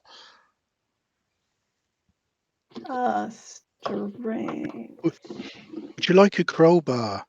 We're finding that they're quite useful. The bear's pretty good at it as well, to be fair. Oh, yes, please. There you go. And you have a well-used patent crowbar. Okay. Yeah, this crowbar is Nothing but beginning to doors be down there. bent out of shape a little bit. If you're trying to do this by yourself, you do have advantage on this roll, but you're making. Bear will help again. Oh, Bear is helping. You still have the advantage, but if Bear is helping you, you are running off your strength, unfortunately, Minty. You can, if you want, take 10 minutes to try really to help to get this door open, have automatic success. If you want to do a proper job. Minty wants to prove himself, even though he's a 4-foot gnome. 26. That's a foot and a half taller than me, so you're doing well. 26. 26. How is that possible? I don't Oh know. no, that's It's added 18. together. Yeah. What's your? I should have done it at advantage. Sorry, You rolled an I forgot 18. how to do it. That is the Yeah. roll that you did. What's your Yes. strength modifier? 0. So it was an 18. Okay, so 18 is good, and you begin to make some work on this door, but it doesn't open sort of instantly. It's massive and heavy, and even with Bear's help with you, it's going to take you a little while longer to do this. The good news to everybody else is that it wasn't trapped, because it would have instantly be hinged at the bottom and probably killed Minty and Bear. But you can see that, yeah, they're working on it, and in a few extra goes time, it does begin to move open. So it takes you a total of 5 minutes to get that going. There is 10 minutes left on the next clock. It opens up into this chamber. For those of you mapping along, the chamber is going east-west. You're on the eastern side of it. It's 5 foot to the north and 5 foot to the south, meaning that the east and west walls are a total of 15 foot, and it goes for 20 foot east to west. There doesn't appear to be any additional doors or anything else in here. What you do notice here is just to roll this. That dice that is hidden.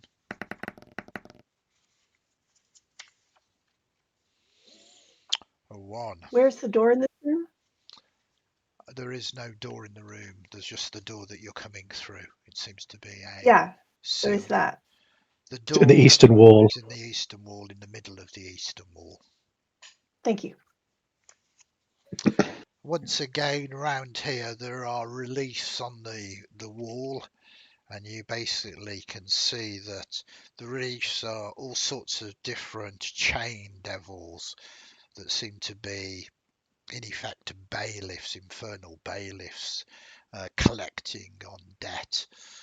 Although the debt is not gold, it is souls, soul contracts, and the like. The room, other than that, though, seems to be more or less empty.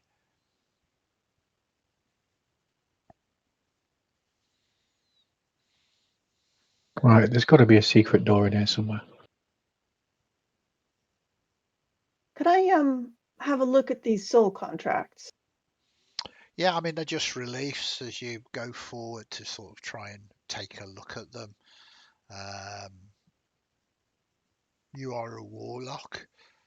Do you have Infernal as a language? Nope.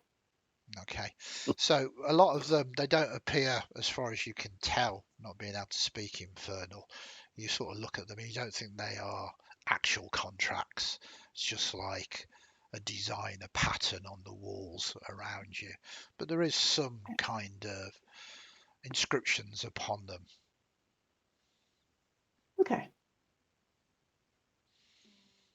Can I investigate the walls, Andy? See if I can find any Yeah. secret passages. Are you taking 10 or are you just attempting to use you've only got one more 10-minute slot before this hour is used up? No. Okay, go for it then.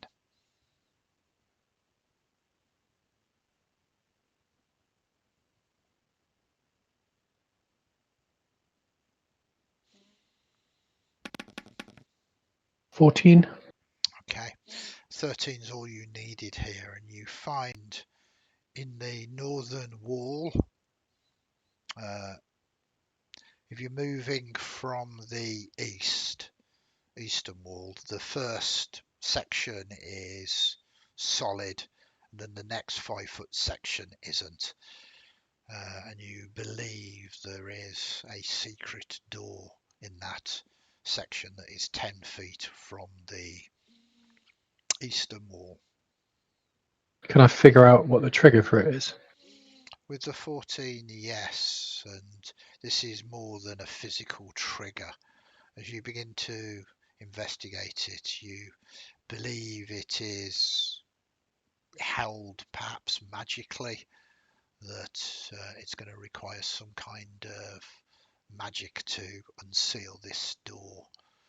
Maybe a word of command or phrase of command or something along that design. So, not coming back to the person we can't discuss having a certain language that they shouldn't really have, but maybe you need to be reading these things that our new friend Minty is looking at to see. For a moment there, what I think- language shouldn't I have? It's weird, this place. I think I've got so annoyed not being able to read it that suddenly I'm able to read it. Oh, fantastic. Or You're a quick learner. maybe you've just learnt, yeah. Yeah, just by staring at them. All that time looking over his shoulder. No, you couldn't look over his shoulder. Like, well, you could. No, It's the same no. size, right? Just about. The armor just adds enough that no. The reflection, Goes in at the- yeah. So I will have a go at reading the language of which we do not speak. Perfect. Are you, the two of you, working together to Yeah. translate this and sort of work together? I'm happy with that. Okay. So working together, you understand that each of these pieces of contract that are all part of this design, they have a number of words, fragments of words, and you realize that you kind of need to combine this in the correct order as a contract or a phrase that will cause this door to open for you. This is heavy contract law. Whoever you think is the best to put this into the right order can give me a roll. Of course, you can just take some time to assemble it. Seriously, I suddenly learn the language of the damned, the language of seduction and death. And what do I get to read? Contract law. This is hell. Yes, It is. it I is. see Wait, that law? now. Law, you say? Yeah. Are any of you lawyers? I He shakes will his try head. not to take that. I have not sold my soul. Well, I'm not a lawyer particularly, but I am a guild merchant, so I do have quite a bit to do with contracts. I don't speak this language that I'm not allowed to name, but if you want me to help, try to piece it together, maybe I can. I think between the three of us who can either speak it or understand anything about it, we can make a good fist of it.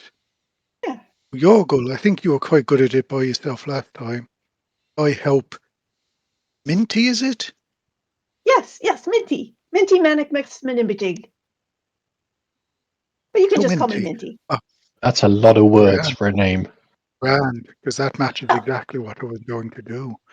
So if I just read stuff and then you can tell me, oh no, that fits there or that fits there, because I won't understand any of that. You won't understand the language. Together, we'll either understand it fully or understand nothing. Sounds good to me. I will do my best. Okay, perfect. So with the translation of this and working together, are you going to take the 10 minutes to do this properly, or do you want to take a chance that you might get it wrong? Because what I would the roll can't be? actually imagine how we do it in less than 10 minutes. Exactly. This is a complex. Oh, that's a 6 good point. seconds, yeah, that's that. There you go. That yeah. is the skill sometimes of adventurers. When under pressure, they can do things with incredibly speed. But if you want the time, you don't appear to be assaulted at the moment or under attack, you can. That will finish off your next hour in the dungeon, though. But there is only 10 minutes remaining, so it's not the end of the world. Given we're dealing with devils and contracts, I think it's worth taking our time. Okay. Seems to be good. So feeding the words, and there's all sorts of tricks and sort of things that might sort of trip you up, different inflections and everything else. But eventually Minty, with their skill in contract, not necessarily law but contracts, the fact that they are a warlock as well, helps you stitch all of these words together. And it needs to be said in Infernal, so Yorgal and Alder, you recite this words and the door suddenly sort of opens, revealing a passageway north. The passageway is 10 feet, it's 5 foot wide, 10 feet long north, but then immediately takes an L turn to the west. With all of that 10 minutes does pass though, and we have completed another clock. Correct me if I'm wrong, Bear, but your wild shape now fades, as does your If 10 minutes have passed, yeah. and your hunter's mark. Has it got any longer, or is it like a 10-minute one? Okay, It was an hour long, Yeah. so it's gone now. So that fades. So Minty, you see Bear transform back. Do you want to give us a quick description of what you look like in your normal form? Yeah, very heavily muscled, half orc, blonde hair, bear skin for armor. And on his boots, he's got these really fluffy boots that you're used to seeing from people from cold climates. Very nice. I'm going to reach up again to shake your hand. Hello, friend. Hello, friend. Brilliant. So that But has did I hear you correctly, Andy, that you said this took an hour? Yeah. No, this hasn't taken an hour. It completed your hour clock. Oh, okay. It took Yeah. 10 minutes. So on that, two things happen. First of all, your corruption rolls. So feel free to, Alder, if you go first, and we just quickly move across. At the moment, still on second level, so still the same wisdom and DC 5. That's fine. Bear, no problem. Yorgal, 15. yeah, very good. Yorgal, fine. Quenlan, ooh,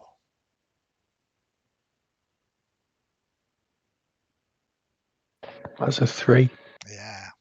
So, unless you want to change this to a critical success. No. Okay. Oh, I mean, the advantage to your skill checks is good, but rolling the taint that you get potentially could be disastrous. I'm just calling up my list amongst all these other lists. I need you to roll me 3d6 and try not to get 666. Give me 1 second. Seem Just to as have a thing, lost. we have another donation of Fortune Favours the Bold. Oh, fantastic. I seem to have lost Yay. the link to the dice. It closed on me. You can pick that link up in the Discord channel, or I can resend it to you. Yeah, if you can, I'm just trying to find it in the Discord channel. I don't know it's gone. It That should- donation comes from the smarter of the Lachlan family, Oh, who wishes us all. thank you very, very much. That's fortune favours the bold, yeah? Old. Yeah. So this means that you get. Is this for anybody in particular? No, I think it was a general one. To whomsoever, just to add to the lot. Okay, so if you go into the general chat, Which one? the D&D Chit one-shot chat. streams, D&D one-shot streams. Okay. and you should be able to see That's the why. Yep, got it. dice channel there. Perfect. Thank you. That's okay. And then it's 3d6, right?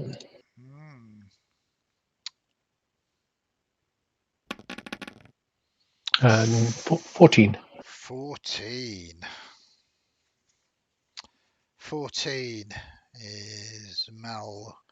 I'm going to say Mel Bogey, but it is Mel Bogie. Pain and punishment. The brands that you get are Scourge Lash brands. Red welt-like strips across your back that will never fade. So you will gain disadvantage on your first strength or dexterity check each, basically when we roll for initiative, whether it's a strength one or dex one, just the first, and it's disadvantage as phantom lashes ache upon your back. But you also get this ability. You can now, when you are hit, cast Hellish Rebuke once per long rest. It does 2d10 fire damage, and if you do decide to do that, you need to make another corruption roll.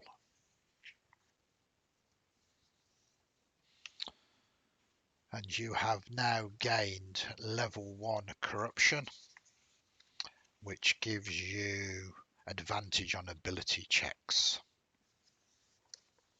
So the dexterity or strength check at the start of every combat, Yeah, is that right? that's right. But Hellish Rebuke once every long rest. That's right. Okay. And you need to be hit for that. It uses your reaction. It does 2d10 damage. Okie dokie. And you've got advantage on your ability checks now. Cool. So that was you, Quenlan. So Minty, a wisdom save. Okay. I do not have advantage. That's fine. So not 20. Yeah, it is a nat 20. Yay! Oh, Very good. 25. So yeah, so you don't fall to this as well. The other thing that happens at this point as this hour goes is we roll a d6 for this level. On a 1. There is a random encounter. That is a 1. So as you do this, I will roll a d12.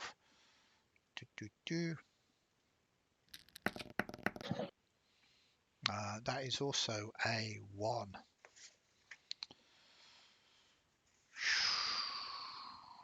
Okay, so coming down, descending from the ceiling, appears to be this devil. It is clad in robes. You see its skin is metal-like, but it is flaking as if rusting, and it looks down upon you. It opens its hands out and says, greetings all. I am the tax collector of Dis. You have been found wanting, almost trespassing into Dis itself. Upon the borders, you have not, in truth, broken anything, and I am unable to impose any taxes upon you. But I know of many interested parties that would, well, pay much to know that you have made it this far. Seals have been broken, and they will be most displeased. Just to be clear, if I'm not being crystal, I'm looking for a bribe. Well, would you like a warlock servant? Yes, yes. A slave. Are you- Yes. No, I Yes. you see, That would warlock do. isn't Is really their a slave. soul valuable? Could I crush it down to make a soul stone? Grind it down? Yeah, see, I mean, I have my soul now, and I kind of want to keep it.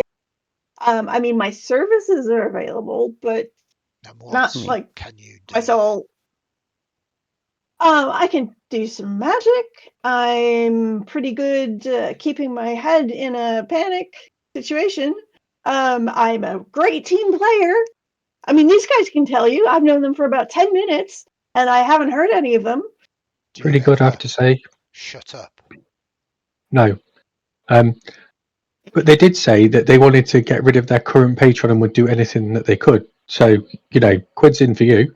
So all I am reading between the lines here is incredibly disloyal. A Perhaps, turncoat. but that's something you can work on. And people look very favourably on their saviours. Perhaps think of it as an investment rather than an upfront capital. I mean, how many friends do tax collectors make? I do not look or seek for friends. Good job, because she wants a patron. He wants a patron, not a friend. Yeah. Patron is hard work. I do not know if you realise what it's like. Can you do this for me? Can you do that? Why aren't I more powerful than wizards? Why do they have more spell slots? All you hear is moan, moan, moan. You can do I've got a nothing deal. good for them. I've got a deal for you then. You just go. Don't be her patron, just go. I mean, you'll have got out of this in a really good way then, really, won't you? Right? Yeah, we'll distract her. We'll keep her busy. Busy, and you just get out of here quick as you can. I'm going to need... Bear has been looking through his money pouch, and after a while he held out his hand and says, I got 1 gold and 4 silver and 5 copper to bribe you with. Here. That's pretty good. And not being a patron. I mean, quid's in. I'm going It's to all the Whatever money that I means. have. It must be worth a lot. a deception roll off either Quenlan or Alder, working together with the small amount of coins and the fact that he doesn't want anything to do with Minty. Don't take that the wrong way, but he doesn't want to be a patron or have the responsibilities of someone asking him for things all of the time. You can make a deception roll with advantage. Quenlan, I will support you in this role because you don't want to be supporting me. Okay, I'll give it a go. I'm not sure it's going to go very well, but I'll give it a go all the same. Do you want to use... Oh, yeah. Do I want to use it? We'll see.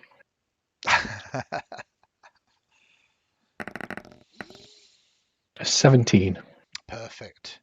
He sort of looks, you kind of get the impression that he's, if you were up in the ceiling, if you were in Dis, his power here his authority would be much stronger. And with the threat of a potential, I suppose, devotee, what would you call someone who, potential warlock, I suppose, with the few gold that Bear has done, and with the sweet words that you talk, he sort of very rapidly sort of takes it and says, "I'll consider yourself a good deal here, and a word of warning. You are dabbling with things far beyond your control. I would turn back if you can. Apparently we can't. Then Yeah, you are that's the thing. damned. You are damned." And with that, he just does a leap and disappears back up into the ceiling. I hate tax collectors. They're as bad as lawyers, if not worse. Hey. Minty's going to reach into his bag and open it up and pull out 2 gold pieces and hand them to Bear and say, Oh, I don't need any money. but you had some, and I think I- you kind of helped me out of a jam there. To be fair and transparent, Bear, I think this is your share. Unless Bear took the 50 gold pieces that was their share while they were still in Bear form. Sheepishly hand over this. Yeah. That's a lot of food for your village and stuff. So Oh, I think he thank forgot. you. With all the busy, it must have slipped people's minds. Perfect. Oh yeah, if you've got a village to feed, then absolutely, you should have it. Thank you. Thank you. Do your village eat gold? So that's 50 plus 2. Okay. I was going to say, no wonder you are out venturing if your village eats gold. They don't eat gold, but you need. Some people ask gold to, to give them in order to get food for me. It's really weird.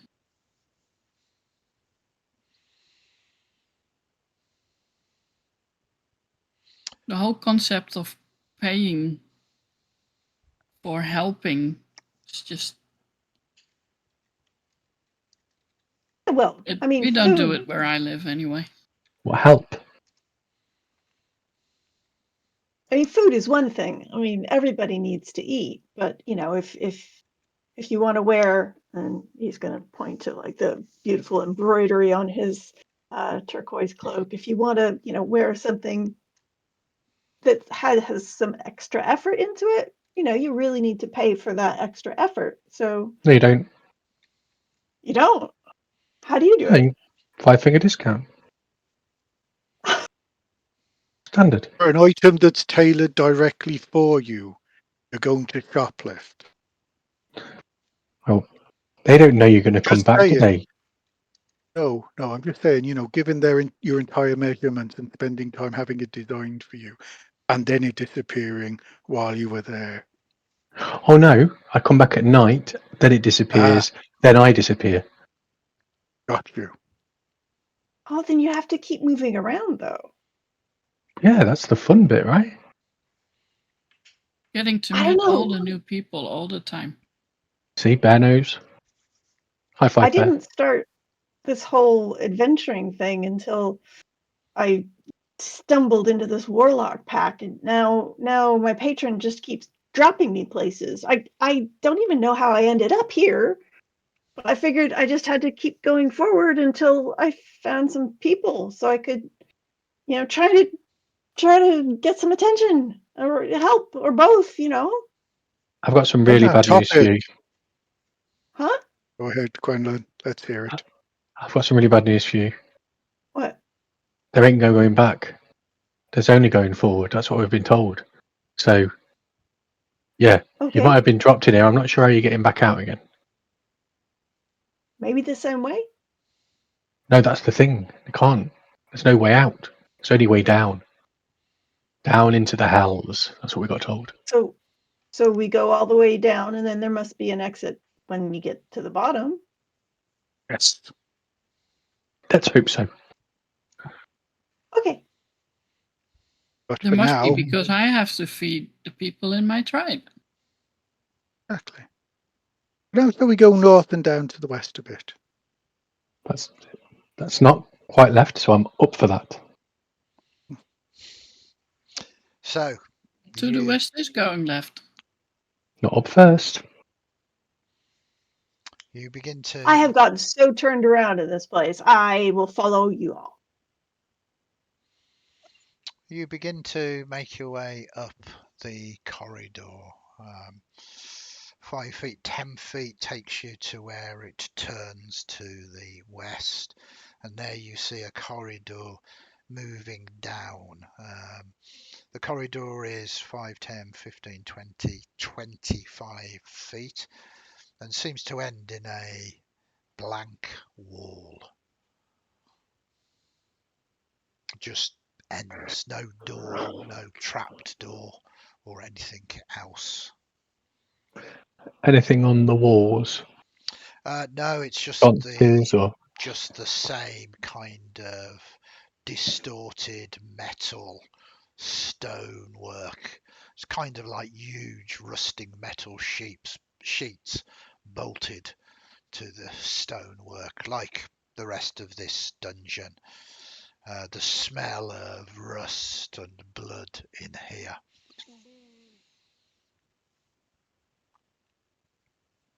Minty's gonna just automatically go up to the rusted parts and start. He'll get a cloth out of his bag and start rubbing away at the rust. You can't polish the rust off. It causes, like the way that scabrous flesh kind of peels off, it causes flakes of rust chunks to sort of come off. It seems the more that you try to make this place look shiny, the worse it seems to do. Almost as if it is in an eternal state of rust and ruin. Oh god, this is depressing. there's got to be something secret around here somewhere. This whole place is traps and secret doors and things to shove your hands in and tax collectors and extra lawyers and You take one side of the corridor, I take the other one. okay. Okay. So are you moving along this corridor to do what? Looking for secret doors. Yep. Okay. I'm taking, is this a combined effort or is this 2 individual roles? I can help Bear because while Bear's looking up high, I can look down low. That's not And I quite get helping him. That is you looking underneath when Bear is looking above. that's actual help.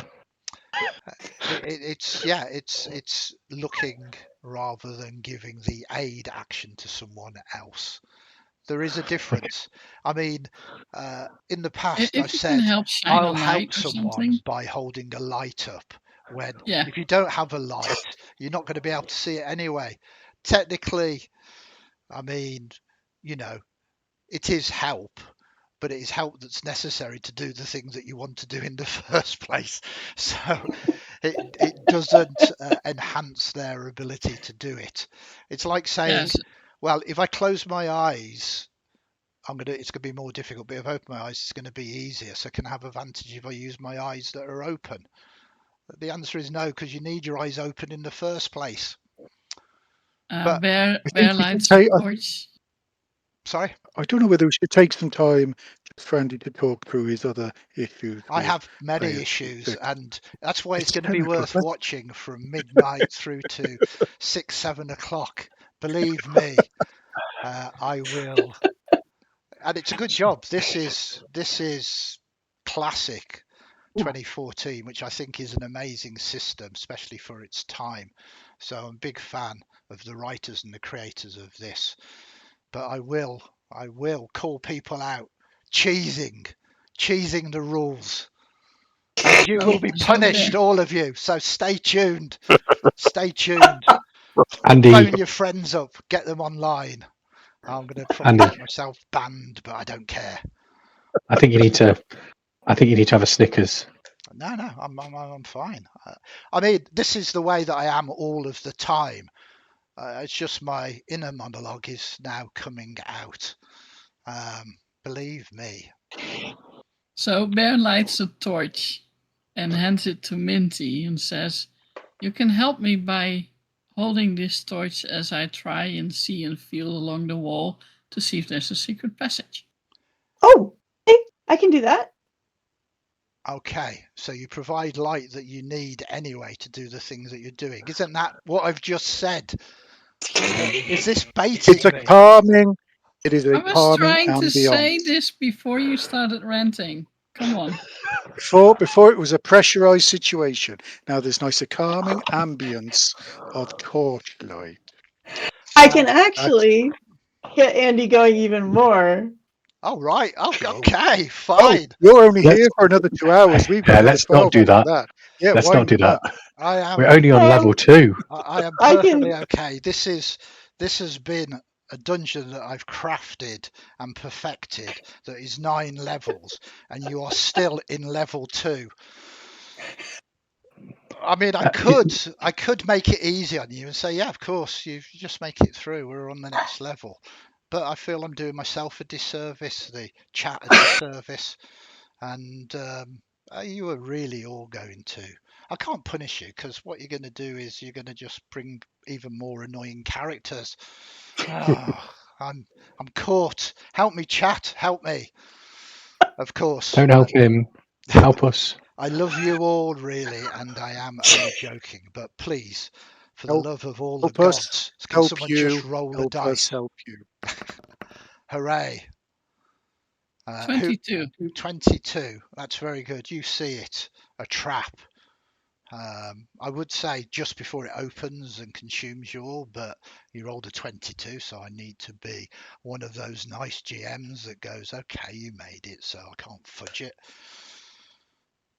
You notice that there is a pressure plate, not on the wall, but on the floor. Somehow you notice it, probably because the burning torch is burning at your nether regions from the small gnome that is waving it about, trying to allow you to see. Yeah, it's a pressure plate. It sets off a trap. You're not quite sure what. You notice it with your massive, absolutely perfect perception. And you stop everybody triggering this trap. Trap people, Alder. And Trap Yeah. people. Trap I'll people. take anything. Quenlan. I Trap found a trap people. here in the floor. I mean, well, I'm not sure where the trap is, but the trigger stuff is here on the floor. Are you monks? Are we monks? Yeah, Do we Trappists. really? No, Oh, That was a terrible pun. no. I'd like to point I out am- I've been very generous in my ranting because we're 19 minutes past the hour of 10 o'clock, which I should have all forced you to make another thing, but your hour clock instead replaced that. So I have not forgotten. Sorry, now carry on.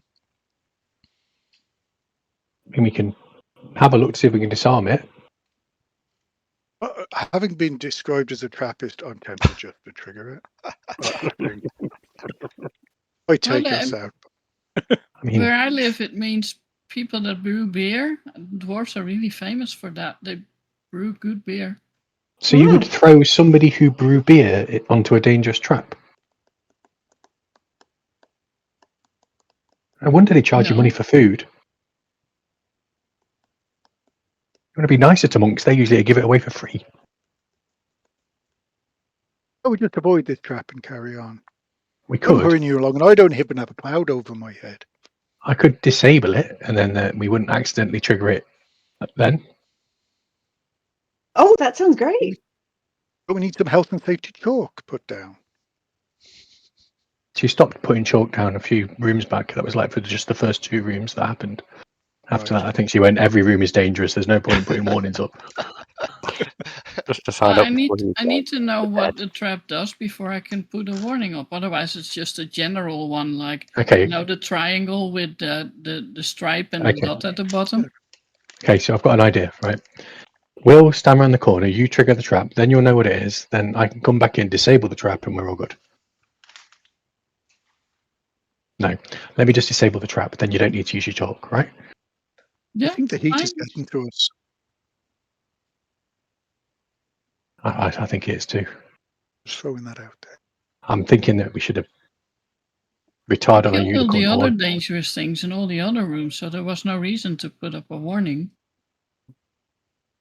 You've killed Okay. things so far. Well, Yeah, they're already I mean, dead, I think really. a lot Dead. of them were dead. Oh wow. We re-killed them would probably be the Hmm. best way of saying it, or unanimated them in some cases. Oh, okay. I will bear that in mind. I haven't had to kill anything yet. Have you not? No. Just saw some Well- creepy masks and smelled some metal, which was really nice. Reminds me of home. And just ran, trying to figure out where I was, where anybody was, and then I reckon voila. I think if we stand around talking here for another 40 minutes, you still won't have to kill anything. Or maybe they'll come up to us. Let's hope We not. pull out bed rolls and start having a nap. It's a very narrow corridor. We have a armored ambulance with us. They're not getting through. Shall I try and disable this trap? Yes. Please do. Please. So 22. you begin to sort of work on this trap, and you begin to work out how it works, and it appears to be some kind of pit trap. And you manage to disable it. You tell me how I'd you're like- going to disable it.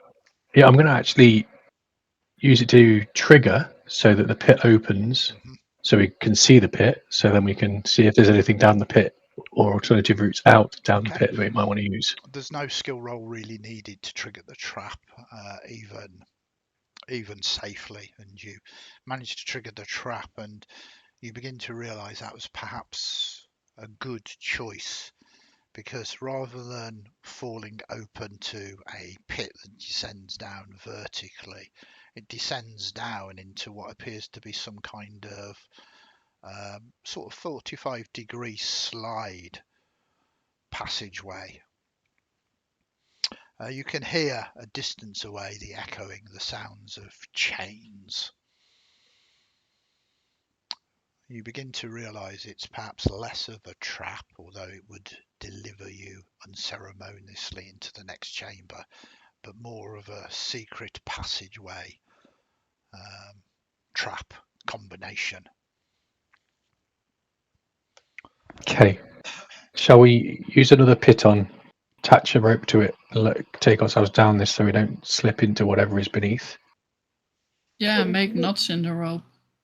We could always send my familiar if he feels like it, and have I a look. don't. But I he's don't. I'm out. I've had enough. You know, you just keep getting me into all of these things. If I've got a choice in the matter, no, you go first.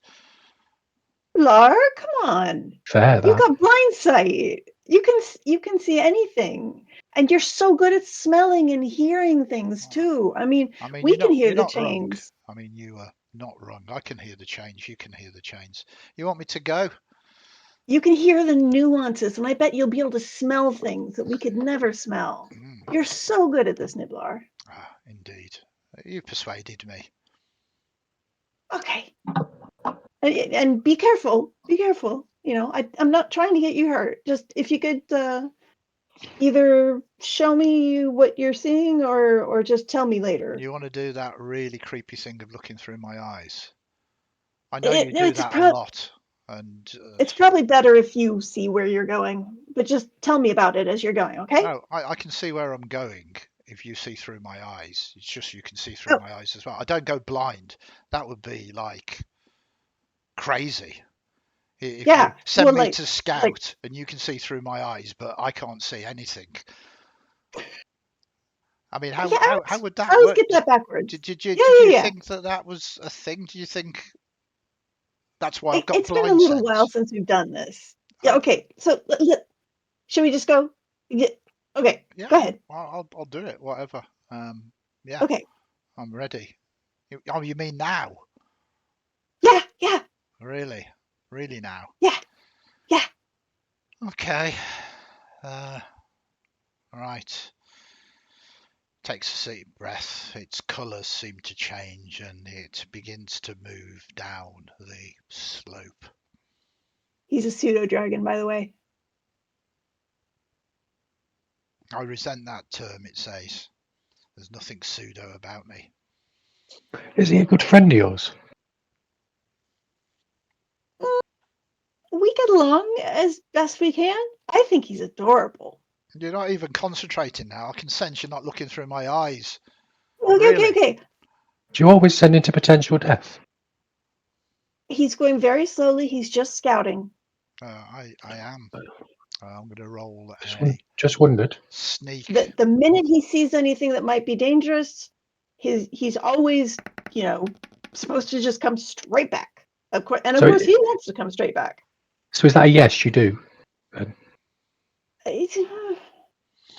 So you send him down. He tries to sneak as best as he can and doesn't really do it as he descends down this entire passageway, sort of 5, 10, 15, 20 feet from where you are.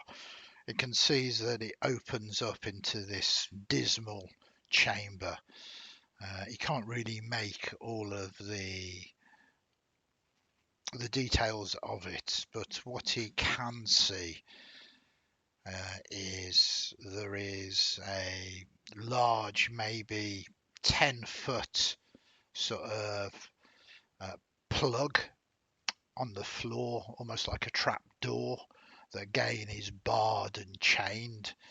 But he does notice that in the centre of it there seems to be this lectern rising out of it. The lectern doesn't have anything on. The thing making all of the chain and noises is moving around here, sort of chains sort of coming out of it, attaching to various parts of the walls and reaching up into Dis itself is quite obviously a chain devil of some sorts. The chain devil is going to make a perception roll as it's heard the trap door come down. It only gets +1 to this. Niblar rolled a 7 on here, so 17. So he sees Niblar. He's going to make an initiative roll. This is this +2. 15. Niblar's going to make a initiative roll. Okay, so it does go first. Chains begin to shoot out as you're staring through Nibbler's eyes. You basically see these chains begin to sort of writhe out and begin to animate. He has +8 to hit, and he can make 2 attacks with these chains. So this is a d20 +8. That's a 16, and this is another d20 +8. So both of them slash out at poor Niblar. The first chain hits him for 2d6 +4 for 10 points of damage, and He's out. second chain grasps at He's out. as you just kind of, it was almost an instant as there's almost a psychic backlash of as he is gone, completely ripped apart by these chains, and this chain devil now starts preparing itself. You can actually tell everybody what you have seen.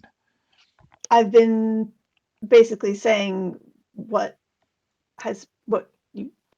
Andy was just saying as it was happening. So it's not like I have to wait until after Niblar zaps out. the chain devil was just so fast. I mean, Niblar could have talked to it, could have stung it, could have distracted it, could have sped away. See, usually he just scouts. I can call him back, though. I can call him back. Is it the same one you call back? Yeah. You sure? And then you send him Mhm. back to scout again. Yeah. How often Same have you? personality. How often have you killed him? I mean, he doesn't die. He just sort of goes away and then Have you comes talked to him back. about it? Yeah. He's fine with that then? I mean, he's my familiar, and he was given to me by my patron. So, we've kind of got a common enemy in that way. Is part of wanting a new patron wanting a new familiar? I'm not judging. I'm just asking. I mean, Nibbler is kind of a pain in the butt, but I like him. But So the slave of my slave is friends. I'm kind of wondering, is he a pain in the butt because you keep sending him to die? Also send him lovely places. I also send him fun places. I also I'm not give him treats. So I'm not sure if this will stack up, but if I was constantly being sent to die, then treats and nice places wouldn't even come into it. It'd be a heck of a fun fair, I'll tell you that. That's true. That's Well, what I said about spirits all along. Like, you don't want to offend the spirit because they will stop helping you. That's true. I mean, we were going to kill a sheep earlier, and Bear said no. What was that? Well, I said you'd want to come back as Eldar very quickly, and Bear said no, let the sheep live its life. But now, I imagine you feel the same Oh, way about a thank you, pseudo Bear. dragon sent to its death. Thank Yeah, you, Bear. Thank you, Bear. Quenlan, It was very calming, and I enjoyed the time as a sheep. So thank you. See? And now sheep spirit will maybe come back at one moment and help us again. I mean, and not be grumpy. sheep was very good. Quenlan, I think that we can have like a metaphysical discussion after we deal with the chain devil. Yeah, Or so run what if away I from go it. down first? He's Why big did we? Okay, I'm sorry. and he's got chains. so I almost didn't guess that with the name. Yeah, well, just being clear that it's not a metaphor. I wish we had a Don't bucket worry, demon instead. That would be far more fun, wouldn't it? as soon as there's enough space, I will just call upon one of my spirit friends. You have spirit friends. To do what? Sorry, I missed that bit. You'll slide down and call upon a spirit friend for what? Oh, to change into another bear. Right. So it will be bear spirit again. How many of those spirit friends do you have? Well, so far, this will be number 2. What? Ever? Yeah.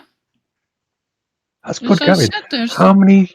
if you're very careful with your spirits and you treat them good, they will come back to you and help you. How many of those mini dragons have you had? Just one. Nibblar. He's always Nibblar. I'm saying he doesn't die. He just goes away somewhere that my patron sends him. Did you get a sense moving away from the metaphysical for a moment? Not because I want to, because I just think it's only going to be for a moment. Inti, did you get any idea about how far down the slope Niblar went before it's flattened out? So we know, maybe, I don't know what length of rope we need to put down.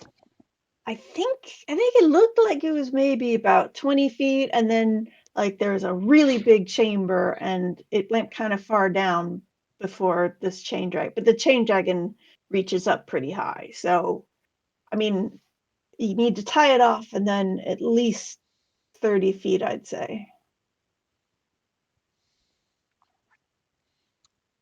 And second question, You mentioned at the start when you're describing yourself that you felt yourself a bit squishy. Anything you can do about that, or would you like a little help? There's a little bit I can do about it, but not too much. Can you help? Okay. Yeah, but once I help, there's a time limit. And I've learned today, I've learned some things today, that it's probably not best to set something off with a time limit until all the existential conversations have been done. Now, I may die before that time arrives, but I just I want. Why don't we just Being all in slide debt down? doesn't seem so bad anymore. Sounds good. Why don't we just all slide down? We know what's down there. And just get it. Yeah. Let's Slide go. down there, try and shoulder bash it on the way. Now, don't pick and tease this about acting in the next. Don't. Come on, let's just So jump. what if Yorgal slides down first and the chain demon thing focuses on him? Then I jump off the back of Yorgal and change into bear form and just land on top of the devil. You are twice the size of Yorgal. With all this armor, See, possibly not. what did I say? And So then all the others come after us.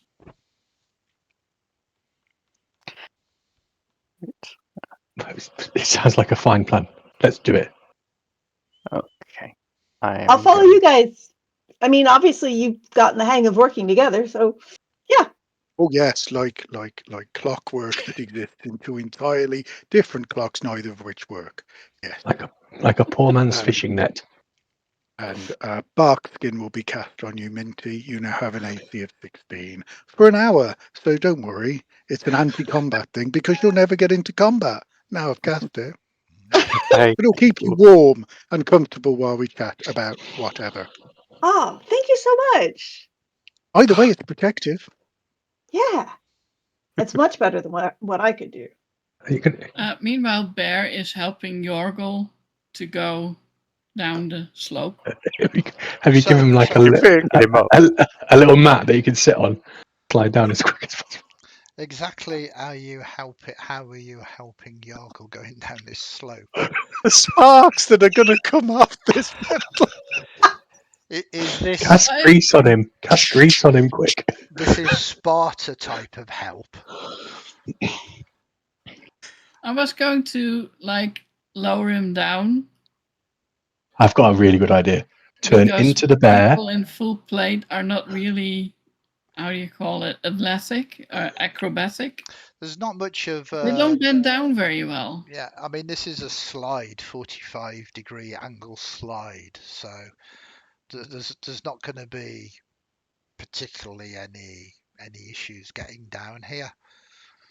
Now that you're aware it's a slide and the floor doesn't give away from you, you can probably just slide down here just 20 feet quite easily and be ready. I mean, this chain devil is so ready. It's already summoned an army of demons and devils and everybody else, several unicorns that have been pooing in the woods. You know, it's had plenty of opportunity and time to do this. You turn into the bear, lie down. He sits on top of you, holds onto your ears. Boom, super fast. Me and Alder and Minty afterwards. Just waiting for a cry to come up from below going, excuse me, is this... I have appointments. I'm not sure the chute is wide enough for my bear. It is easily wide enough for your bear. I know you're a large creature, but the chute you could easily slide down as the bear. Bear shapeshifts and slides down. Okay, very nice. Wait, he's supposed to sit on you. Wait. Are you just going down there by yourself? Or are you allowing Yorgal to join you for the ride? Oh yeah, he can join. Okay. So very rapidly you all end up in some kind of strange pile at the bottom of this shaft. Fortunately, it didn't take you by surprise, so you're not going to lose a combat round. But this thing is waiting for you. The chamber, as described by Minty, this lower passageway, this lower slide, is in the middle of the east wall. The east wall is a total of 25 feet up, so there is 10 feet to the north of the slide and 10 feet to the south, and the room is square, so it's a 25-foot square room. In the center is this large rusting metal circular stone plug that is in the floor, but there is this lectern rising up out of it that doesn't seem to have anything particularly on, whilst the ceiling is still this roiling vision of Dis itself. There are chains all around here, again clattering and the like, and there's this devil, this chain devil with these hooked barbs at the end of all these chains, waiting in anticipation. Let us roll initiatives. We will start off with you. Yep, sorry. Is the disadvantage on a dex check for the initiative or not? No, because that just wouldn't function. So you have advantage on your initiative roll. Okay. And then the first strength or dexterity one that you get, you will have disadvantage at, and then it fades. So Alder, what do you get for your initiative? 23. Oh, very nice. Full of anticipation of the battle to come, you are on 23. Then Bear. 13. 13. First time I actually got over a 10 on initiative. Yeah, no. Then we move to Yorgal.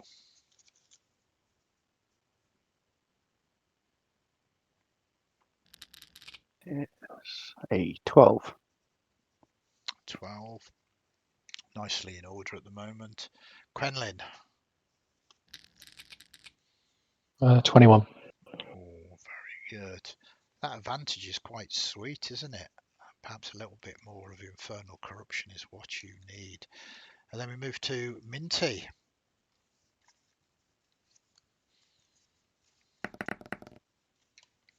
15. Fine. Lovely job.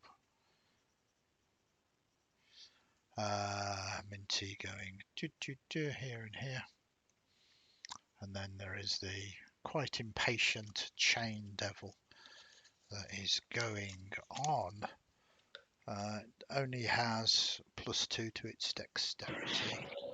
So we will make a roll here. Only, he says. +2. It could be a lot worse. He's only got a 6. He just basically wondered what the hell is going on, and it's completely kind of, oh, here they are. Okay. This thing obviously is a guardian for this descent gate, and is quite happily eviscerated Niblar. So what would you like to do, Alder? Can we take this opportunity just to do a quick recap what we've got?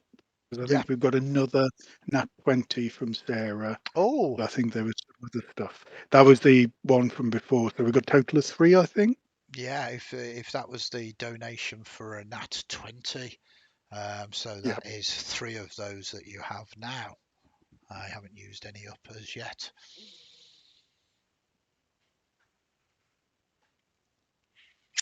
I think that was it in named stuff. Yeah. If you can see any other donations, please shout up. Even if people have been kind enough, just support us for our efforts. It's good to translate them into some kind of game benefits for you all.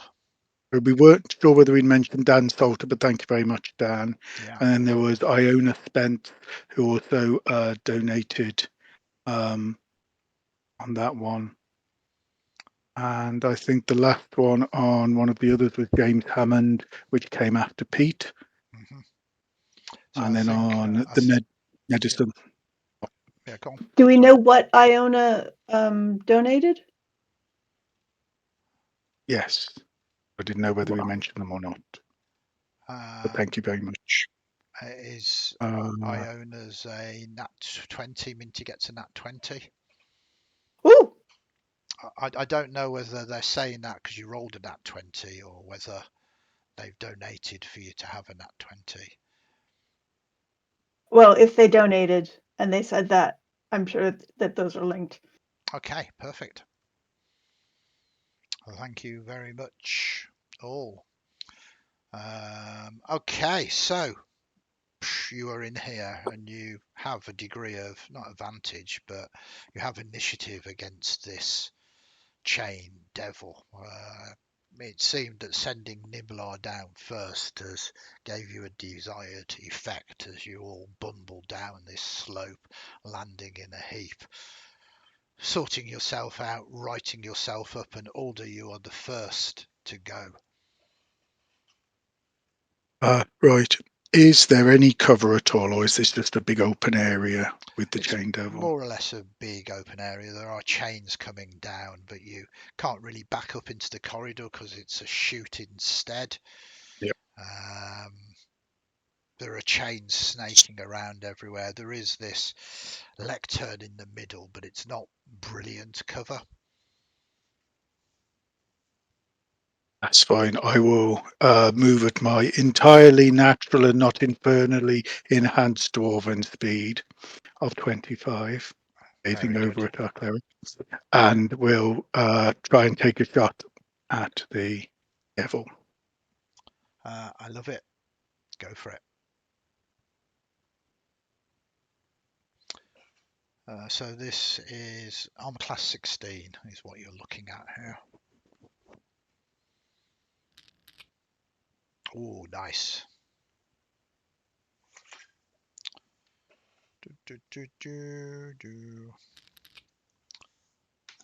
Take 6 points of magical piercing. Yes. It does have some resistances, but your magic does the full damage with that. Nicely chosen. And we'll do a second shot with a second attack, which is a 22. And there's a further 8 points of damage. Nice. So 14 in total as your two shots come in, and they do pierce, and this kind of almost like rusty blood seeps out of it. It's black and red and metallic. It's got that. It's not so much coppery tang as a sort of iron tang to it in the air. Is that your go there, Alder? Yeah, I think he's wanting to move so he's as far back because he can use ranged weapon to be a way to try and spread out a bit and leave room for the others to not be bunched together. Perfect. That's it. So we rapidly move on to you, Quenlan. So I think the others went down the slide before me. Mm-hmm. So did they land in melee range of this chain devil? No, Before they're a distance away. He's not at the bottom of this area. So if you went to the bottom, you wouldn't be in melee with him. You'd still be in range. Okay, then I'll just take a shot at him, which will be at disadvantage. So you slide down this slope. Yeah. Kind of land, and you take a shot with disadvantage initially for your first shot. I actually take a shot as I'm about to emerge from the top. That's it. Yeah. So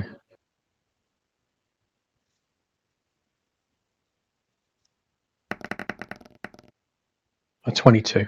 22 hits. There's no one still in range, so no sneak attack this time, because Alder used ranged as well. Yep.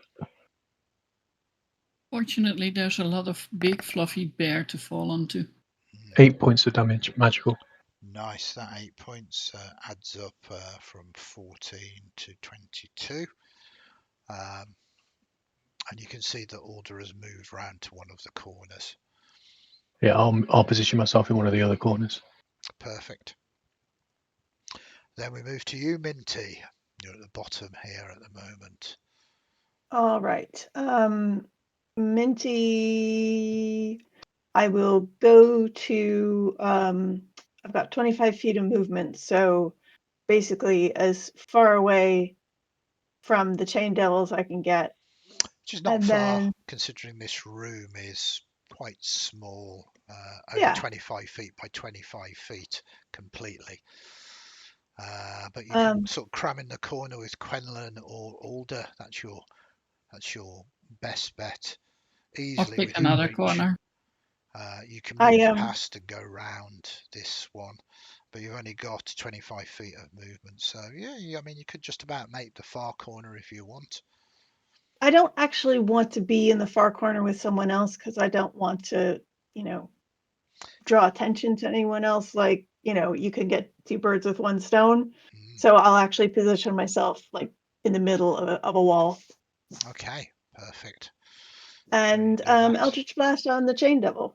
Perfect. Give me some rolls. Say the armor class is 16. Okay. So that is 15 to hit. That's a hit. Is that a D20 that you just rolled? Oh, I just D10. rolled a D10. Oh, yeah. Yeah. So See, I haven't been at it since noon, and I can't even keep my brain straight. even I saw Okay. that was the wrong dice there. And I'm Warlocks feeling are weird. good. Warlocks are definitely 18 to hit.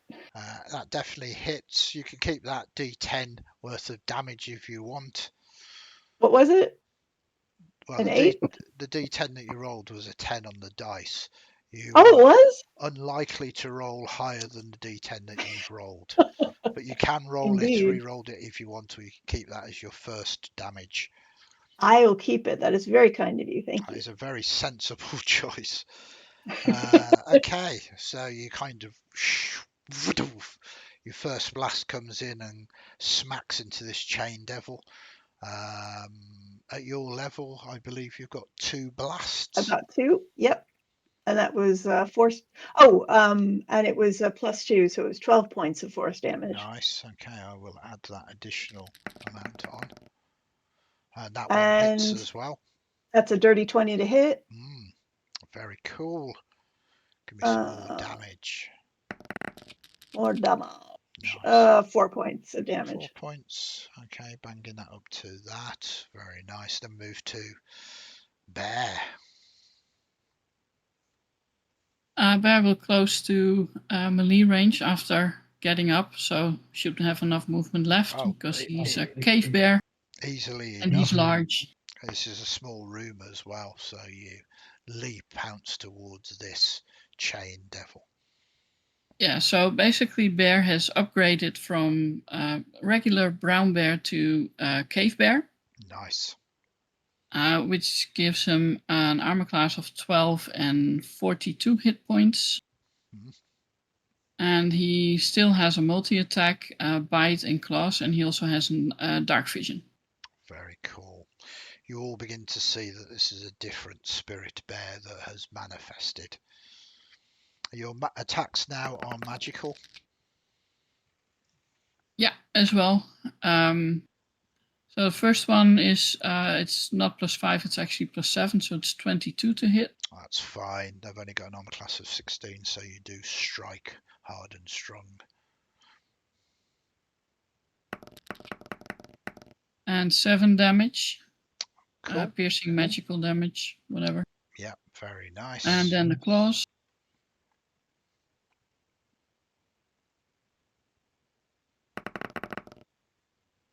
Only 9. That is unfortunately a miss. I believe that is you done, so we will move to Yorgal. I think it'd probably be prudent to cast Shield of Faith again. Okay, you summon this shield, pumping your armor class to a mighty 24 with your shield. I'm going to go round And I'll circle round it, just start talking to it in Infernal, going, oh God, I'm so glad to see you. We were having a talk about existential crisis and metaphysics, and beating you up is going to be so much easier. Just try and draw us higher. You are Right. trying to distract me. You can watch as all of your feeble companions get ripped apart. I sense taint in you. Perhaps I can offer you more than they can. I doubt you could afford me in a sacred flame. Very nice. I need to make a roll here. They've got they've got no bonus to their dex save other than the +2, so we will roll this. Oh, and they fail that. Very nice. Give me some sacred flame damage. 8 points of radiant. Nice. Okay, so you do indeed bring this down upon them. They are now heavily damaged, and they look what they are doing. They're going to make some chain attacks. You're all worthy of their attention, all striking for different forms of damage. This is a reasonably intelligent creature. So you can't really choose between you. I'm rolling a d6 and we'll just go along. If it's a 6, we roll again. 5. It's you, Minty. It's you, Yes. Minty, that it decides to attack. It says, so you're familiar. Telepathy in your head. I think it is time that you joined it. And then these chains rip out towards you. It gets +8 to hit with these. The first attack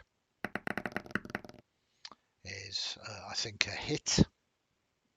Yeah. Does 2d6 +4. Let me just roll this. So that is 8 + 4, which is 12 points of damage. Okay. I would say that I've just received another mail to say there is another very nice donation coming in. If people want to check it whilst I'm doing this, then No comments on it. no comments on it. But it is £50, Yeah. isn't it? So It is, yeah. Ooh. we can thank people if they're Thank you, impressed. people. Thank you, people. We will perhaps give me a couple of free critical hits or something. I feel like I might need them. Your second attack against you, Minty, is a 16. Meets it, beats it. Okay, so we do some more damage against you. That is a 6 plus the 4 damage, so that's 10 points of damage. And because you had warned it, and because it was aware, it had spent time being able to animate some of these other chains in this room. And when the devil uses multi-attack on its turn, it can use each animated chain to make an additional chain attack. So it has 4 additional attacks at the moment. And rather than strike you, Minty, it sends one out against each of you. Oh, I should say as well, with these chains that have hit you, Minty, you are grappled. And until this grapple ends, you are restrained and you take 2d6 piercing damage at the start of each of your turns. So one chain comes to you, Alder. And this is just a straight attack as well, +8. That is a 10, which misses you. The next chain comes at you, Bear. That is a 16. Does it hit your new bear form? Natural armor of 12. Yeah, okay. So it hits you. You take, your bear form takes 5, 6, 7 plus 4, so 11 points. You are also grappled and restrained. At the start of your turn, you'll take 2d6 points. Need a natural 20 for this against you, Yorgal. So the third train comes against you. It's plus 8. So, but no, it might not need that. But 16. that is a miss. There, 17. He's got plus 8. And then finally against you, Quenlan. This chain comes snaking towards you. That is only a 15 with its plus 8. I think that's on the nose, isn't it, with your armor class? Quenlan? I think it is, yeah. Yeah. So you take 2d6 plus 4. I take half of that because I'll uncanny dodge it. Perfect. So that is a total of 11 points, halved to 5, but you are also grappled and restrained. And at the start of your turn, you'll take some damage as well. Okay, these hooked and barbed chains kind of spray out, wrapping you all up, holding you up, grappling you, restraining you. The only person that I believe is free now is you, Yorgal. So that is its go. We move to you, Alder. Correct me if I'm wrong. It was also Yeah. It was also non-grappled and restrained because it missed me. It missed you. So you don't take damage at the start of your turn, and it is your turn now. Beyond the use of strength, does it look like there's any way to free any of my friends? It looks like it's going to have to be a strength type thing to break free. Mm-hmm. So sort of a quick... the target is grappled, and there is an escape DC of 14. So the only real way you can do this is give them the aid action for that. You do notice that the animated chains, though, which are the ones that have hit Quenlan and Bear, not the ones that have come directly from the Chain Devil, is an object. So it has an armor class of 20 hit points and resistance to piercing damage, immunity to psychic and thundering damage. So if you think you can smash those chains with those stats, you are certainly welcome to. So anyway, I think you'll go back to targeting the person that you can actually have a chance of hitting. Yeah, that's fine. So you will do that.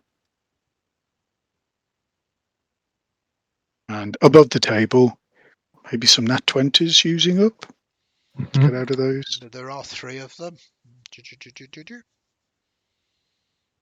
So first shots against Chain Devil. Perfect. Hits with the 21. That's going to be a hit. And do some damage. So 7 damage. 7, yeah.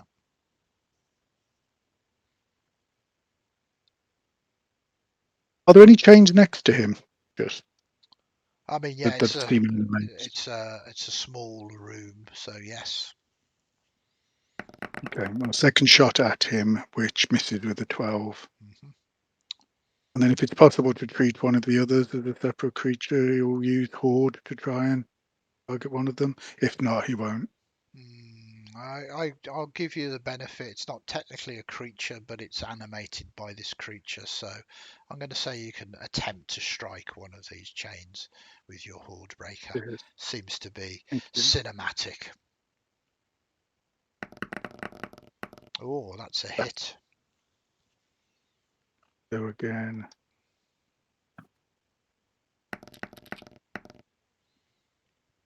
Takes a wee bit of damage. 7. Okay, 7 points. It's resistant to that. But you kind of chip at this chain. Which chain? Is that the one holding Bear or Quenlan? Yeah, if I was able to choose one of those, then I would chip at the one holding Bear, I think. Bear. Okay, because they, I think, are more likely to be able to finish the rest off if they need to. For what it's worth, we have hit 11 o'clock. So it's time for more surges as this fight goes. So Alder, again, DC 5 wisdom. Let us see whether you can succeed at this. Being his friends in this much danger, he is choosing to fail. Oh, I love it. Now, are you sure there are repercussions and you don't want to roll that 666? Yeah, this is serious. He's got a number of people tied up, this big thing. I think it's, fight fire with fire, but don't do that because it'll be immune. But Yeah. Okay, so we will move on to, I think, this one here. So choosing to fail it, giving yourself to your infernal corruption. Can you roll 3d6, please? Critical moments, I love it. Okay, so that is a 10. A 10 is a different one. This is the mark of the 4th level of hell, Phleg Euthoth. This is fire and temptation. A scorched shape like lips on the neck or the cheek brands you. Your voice turns both commanding and sultry. Any persuasion rolls you make could be intimidation. And flames form faces of loved ones when you stare too long into the fire. So that is your mark there. You find it difficult to persuade people anymore. It always comes off as an intimidation instead. And you gain level 1 advantage on ability checks. Okay. So we move across to you, Bear. We need a wisdom save. Of course, you can automatically, yep, you are fine there. And then we move to you, Yorgal.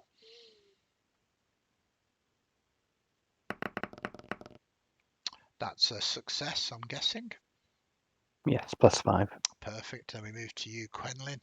This is a DC 15. That is fine. And then finally to you, Minty. And this is a sorry, wisdom saving throw. Wisdom save, DC 5. Yeah, no problem. So we rapidly go through those corruptions. You notice a sear. Is the kiss mark on your neck or your cheek?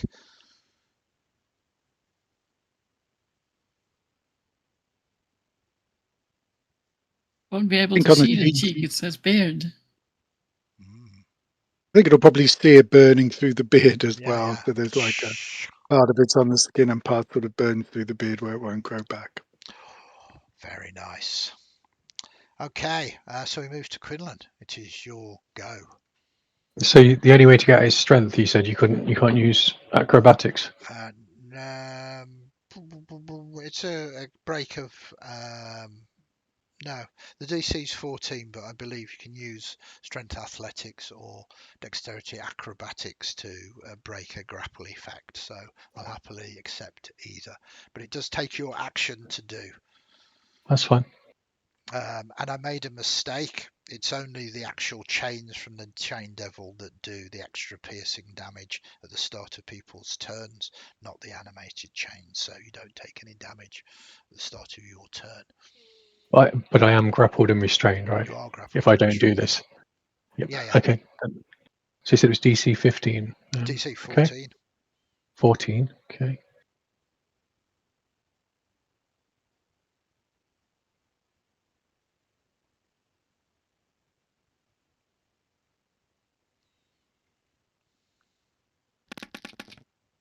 Yeah, 20. Very nice. Calling upon your infernal abilities, you break free, wriggling free of this. This is your action. Do have a bonus action. You do have. I'm gonna cut in action, hide behind Bear. Yeah, I mean, this is challenging, but the rules determine that your small size easily allows you to try and do that. Give us a roll.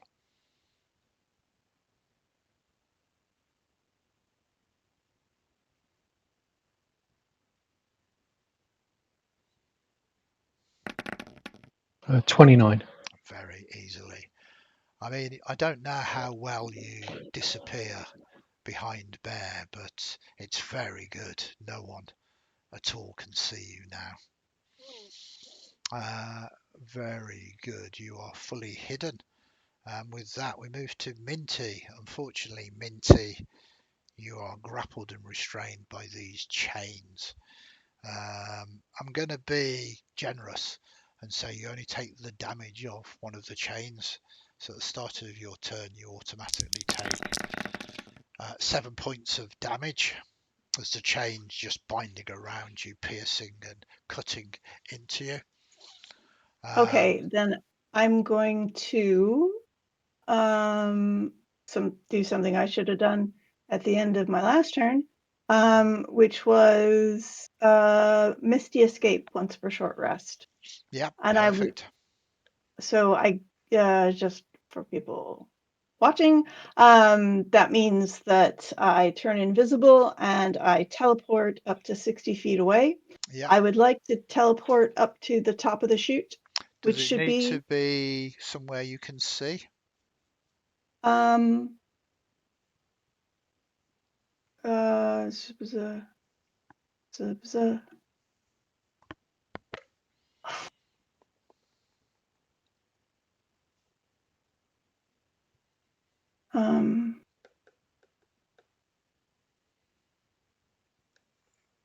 Dang it, Misty Escape. Here we go. Oh, usually if you click this, it shows you the definition of the spell. I'm sorry. I don't know why it's not showing me the definition of the spell. I can try and call it up if you want. Teleport up 60 feet to an unoccupied space you can see. Yeah, I thought so. Okay. So I can't see it? No, you definitely can't. It's a Okay. chute going 20 feet at 45-degree angle. Unfortunately, you move to the center of the wall. Okay. Well, then instead of that, if you wouldn't mind me retconning that. You can sort of misty step, which will automatically break the grapple and put you somewhere else within this room. You just can't. I'd actually, yeah, I don't want to use the 60 feet if I'm in a small space and can't get out. Okay. So instead, I'd rather cast Blink. Yeah, you can cast Blink. Okay, so let us know what this spell does. So when you cast Blink, every time that it's my turn, I have a 50% chance of traveling to the ethereal plane, where I can see what's going on, but I can't interact and nobody can see me, and everything that I see is sort of grayish. I believe you make this roll at the end of your turn. Yeah? Yeah, but I guess it would be my turn. It is your turn now. This would be my action, yeah. So you use your action to cast Blink. Yes. Okay, the power washes over you, so that's your action. You can't really move as you are grappled, so your speed is 0. Is there a bonus action that you wish to take before you? There's not a bonus action, but the rest of the spell is that I return to an empty space within 10 feet on my next turn. Yeah. That means not I your won't be. Next turn. Let us see whether you blink out of existence first. I believe a 1 to 3 you stay where you are, and a 4, 5, and 6 you blink out, or is it the other way around? A roll of 11 or higher. Yeah, that's how I've always done it. It's what? A roll of 11 or higher. A roll of 11 or higher. Wow. They are changing this with their rules. I'll just call this up just so that we know what we're doing with this spell. It's just the 50% chance. Yeah, either way. Wow, it's we can quickly come to this blink. Yeah, so it is a roll of d20 at the end of each of your turns. On a roll of 11 or higher, you vanish. So yeah, roll a d20. Hey.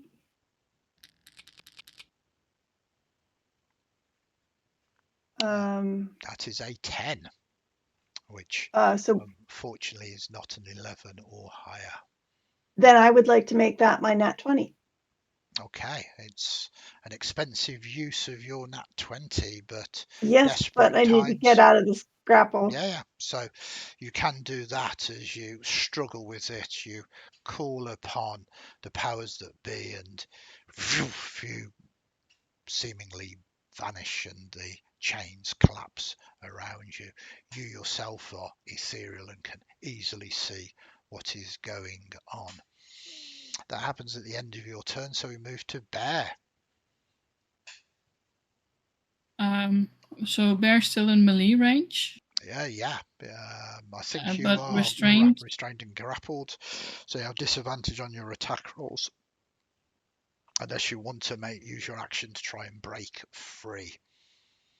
Yeah, because of the disadvantage, Bear would like to break free. Okay, so this is either strength athletics or dexterity acrobatics to break this grapple. DC 14. Bear doesn't have any strength athletics skills in bear form, just So it's straight plus strength 5. then. Yeah. Just a +5. 9. A 9 is unfortunately not a 14. So you try to do this, but the chains are barbed, sticking into your fur and skin, ripping at your flesh. I don't know if any of you have got any flickers of fortune, or whether you want to use a nat 20 for this, or whether you are going to take the pain. Fortunately, one of the chains wrapped around you are animated, so you don't take the damage at the start of your turn. What do you want to do, Yeah, Natascha? What, sorry? What do you want to do? Do you want to take a nat 20 or? No. Okay, so you stay there, use your turn to try and break out, but it doesn't happen. Then we move to Yorgal. So, if I were to cast Spirit Guardians, would it hit the chains? The chains are objects, not people. You're going to hit me. You can't see me. You can't see Quenlan because he is hiding behind the bear so well, and you can't see Minty because she is ethereal. Other than that, I mean, I think it's chef's kiss. I would absolutely do it. Well, needs of the many versus needs of the few. Okay. I suppose I will just try and draw its ire and go. You can ignore me if you want, but I am the healer. And I'll cast. Oh god, I just said they disappeared. No point in casting a mass cure wounds.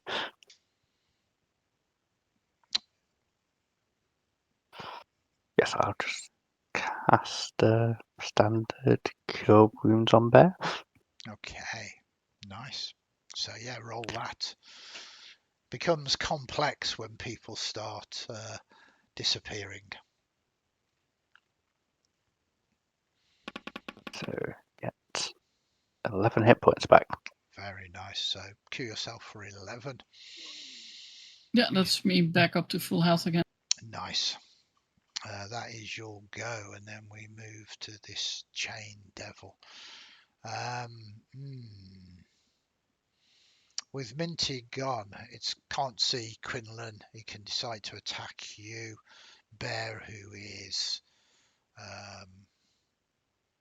sort of grappled, Still roaring in its face, yeah. Says, I mean, it could take time to try and find me. could It's a try and thing do to do. that, but it doesn't really want to. What It's it going to wants regret to that. do, yeah, I mean, quite possibly, but it laughs and says, the more you heal them just gives me more chance to rip them apart. And with the grappled bear, he'll take advantage on his attacks, hoping to get a couple of good criticals and rip bear apart. I see what we're doing here. So we do that and roll with advantage. First attack plus 8 is a hit. It's got plus 4, so that is 13 points of damage to you.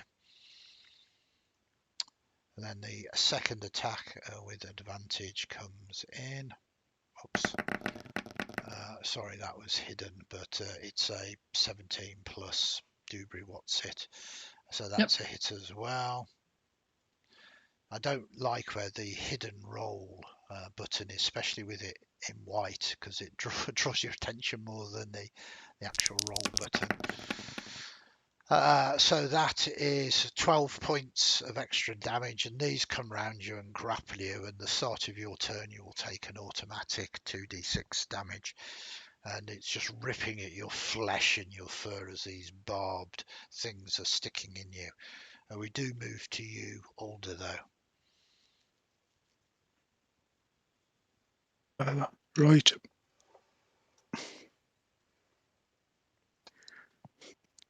Sorry. That's okay. Right. All right. As my voice now takes on a deep and Sultry. sultry tone. Very nice. Right. I'll try and shoot the big fella. Armor class 16.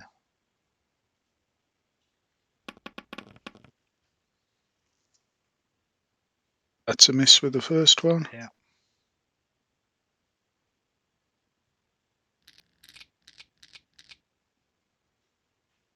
And a hit with the second. All right, give me some damage. Very nice. 10 resisted. And then we'll try and horde break, if possible, the same one as before, the one that's around there. Hit some chains. Or not. 11, so doesn't hit. Yeah, Kachink, it sort of bounces off these chains as they are writhing around. With that, we move to Quenlan. Okay.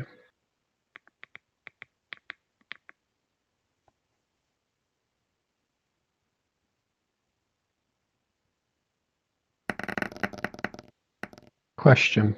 Yeah. To the others. So if I take a crit on this, I'll get my sneak attack on top of it. Is it worth doing? Yeah. Yes. Yeah. Okay. Yeah. Let's do that then.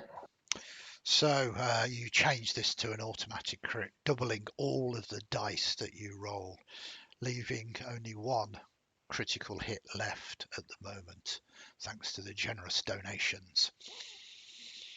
We'll come back to that in a minute because we might have 2 more. Fantastic. So that's 8d6 plus 5 damage.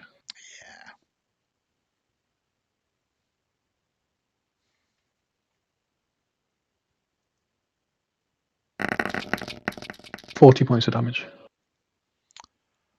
Nice. That is very good. I mean, you give us a nice description of how you send this chain devil back to hell. I pop up from behind Bear and whistle at it, and it turns round, and I say, "Told you you'd regret that." And I fire straight at it. It just goes straight through its mouth, catches one of the chains which wraps around its neck and decapitates it. Very nice. I'm loving every moment of that. So you do that, and it's pulled back into the very hells itself. Minty flashes in, all of the chains rattle down. I believe Blink is not concentration. It is not concentration, but I can drop it.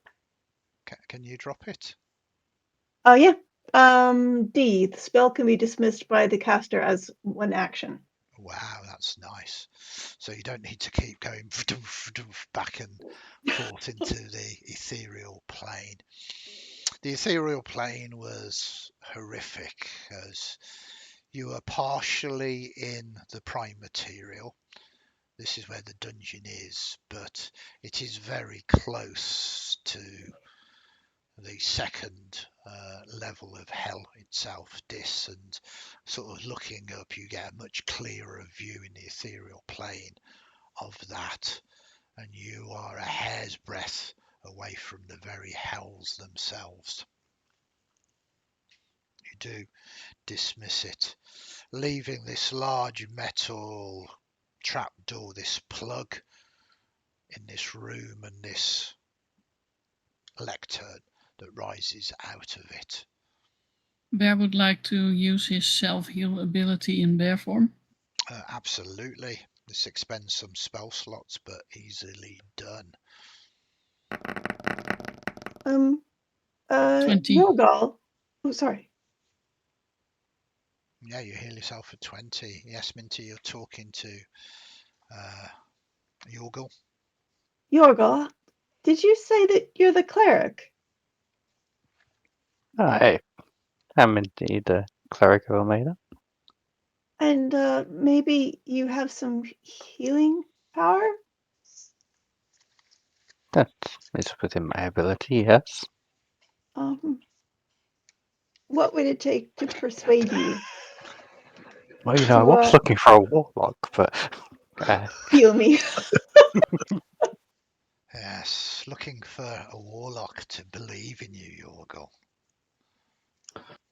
how is everyone else looking? Should this be a mass heal? Bear's looking fine. He's just missing 5 hit points total. Yeah, same as me. I'm missing 5 at the moment, that's all. Missing 20, but not too bad. Still a 29. chunk left. 20 is enough. Is that 30 hit points? More than that. More than that, yeah. A little bit more. Is it just a flesh wound? No, it's actually about 12 flesh wounds, but they are individually.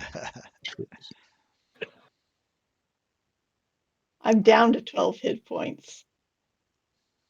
Even with the bark skin, which was very nice of you. And very useless. It didn't help at all. Oh well. Whereas Hunter's Mark. So, Like you don't leave someone going up against a devil like that without something. we've got a potion of greater healing. If you want to, hold up. I was thinking of perhaps casting a prayer of healing to top everybody off. It's perhaps the most effective in my arsenal at the moment, though it does take time. Okay. I'll leave the choice to all of you. You have the resources. I'm at your mercy. Take time like 5 minutes? 1 minute? Prayer of healing. 7 minutes. days. Was that A long prayer. 10 minutes? Yes. Oh, music to my ears. No, not to mine. I'm on my last WhatsApp. If you do not want to do it, we don't have to. I can cure wounds instead.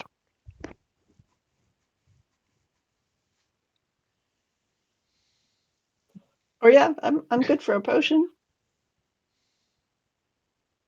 You don't have to tax you, Yorgal. Well, I'm fine with it. It's just what people want to do. We spent 10 minutes on plenty of more mundane things. All right. Puzzle box is not mundane. Give me the potion. That's the quickest, and we can get on with this. Okay. That's the kind of dynamism that this group needs. I'm so glad you're with us for the rest of this. It's going to be so useful, especially, in about an hour and a half time when we're beginning to weigh. Oh, God, it's good to have you here. Breath That's so of fresh nice of you air. to say. Okay, How greater many- healing is 44 About the plus 4. potion.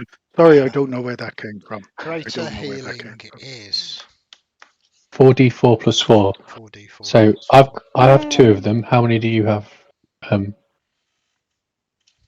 Kyle? Have you got any? Not greater. I've got 2 standard. Got 2 standard. Okay. So how many hit points have you lost, Minty? I've lost 29. And how many's Michael lost? Michael, I've had 80. It's tiring.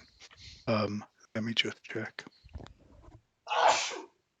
Oh, I- 19. 19. Oh, no, Right. So I'll come give on. you both the potions of greater healing. So both of you get 4d4. I'll cross them Okay. off my character sheet, Andy. Yep. Thank you. Okay. So you cross them off your character sheet. Thank you, kindly. I got 16 points back. Thank you. Very nice. 16 points back.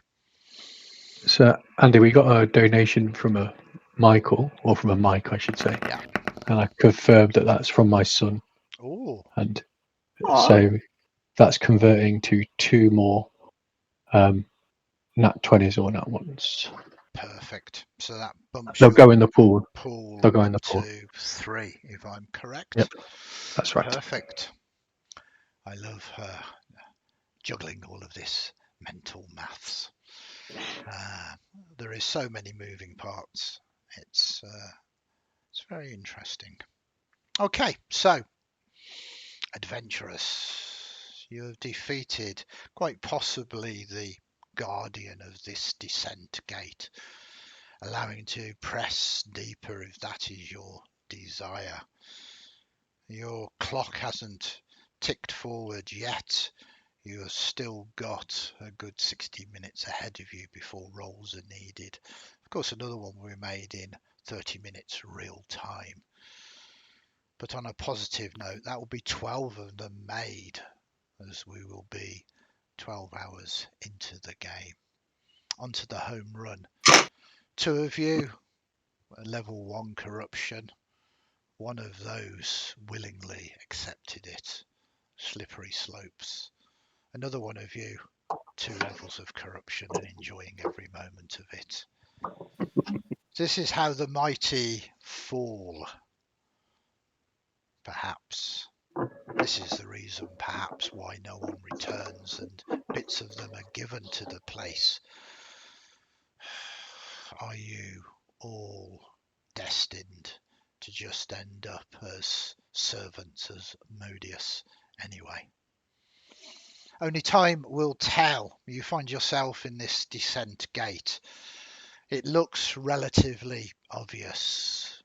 It looks relatively straightforward. This room of chains, this iron rusting stone plug, a lectern upon it, a spot on the lectern, perfectly indented, ready to fit the iron tome that you have collected already. So, following on from our previous discussion about having a nap at the end of this floor,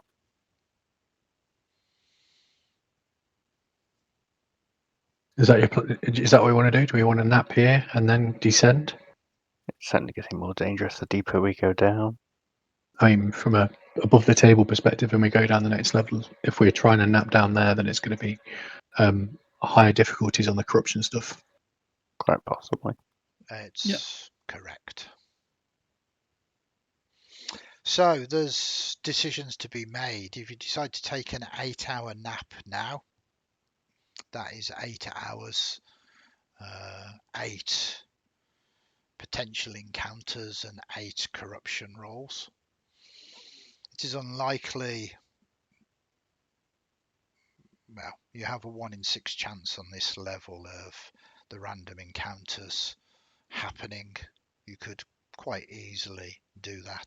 But if you do take the 8 hours now, you won't be able to take another 8-hour rest for 24 hours. That doesn't mean that you can't say we need to take another 8-hour rest. It just means rather than 8 hours, those 8 hours will be included in a full day before you can next take that rest. Of course, you stand on the brink of descending down into another challenging level, and you are right. Things are going to get harder. Do you chance the encounters and the corruption of this level to refortify yourselves back up to your full strength? Or do you press on until you really need to rest and take the greater chances of encountering more corruption and more random insertions?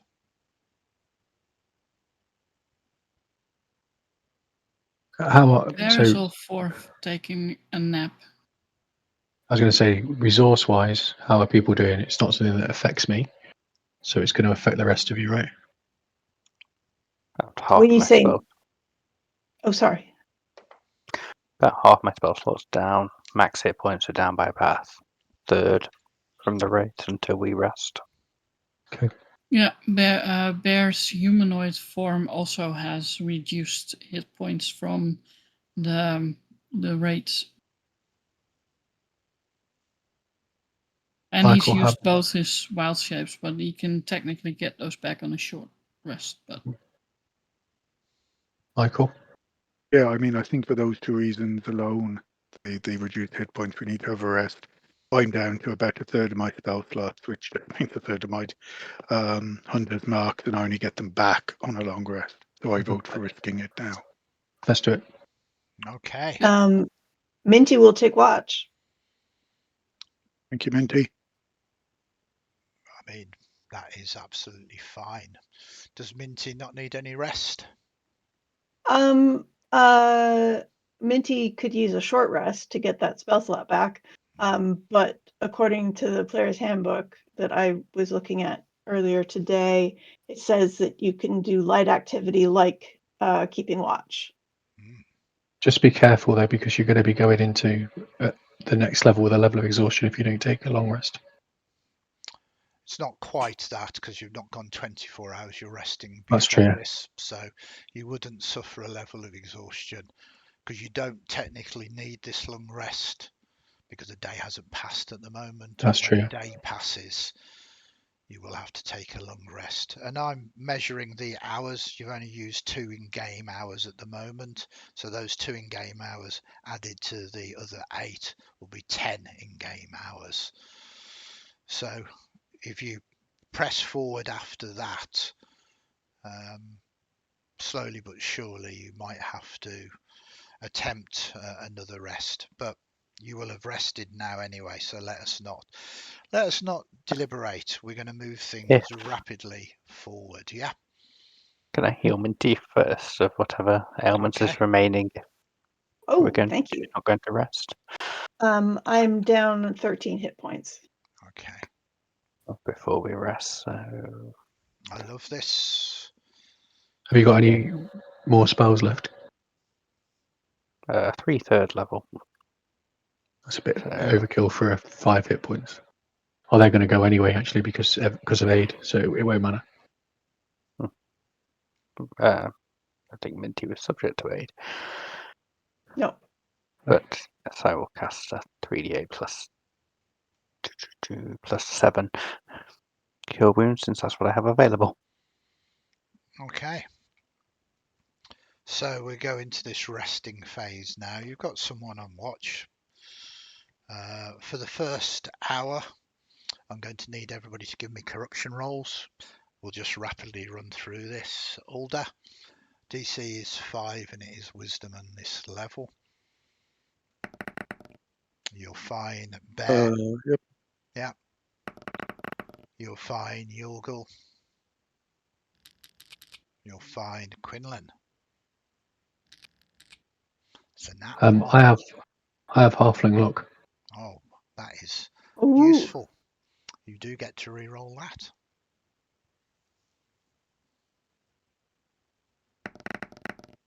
Very nice. That one turning into a nat 20. And then Minty. Okay, so you all are okay in the first hour, but we roll a d6 and see whether you are disturbed. Oh, for some reason that rolled 2, but it doesn't really matter. I will honour both of those dice for the second hour. So hour number 2, we just rapidly roll the corruption rolls again, and there's no encounter for number 2. So again, Alder. Nice. Bear. Nice. Yorgal. That's a 7, isn't it? So that's fine. Quenlan. Yes. Yeah, 7. that's fine. And Minty. Do you have any negative modifiers to your wisdom, Minty? Nope. I've got a Perfect. +2. Yeah, so we move to, I've done the random encounter roll. We run to hour 3. Oh, Alder, very nice. Spare, very nice. Yorgal, very nice. Quenlan, very nice. And that is a 2, Minty. So is this a check or a save? This is a saving throw. Oh, thank God. 7. So that's 7 on your wisdom save, yeah? Yeah. Perfect, you're absolutely fine. And then we are going to just do a quick d6 roll. That's a 2, so no worries there. You're almost half through. 4 hours into this, Alder. Yeah, Yorgal. Very nice. And then Quenlan.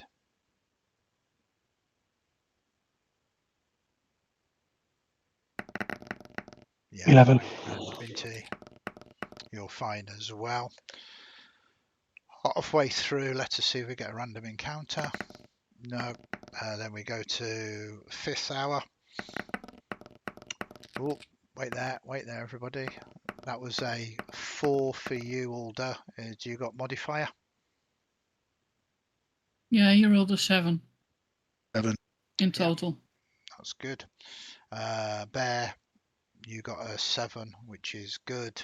And then we move to you, Yorgal. Yeah, that's fine. Quenlan. 9. Yeah, and Minty. Perfect. This is number 5. You're fine. Then we move to hour 6. Alder. The thing is frozen for me, That is okay. It's probably because. so I'll reload it and come Yep. back to me if others people Yep. are working. We'll do Bear next. Fine. Yorgal. Quenlan. And Minty. Perfect. So this is number 6.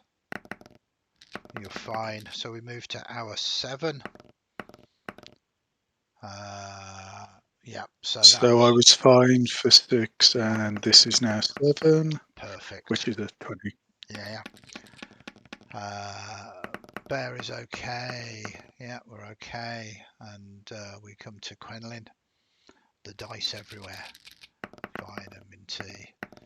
With your modifier, that is okay. For hour 7. You are storming it. This is disinterested with you. The final hour, the big push. Yeah, Yorgal, you're okay. So all of that. But do you have a final encounter? That is a 1. We've done it. We have Finally. trigger that. So I would like a perception roll, Minty, to see whether you see whatever comes towards you. You notice at the end of your time. It's a 12. 12. Well, I can't tell you whether you've succeeded or not until I discover what is the random encounter that troubles you. According to me, my diary has said my charity event begins in 10 minutes. It means for day 2.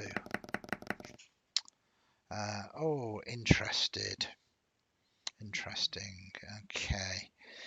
So as you are resting up in here, you begin to hear the corridor itself begins to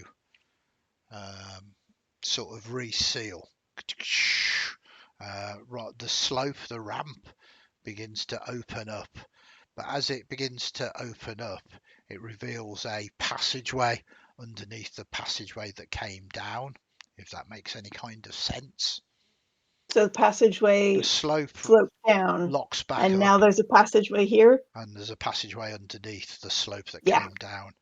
And oozing out of that is this strange amorphous blob. We are losing people in cameras, I think. I don't know whether people have changed it. Oh no, we're back. This oozing blob of acidic kind of bile that seems to be leaving this trail of blood rust begins to slurp out. You rolled a 12, so you do see it. If you can handle this encounter by yourself, you won't break their rest at all. There's a chance if you wake them up, provided if they act fast enough, they're not going to spoil their rest. But it is your choice. Do you feel like you can deal with this ooze? I'll give it a shot. Okay. I will cast Dispel Magic. It dispels all magical effects on a creature or object. Okay. It's probably a monstrosity or an aberration. I don't know if those are covered. You can give me an Arcana roll to determine whether Dispel Magic works in this way. Okay. I mean, this is a spell that you know anyway, isn't it? Yeah. So the spell doesn't work in that way. The dispels spell-like effects on a creature. So if this creature was empowered somehow with a magic weapon or something, or protection from non-blobs, you would dispel that effect. It doesn't banish, dismiss, make a creature cease to exist because it is a magical creature. Okay. So it's not appropriate. If you've got banishment, you could perhaps banish it. I do not have banishment, but quickly I would like to try. I mean, quickly in game. I would then also like to try Misty Visions, which is an Eldritch invocation. I can cast Silent Image at will without using a spell slot. And I'd like to cast a Silent Image of the Chain Master at rest and see if the ooze backs off. It does not. Okay. So I think with that, waking everybody up. you try your best with dispel. I know dispel is not going to work. I'll create a silent image of this chain devil, just quiet, not moving at all. You're not even entirely certain that this ooze has even seen your image. It does not appear to have eyes, or maybe its senses are different to being able to perceive even illusions. As that fails, you start giving a shout out to everybody else. And this is where I'm invoking the resting in armor, or rather not resting in armor rules. So those of you in plate armor that is enchanted have not been sleeping for 8 hours in your plate armor. Too uncomfortable. But Minty, you start. How do you wake them up? You can't physically shake them all up. You don't have the time to do that. So it needs to be a shout, a command, a sound of sorts. I am 2 feet tall and I scream like a girl. Okay. You scream as loud as you can. Which I won't do. Yeah, but I will scream. Yeah, I appreciate for not getting that in my ear hole. Okay, so what I want is, Minty, you can give me initiative at a normal roll. Okay. we will descend down to the 3rd level at some point, eventually. So what is your total there? My total is 14. 14, very nice. Everybody else needs to give me initiative at disadvantage as you fast asleep in Bye Lands. But you hear this, but it's going to wake you up, put you into the initiative round. But you have disadvantage. If you have advantage on it, it is a straight roll. So we start off with you, Alder.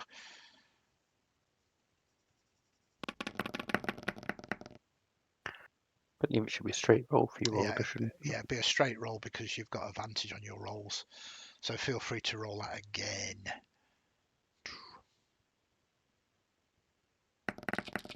Nice. What's that in total? 15. 15. Nice. So you wake up. Can you tell me what sweet dreams you were having before you hear this horrific scream? I think probably linking into the money moving round, except it's more sort of Magician's Apprentice with lots of bits of money just shouting legs and marching their way to Older. Do, do, do, do, do, do. Oh God, Disney will hear that and sue. Sorry.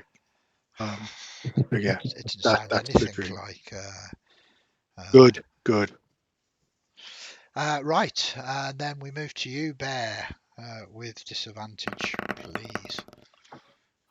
So that 4. is 4. Okay, Sleepy. The same question to you. What was your sweet dreams being? Running over the snow-covered tundra along with the other hunters of my tribe. Very nice. Chasing some reindeer. Happy, simple days of slaughtering reindeer.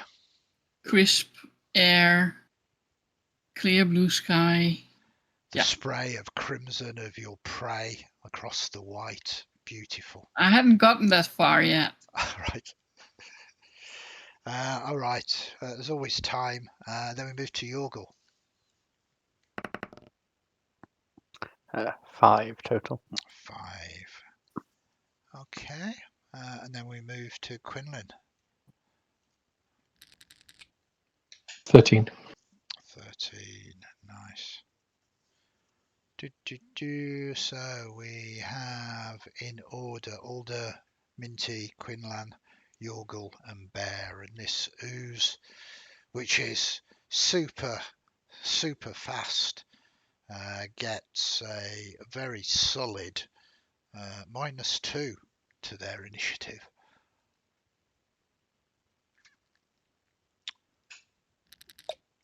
So they're going on 2 as it goes on 2. Okay, so Alder, you wake up. Are you kind of just pointing, Minty, screaming at this ooze?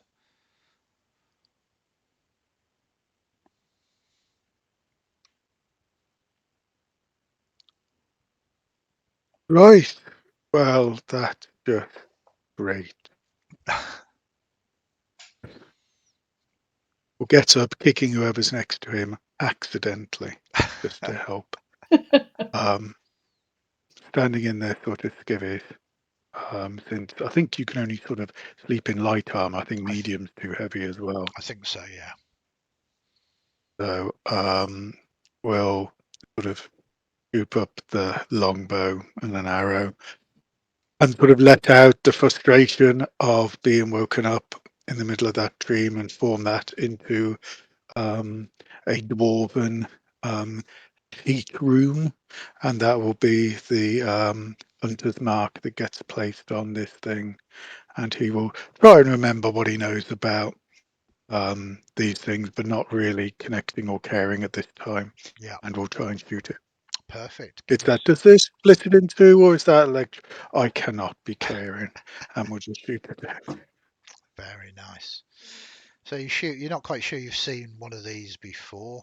It seems to be some kind of rust ooze. Well, isn't that yet? Yeah, maybe I should just not aim at the wall. Well, it depends very much what your modifier is, as this is a slow-moving, unarmored ooze. A total of 10. That's a hit. Wow. Apologise to the use. Mm. May not seem like an apology, as I do, remembering that as well. That's 13 points of damage. Okay, you do severe amounts of damage to it as you shoot this. The downside to you shooting it with your arrow, as soon as it pierces this thing, the acidic just kind of dissolves your arrow into nothingness. You do damage it for the full amount, but your arrow is consumed and gone. If this touches any of your armor, including magical armor, it could well be rusted and rotted away. And it is moving, as you sense it now, cautiously towards the biggest pile of metal in this room, which is your shiny armor, Yorgal. You dirty little fudger, as I watch my arrow get destroyed and will fire again All right. in anger, and then get even more angry because I fired again at it, Okay. using another one. So you do hit So, it. And here Does is it the only more. eat the metal tip or the wooden shaft as well? Oh, it decides that it wants all of it. This is a Okay. homebrew monster of me saying it's midnight, so the real big guns are coming out. And all the things that I've gave you, pretending to be a nice GM, I'm going to rip away from you now. So that arrow, gone as well. The good news is that is enough damage to make it multiply into two smaller rust oozes as they both move forward ever towards the armor lying in a beautiful, beautiful heap. Then we move to Minty. There's 2 targets now. Good grief. They are smaller, half the size of the first, which was the size of a very large dog. So now the size of 2 smaller dogs. Okay, so I'm gonna back up against the wall. Yeah. And Eldritch Blast one of them. Okay, you target ooze number 1. 13 to hit. Easily hitting. They have only an armor class of 8. And Oh, 12 points of damage. very good. That is enough damage to split this one into 2 more, as they Good grief. now go into 2 more smaller oozes, now the size of maybe a cat, maybe a large rat. So there's a total of 3 of them, 2 tiny, 1 small creature.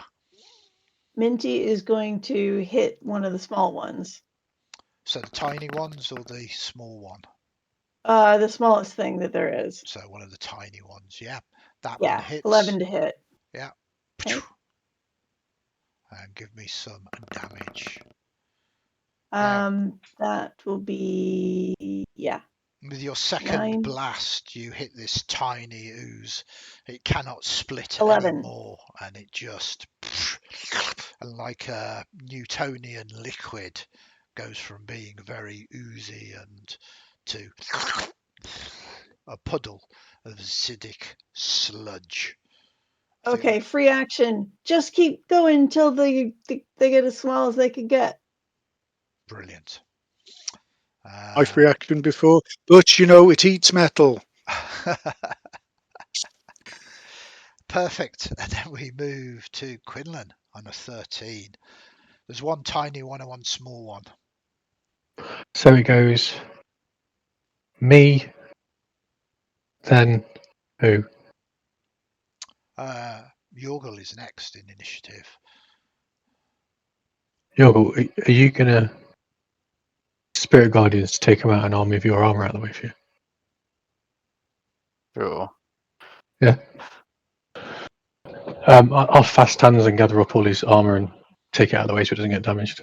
Okay, gathering this, you sort of draw it back. There's not a massive amount of room. It's 25 foot by 25 foot square, but you pull it as far as you can away from these creatures that seem to be slow moving. That is your action and bonus action as you gather this heavy armor up. No roll needed or anything. Then we move to Yorgal. Yep, I'm going to stump forward very grumpily and just Spirit Guardians. Okay. In your kind of underwears and the like, you move forward. You summon up spiritual guardians. I'm assuming you take full attentions on everybody else that is here. And at the start of their turns, they will take some damage, but for the moment, they are still there within your 15-foot sphere. And the more important bit is their movement speed is halved. Yep. And then we move to you, Bear. Bear will attack with a cantrip spell. Nice. Cantrip thingy. Produce flame. Very good. You summon this up. Also, I think there's a tiny one still up. There's a tiny one, and then there's a small one. Yeah, the tiny one. Okay. Only need an 8 to hit. I rolled an 8. That is perfect. That's all you needed to hit. Give me some damage against this tiny one.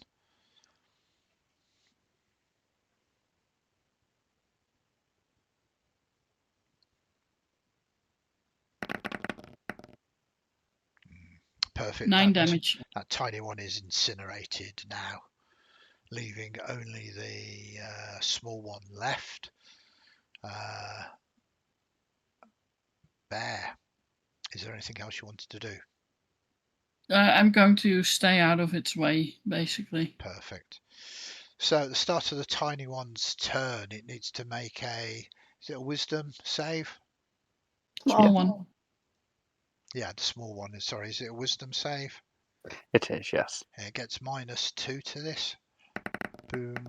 So that's a 13. Which still meets, so it's half damage. Okay, give me some damage.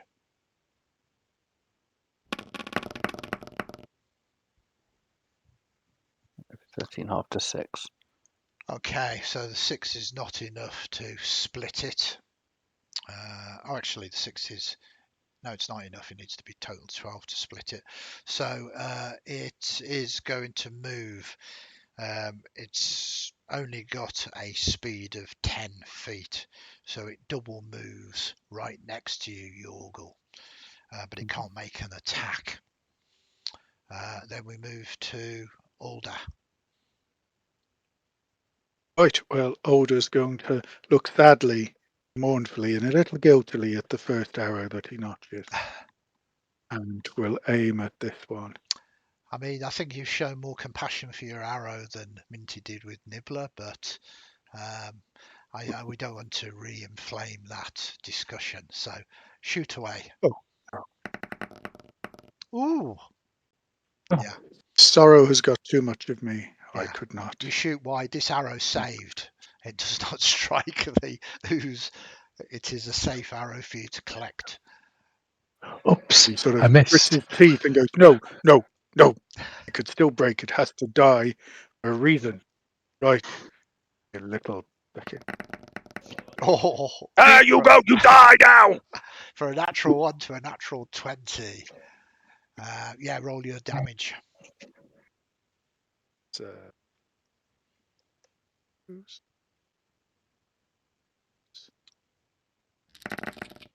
Yeah, so it's an amazing hit as you spear the arrow unfortunately does not survive the absorb. It is now split into 2 tiny creatures. Is that you done? I make my own horde, and I'll shoot again if I can. Yeah, you do. You have made your own horde. You can sacrifice yet another arrow at one of these tiny creatures. You hit. Bonus action, shift onto one of these if I can see them, as they're so tiny. That's right.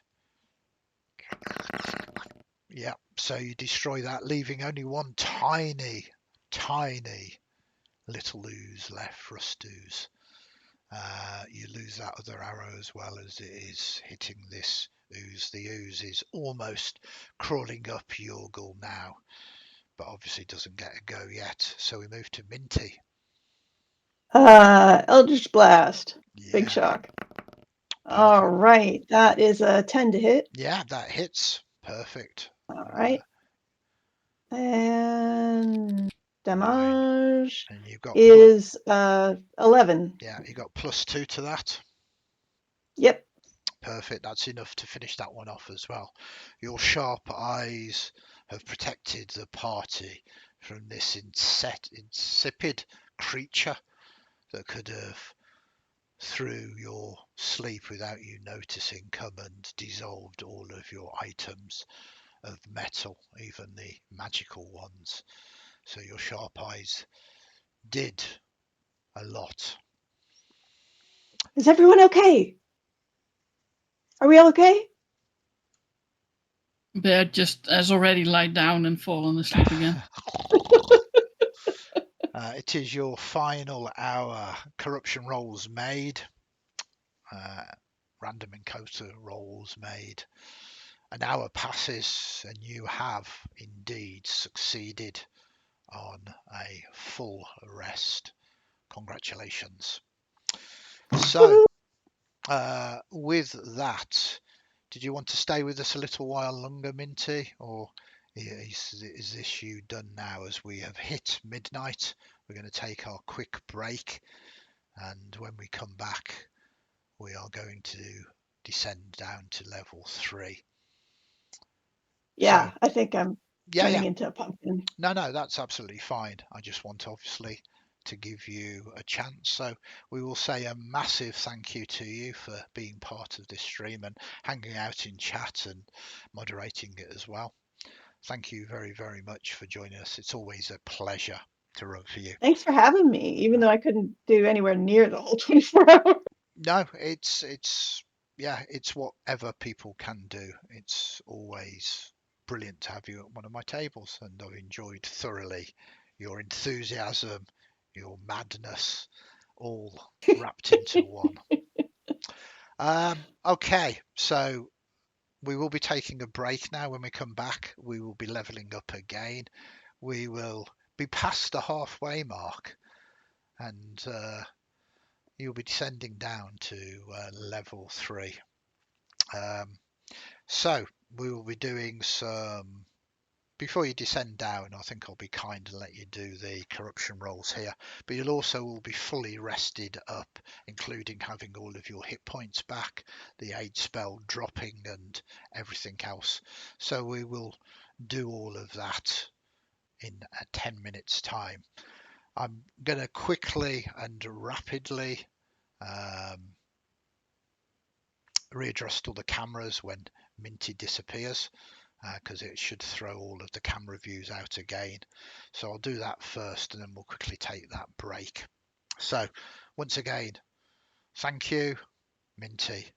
If you want to say your goodbyes to us and chat now, you can, and then we will see you vanish into the ether, perhaps being sucked up into Dis or one of the other hells in search of a new patron. So you got Thanks, any final guys. thoughts or goodbyes?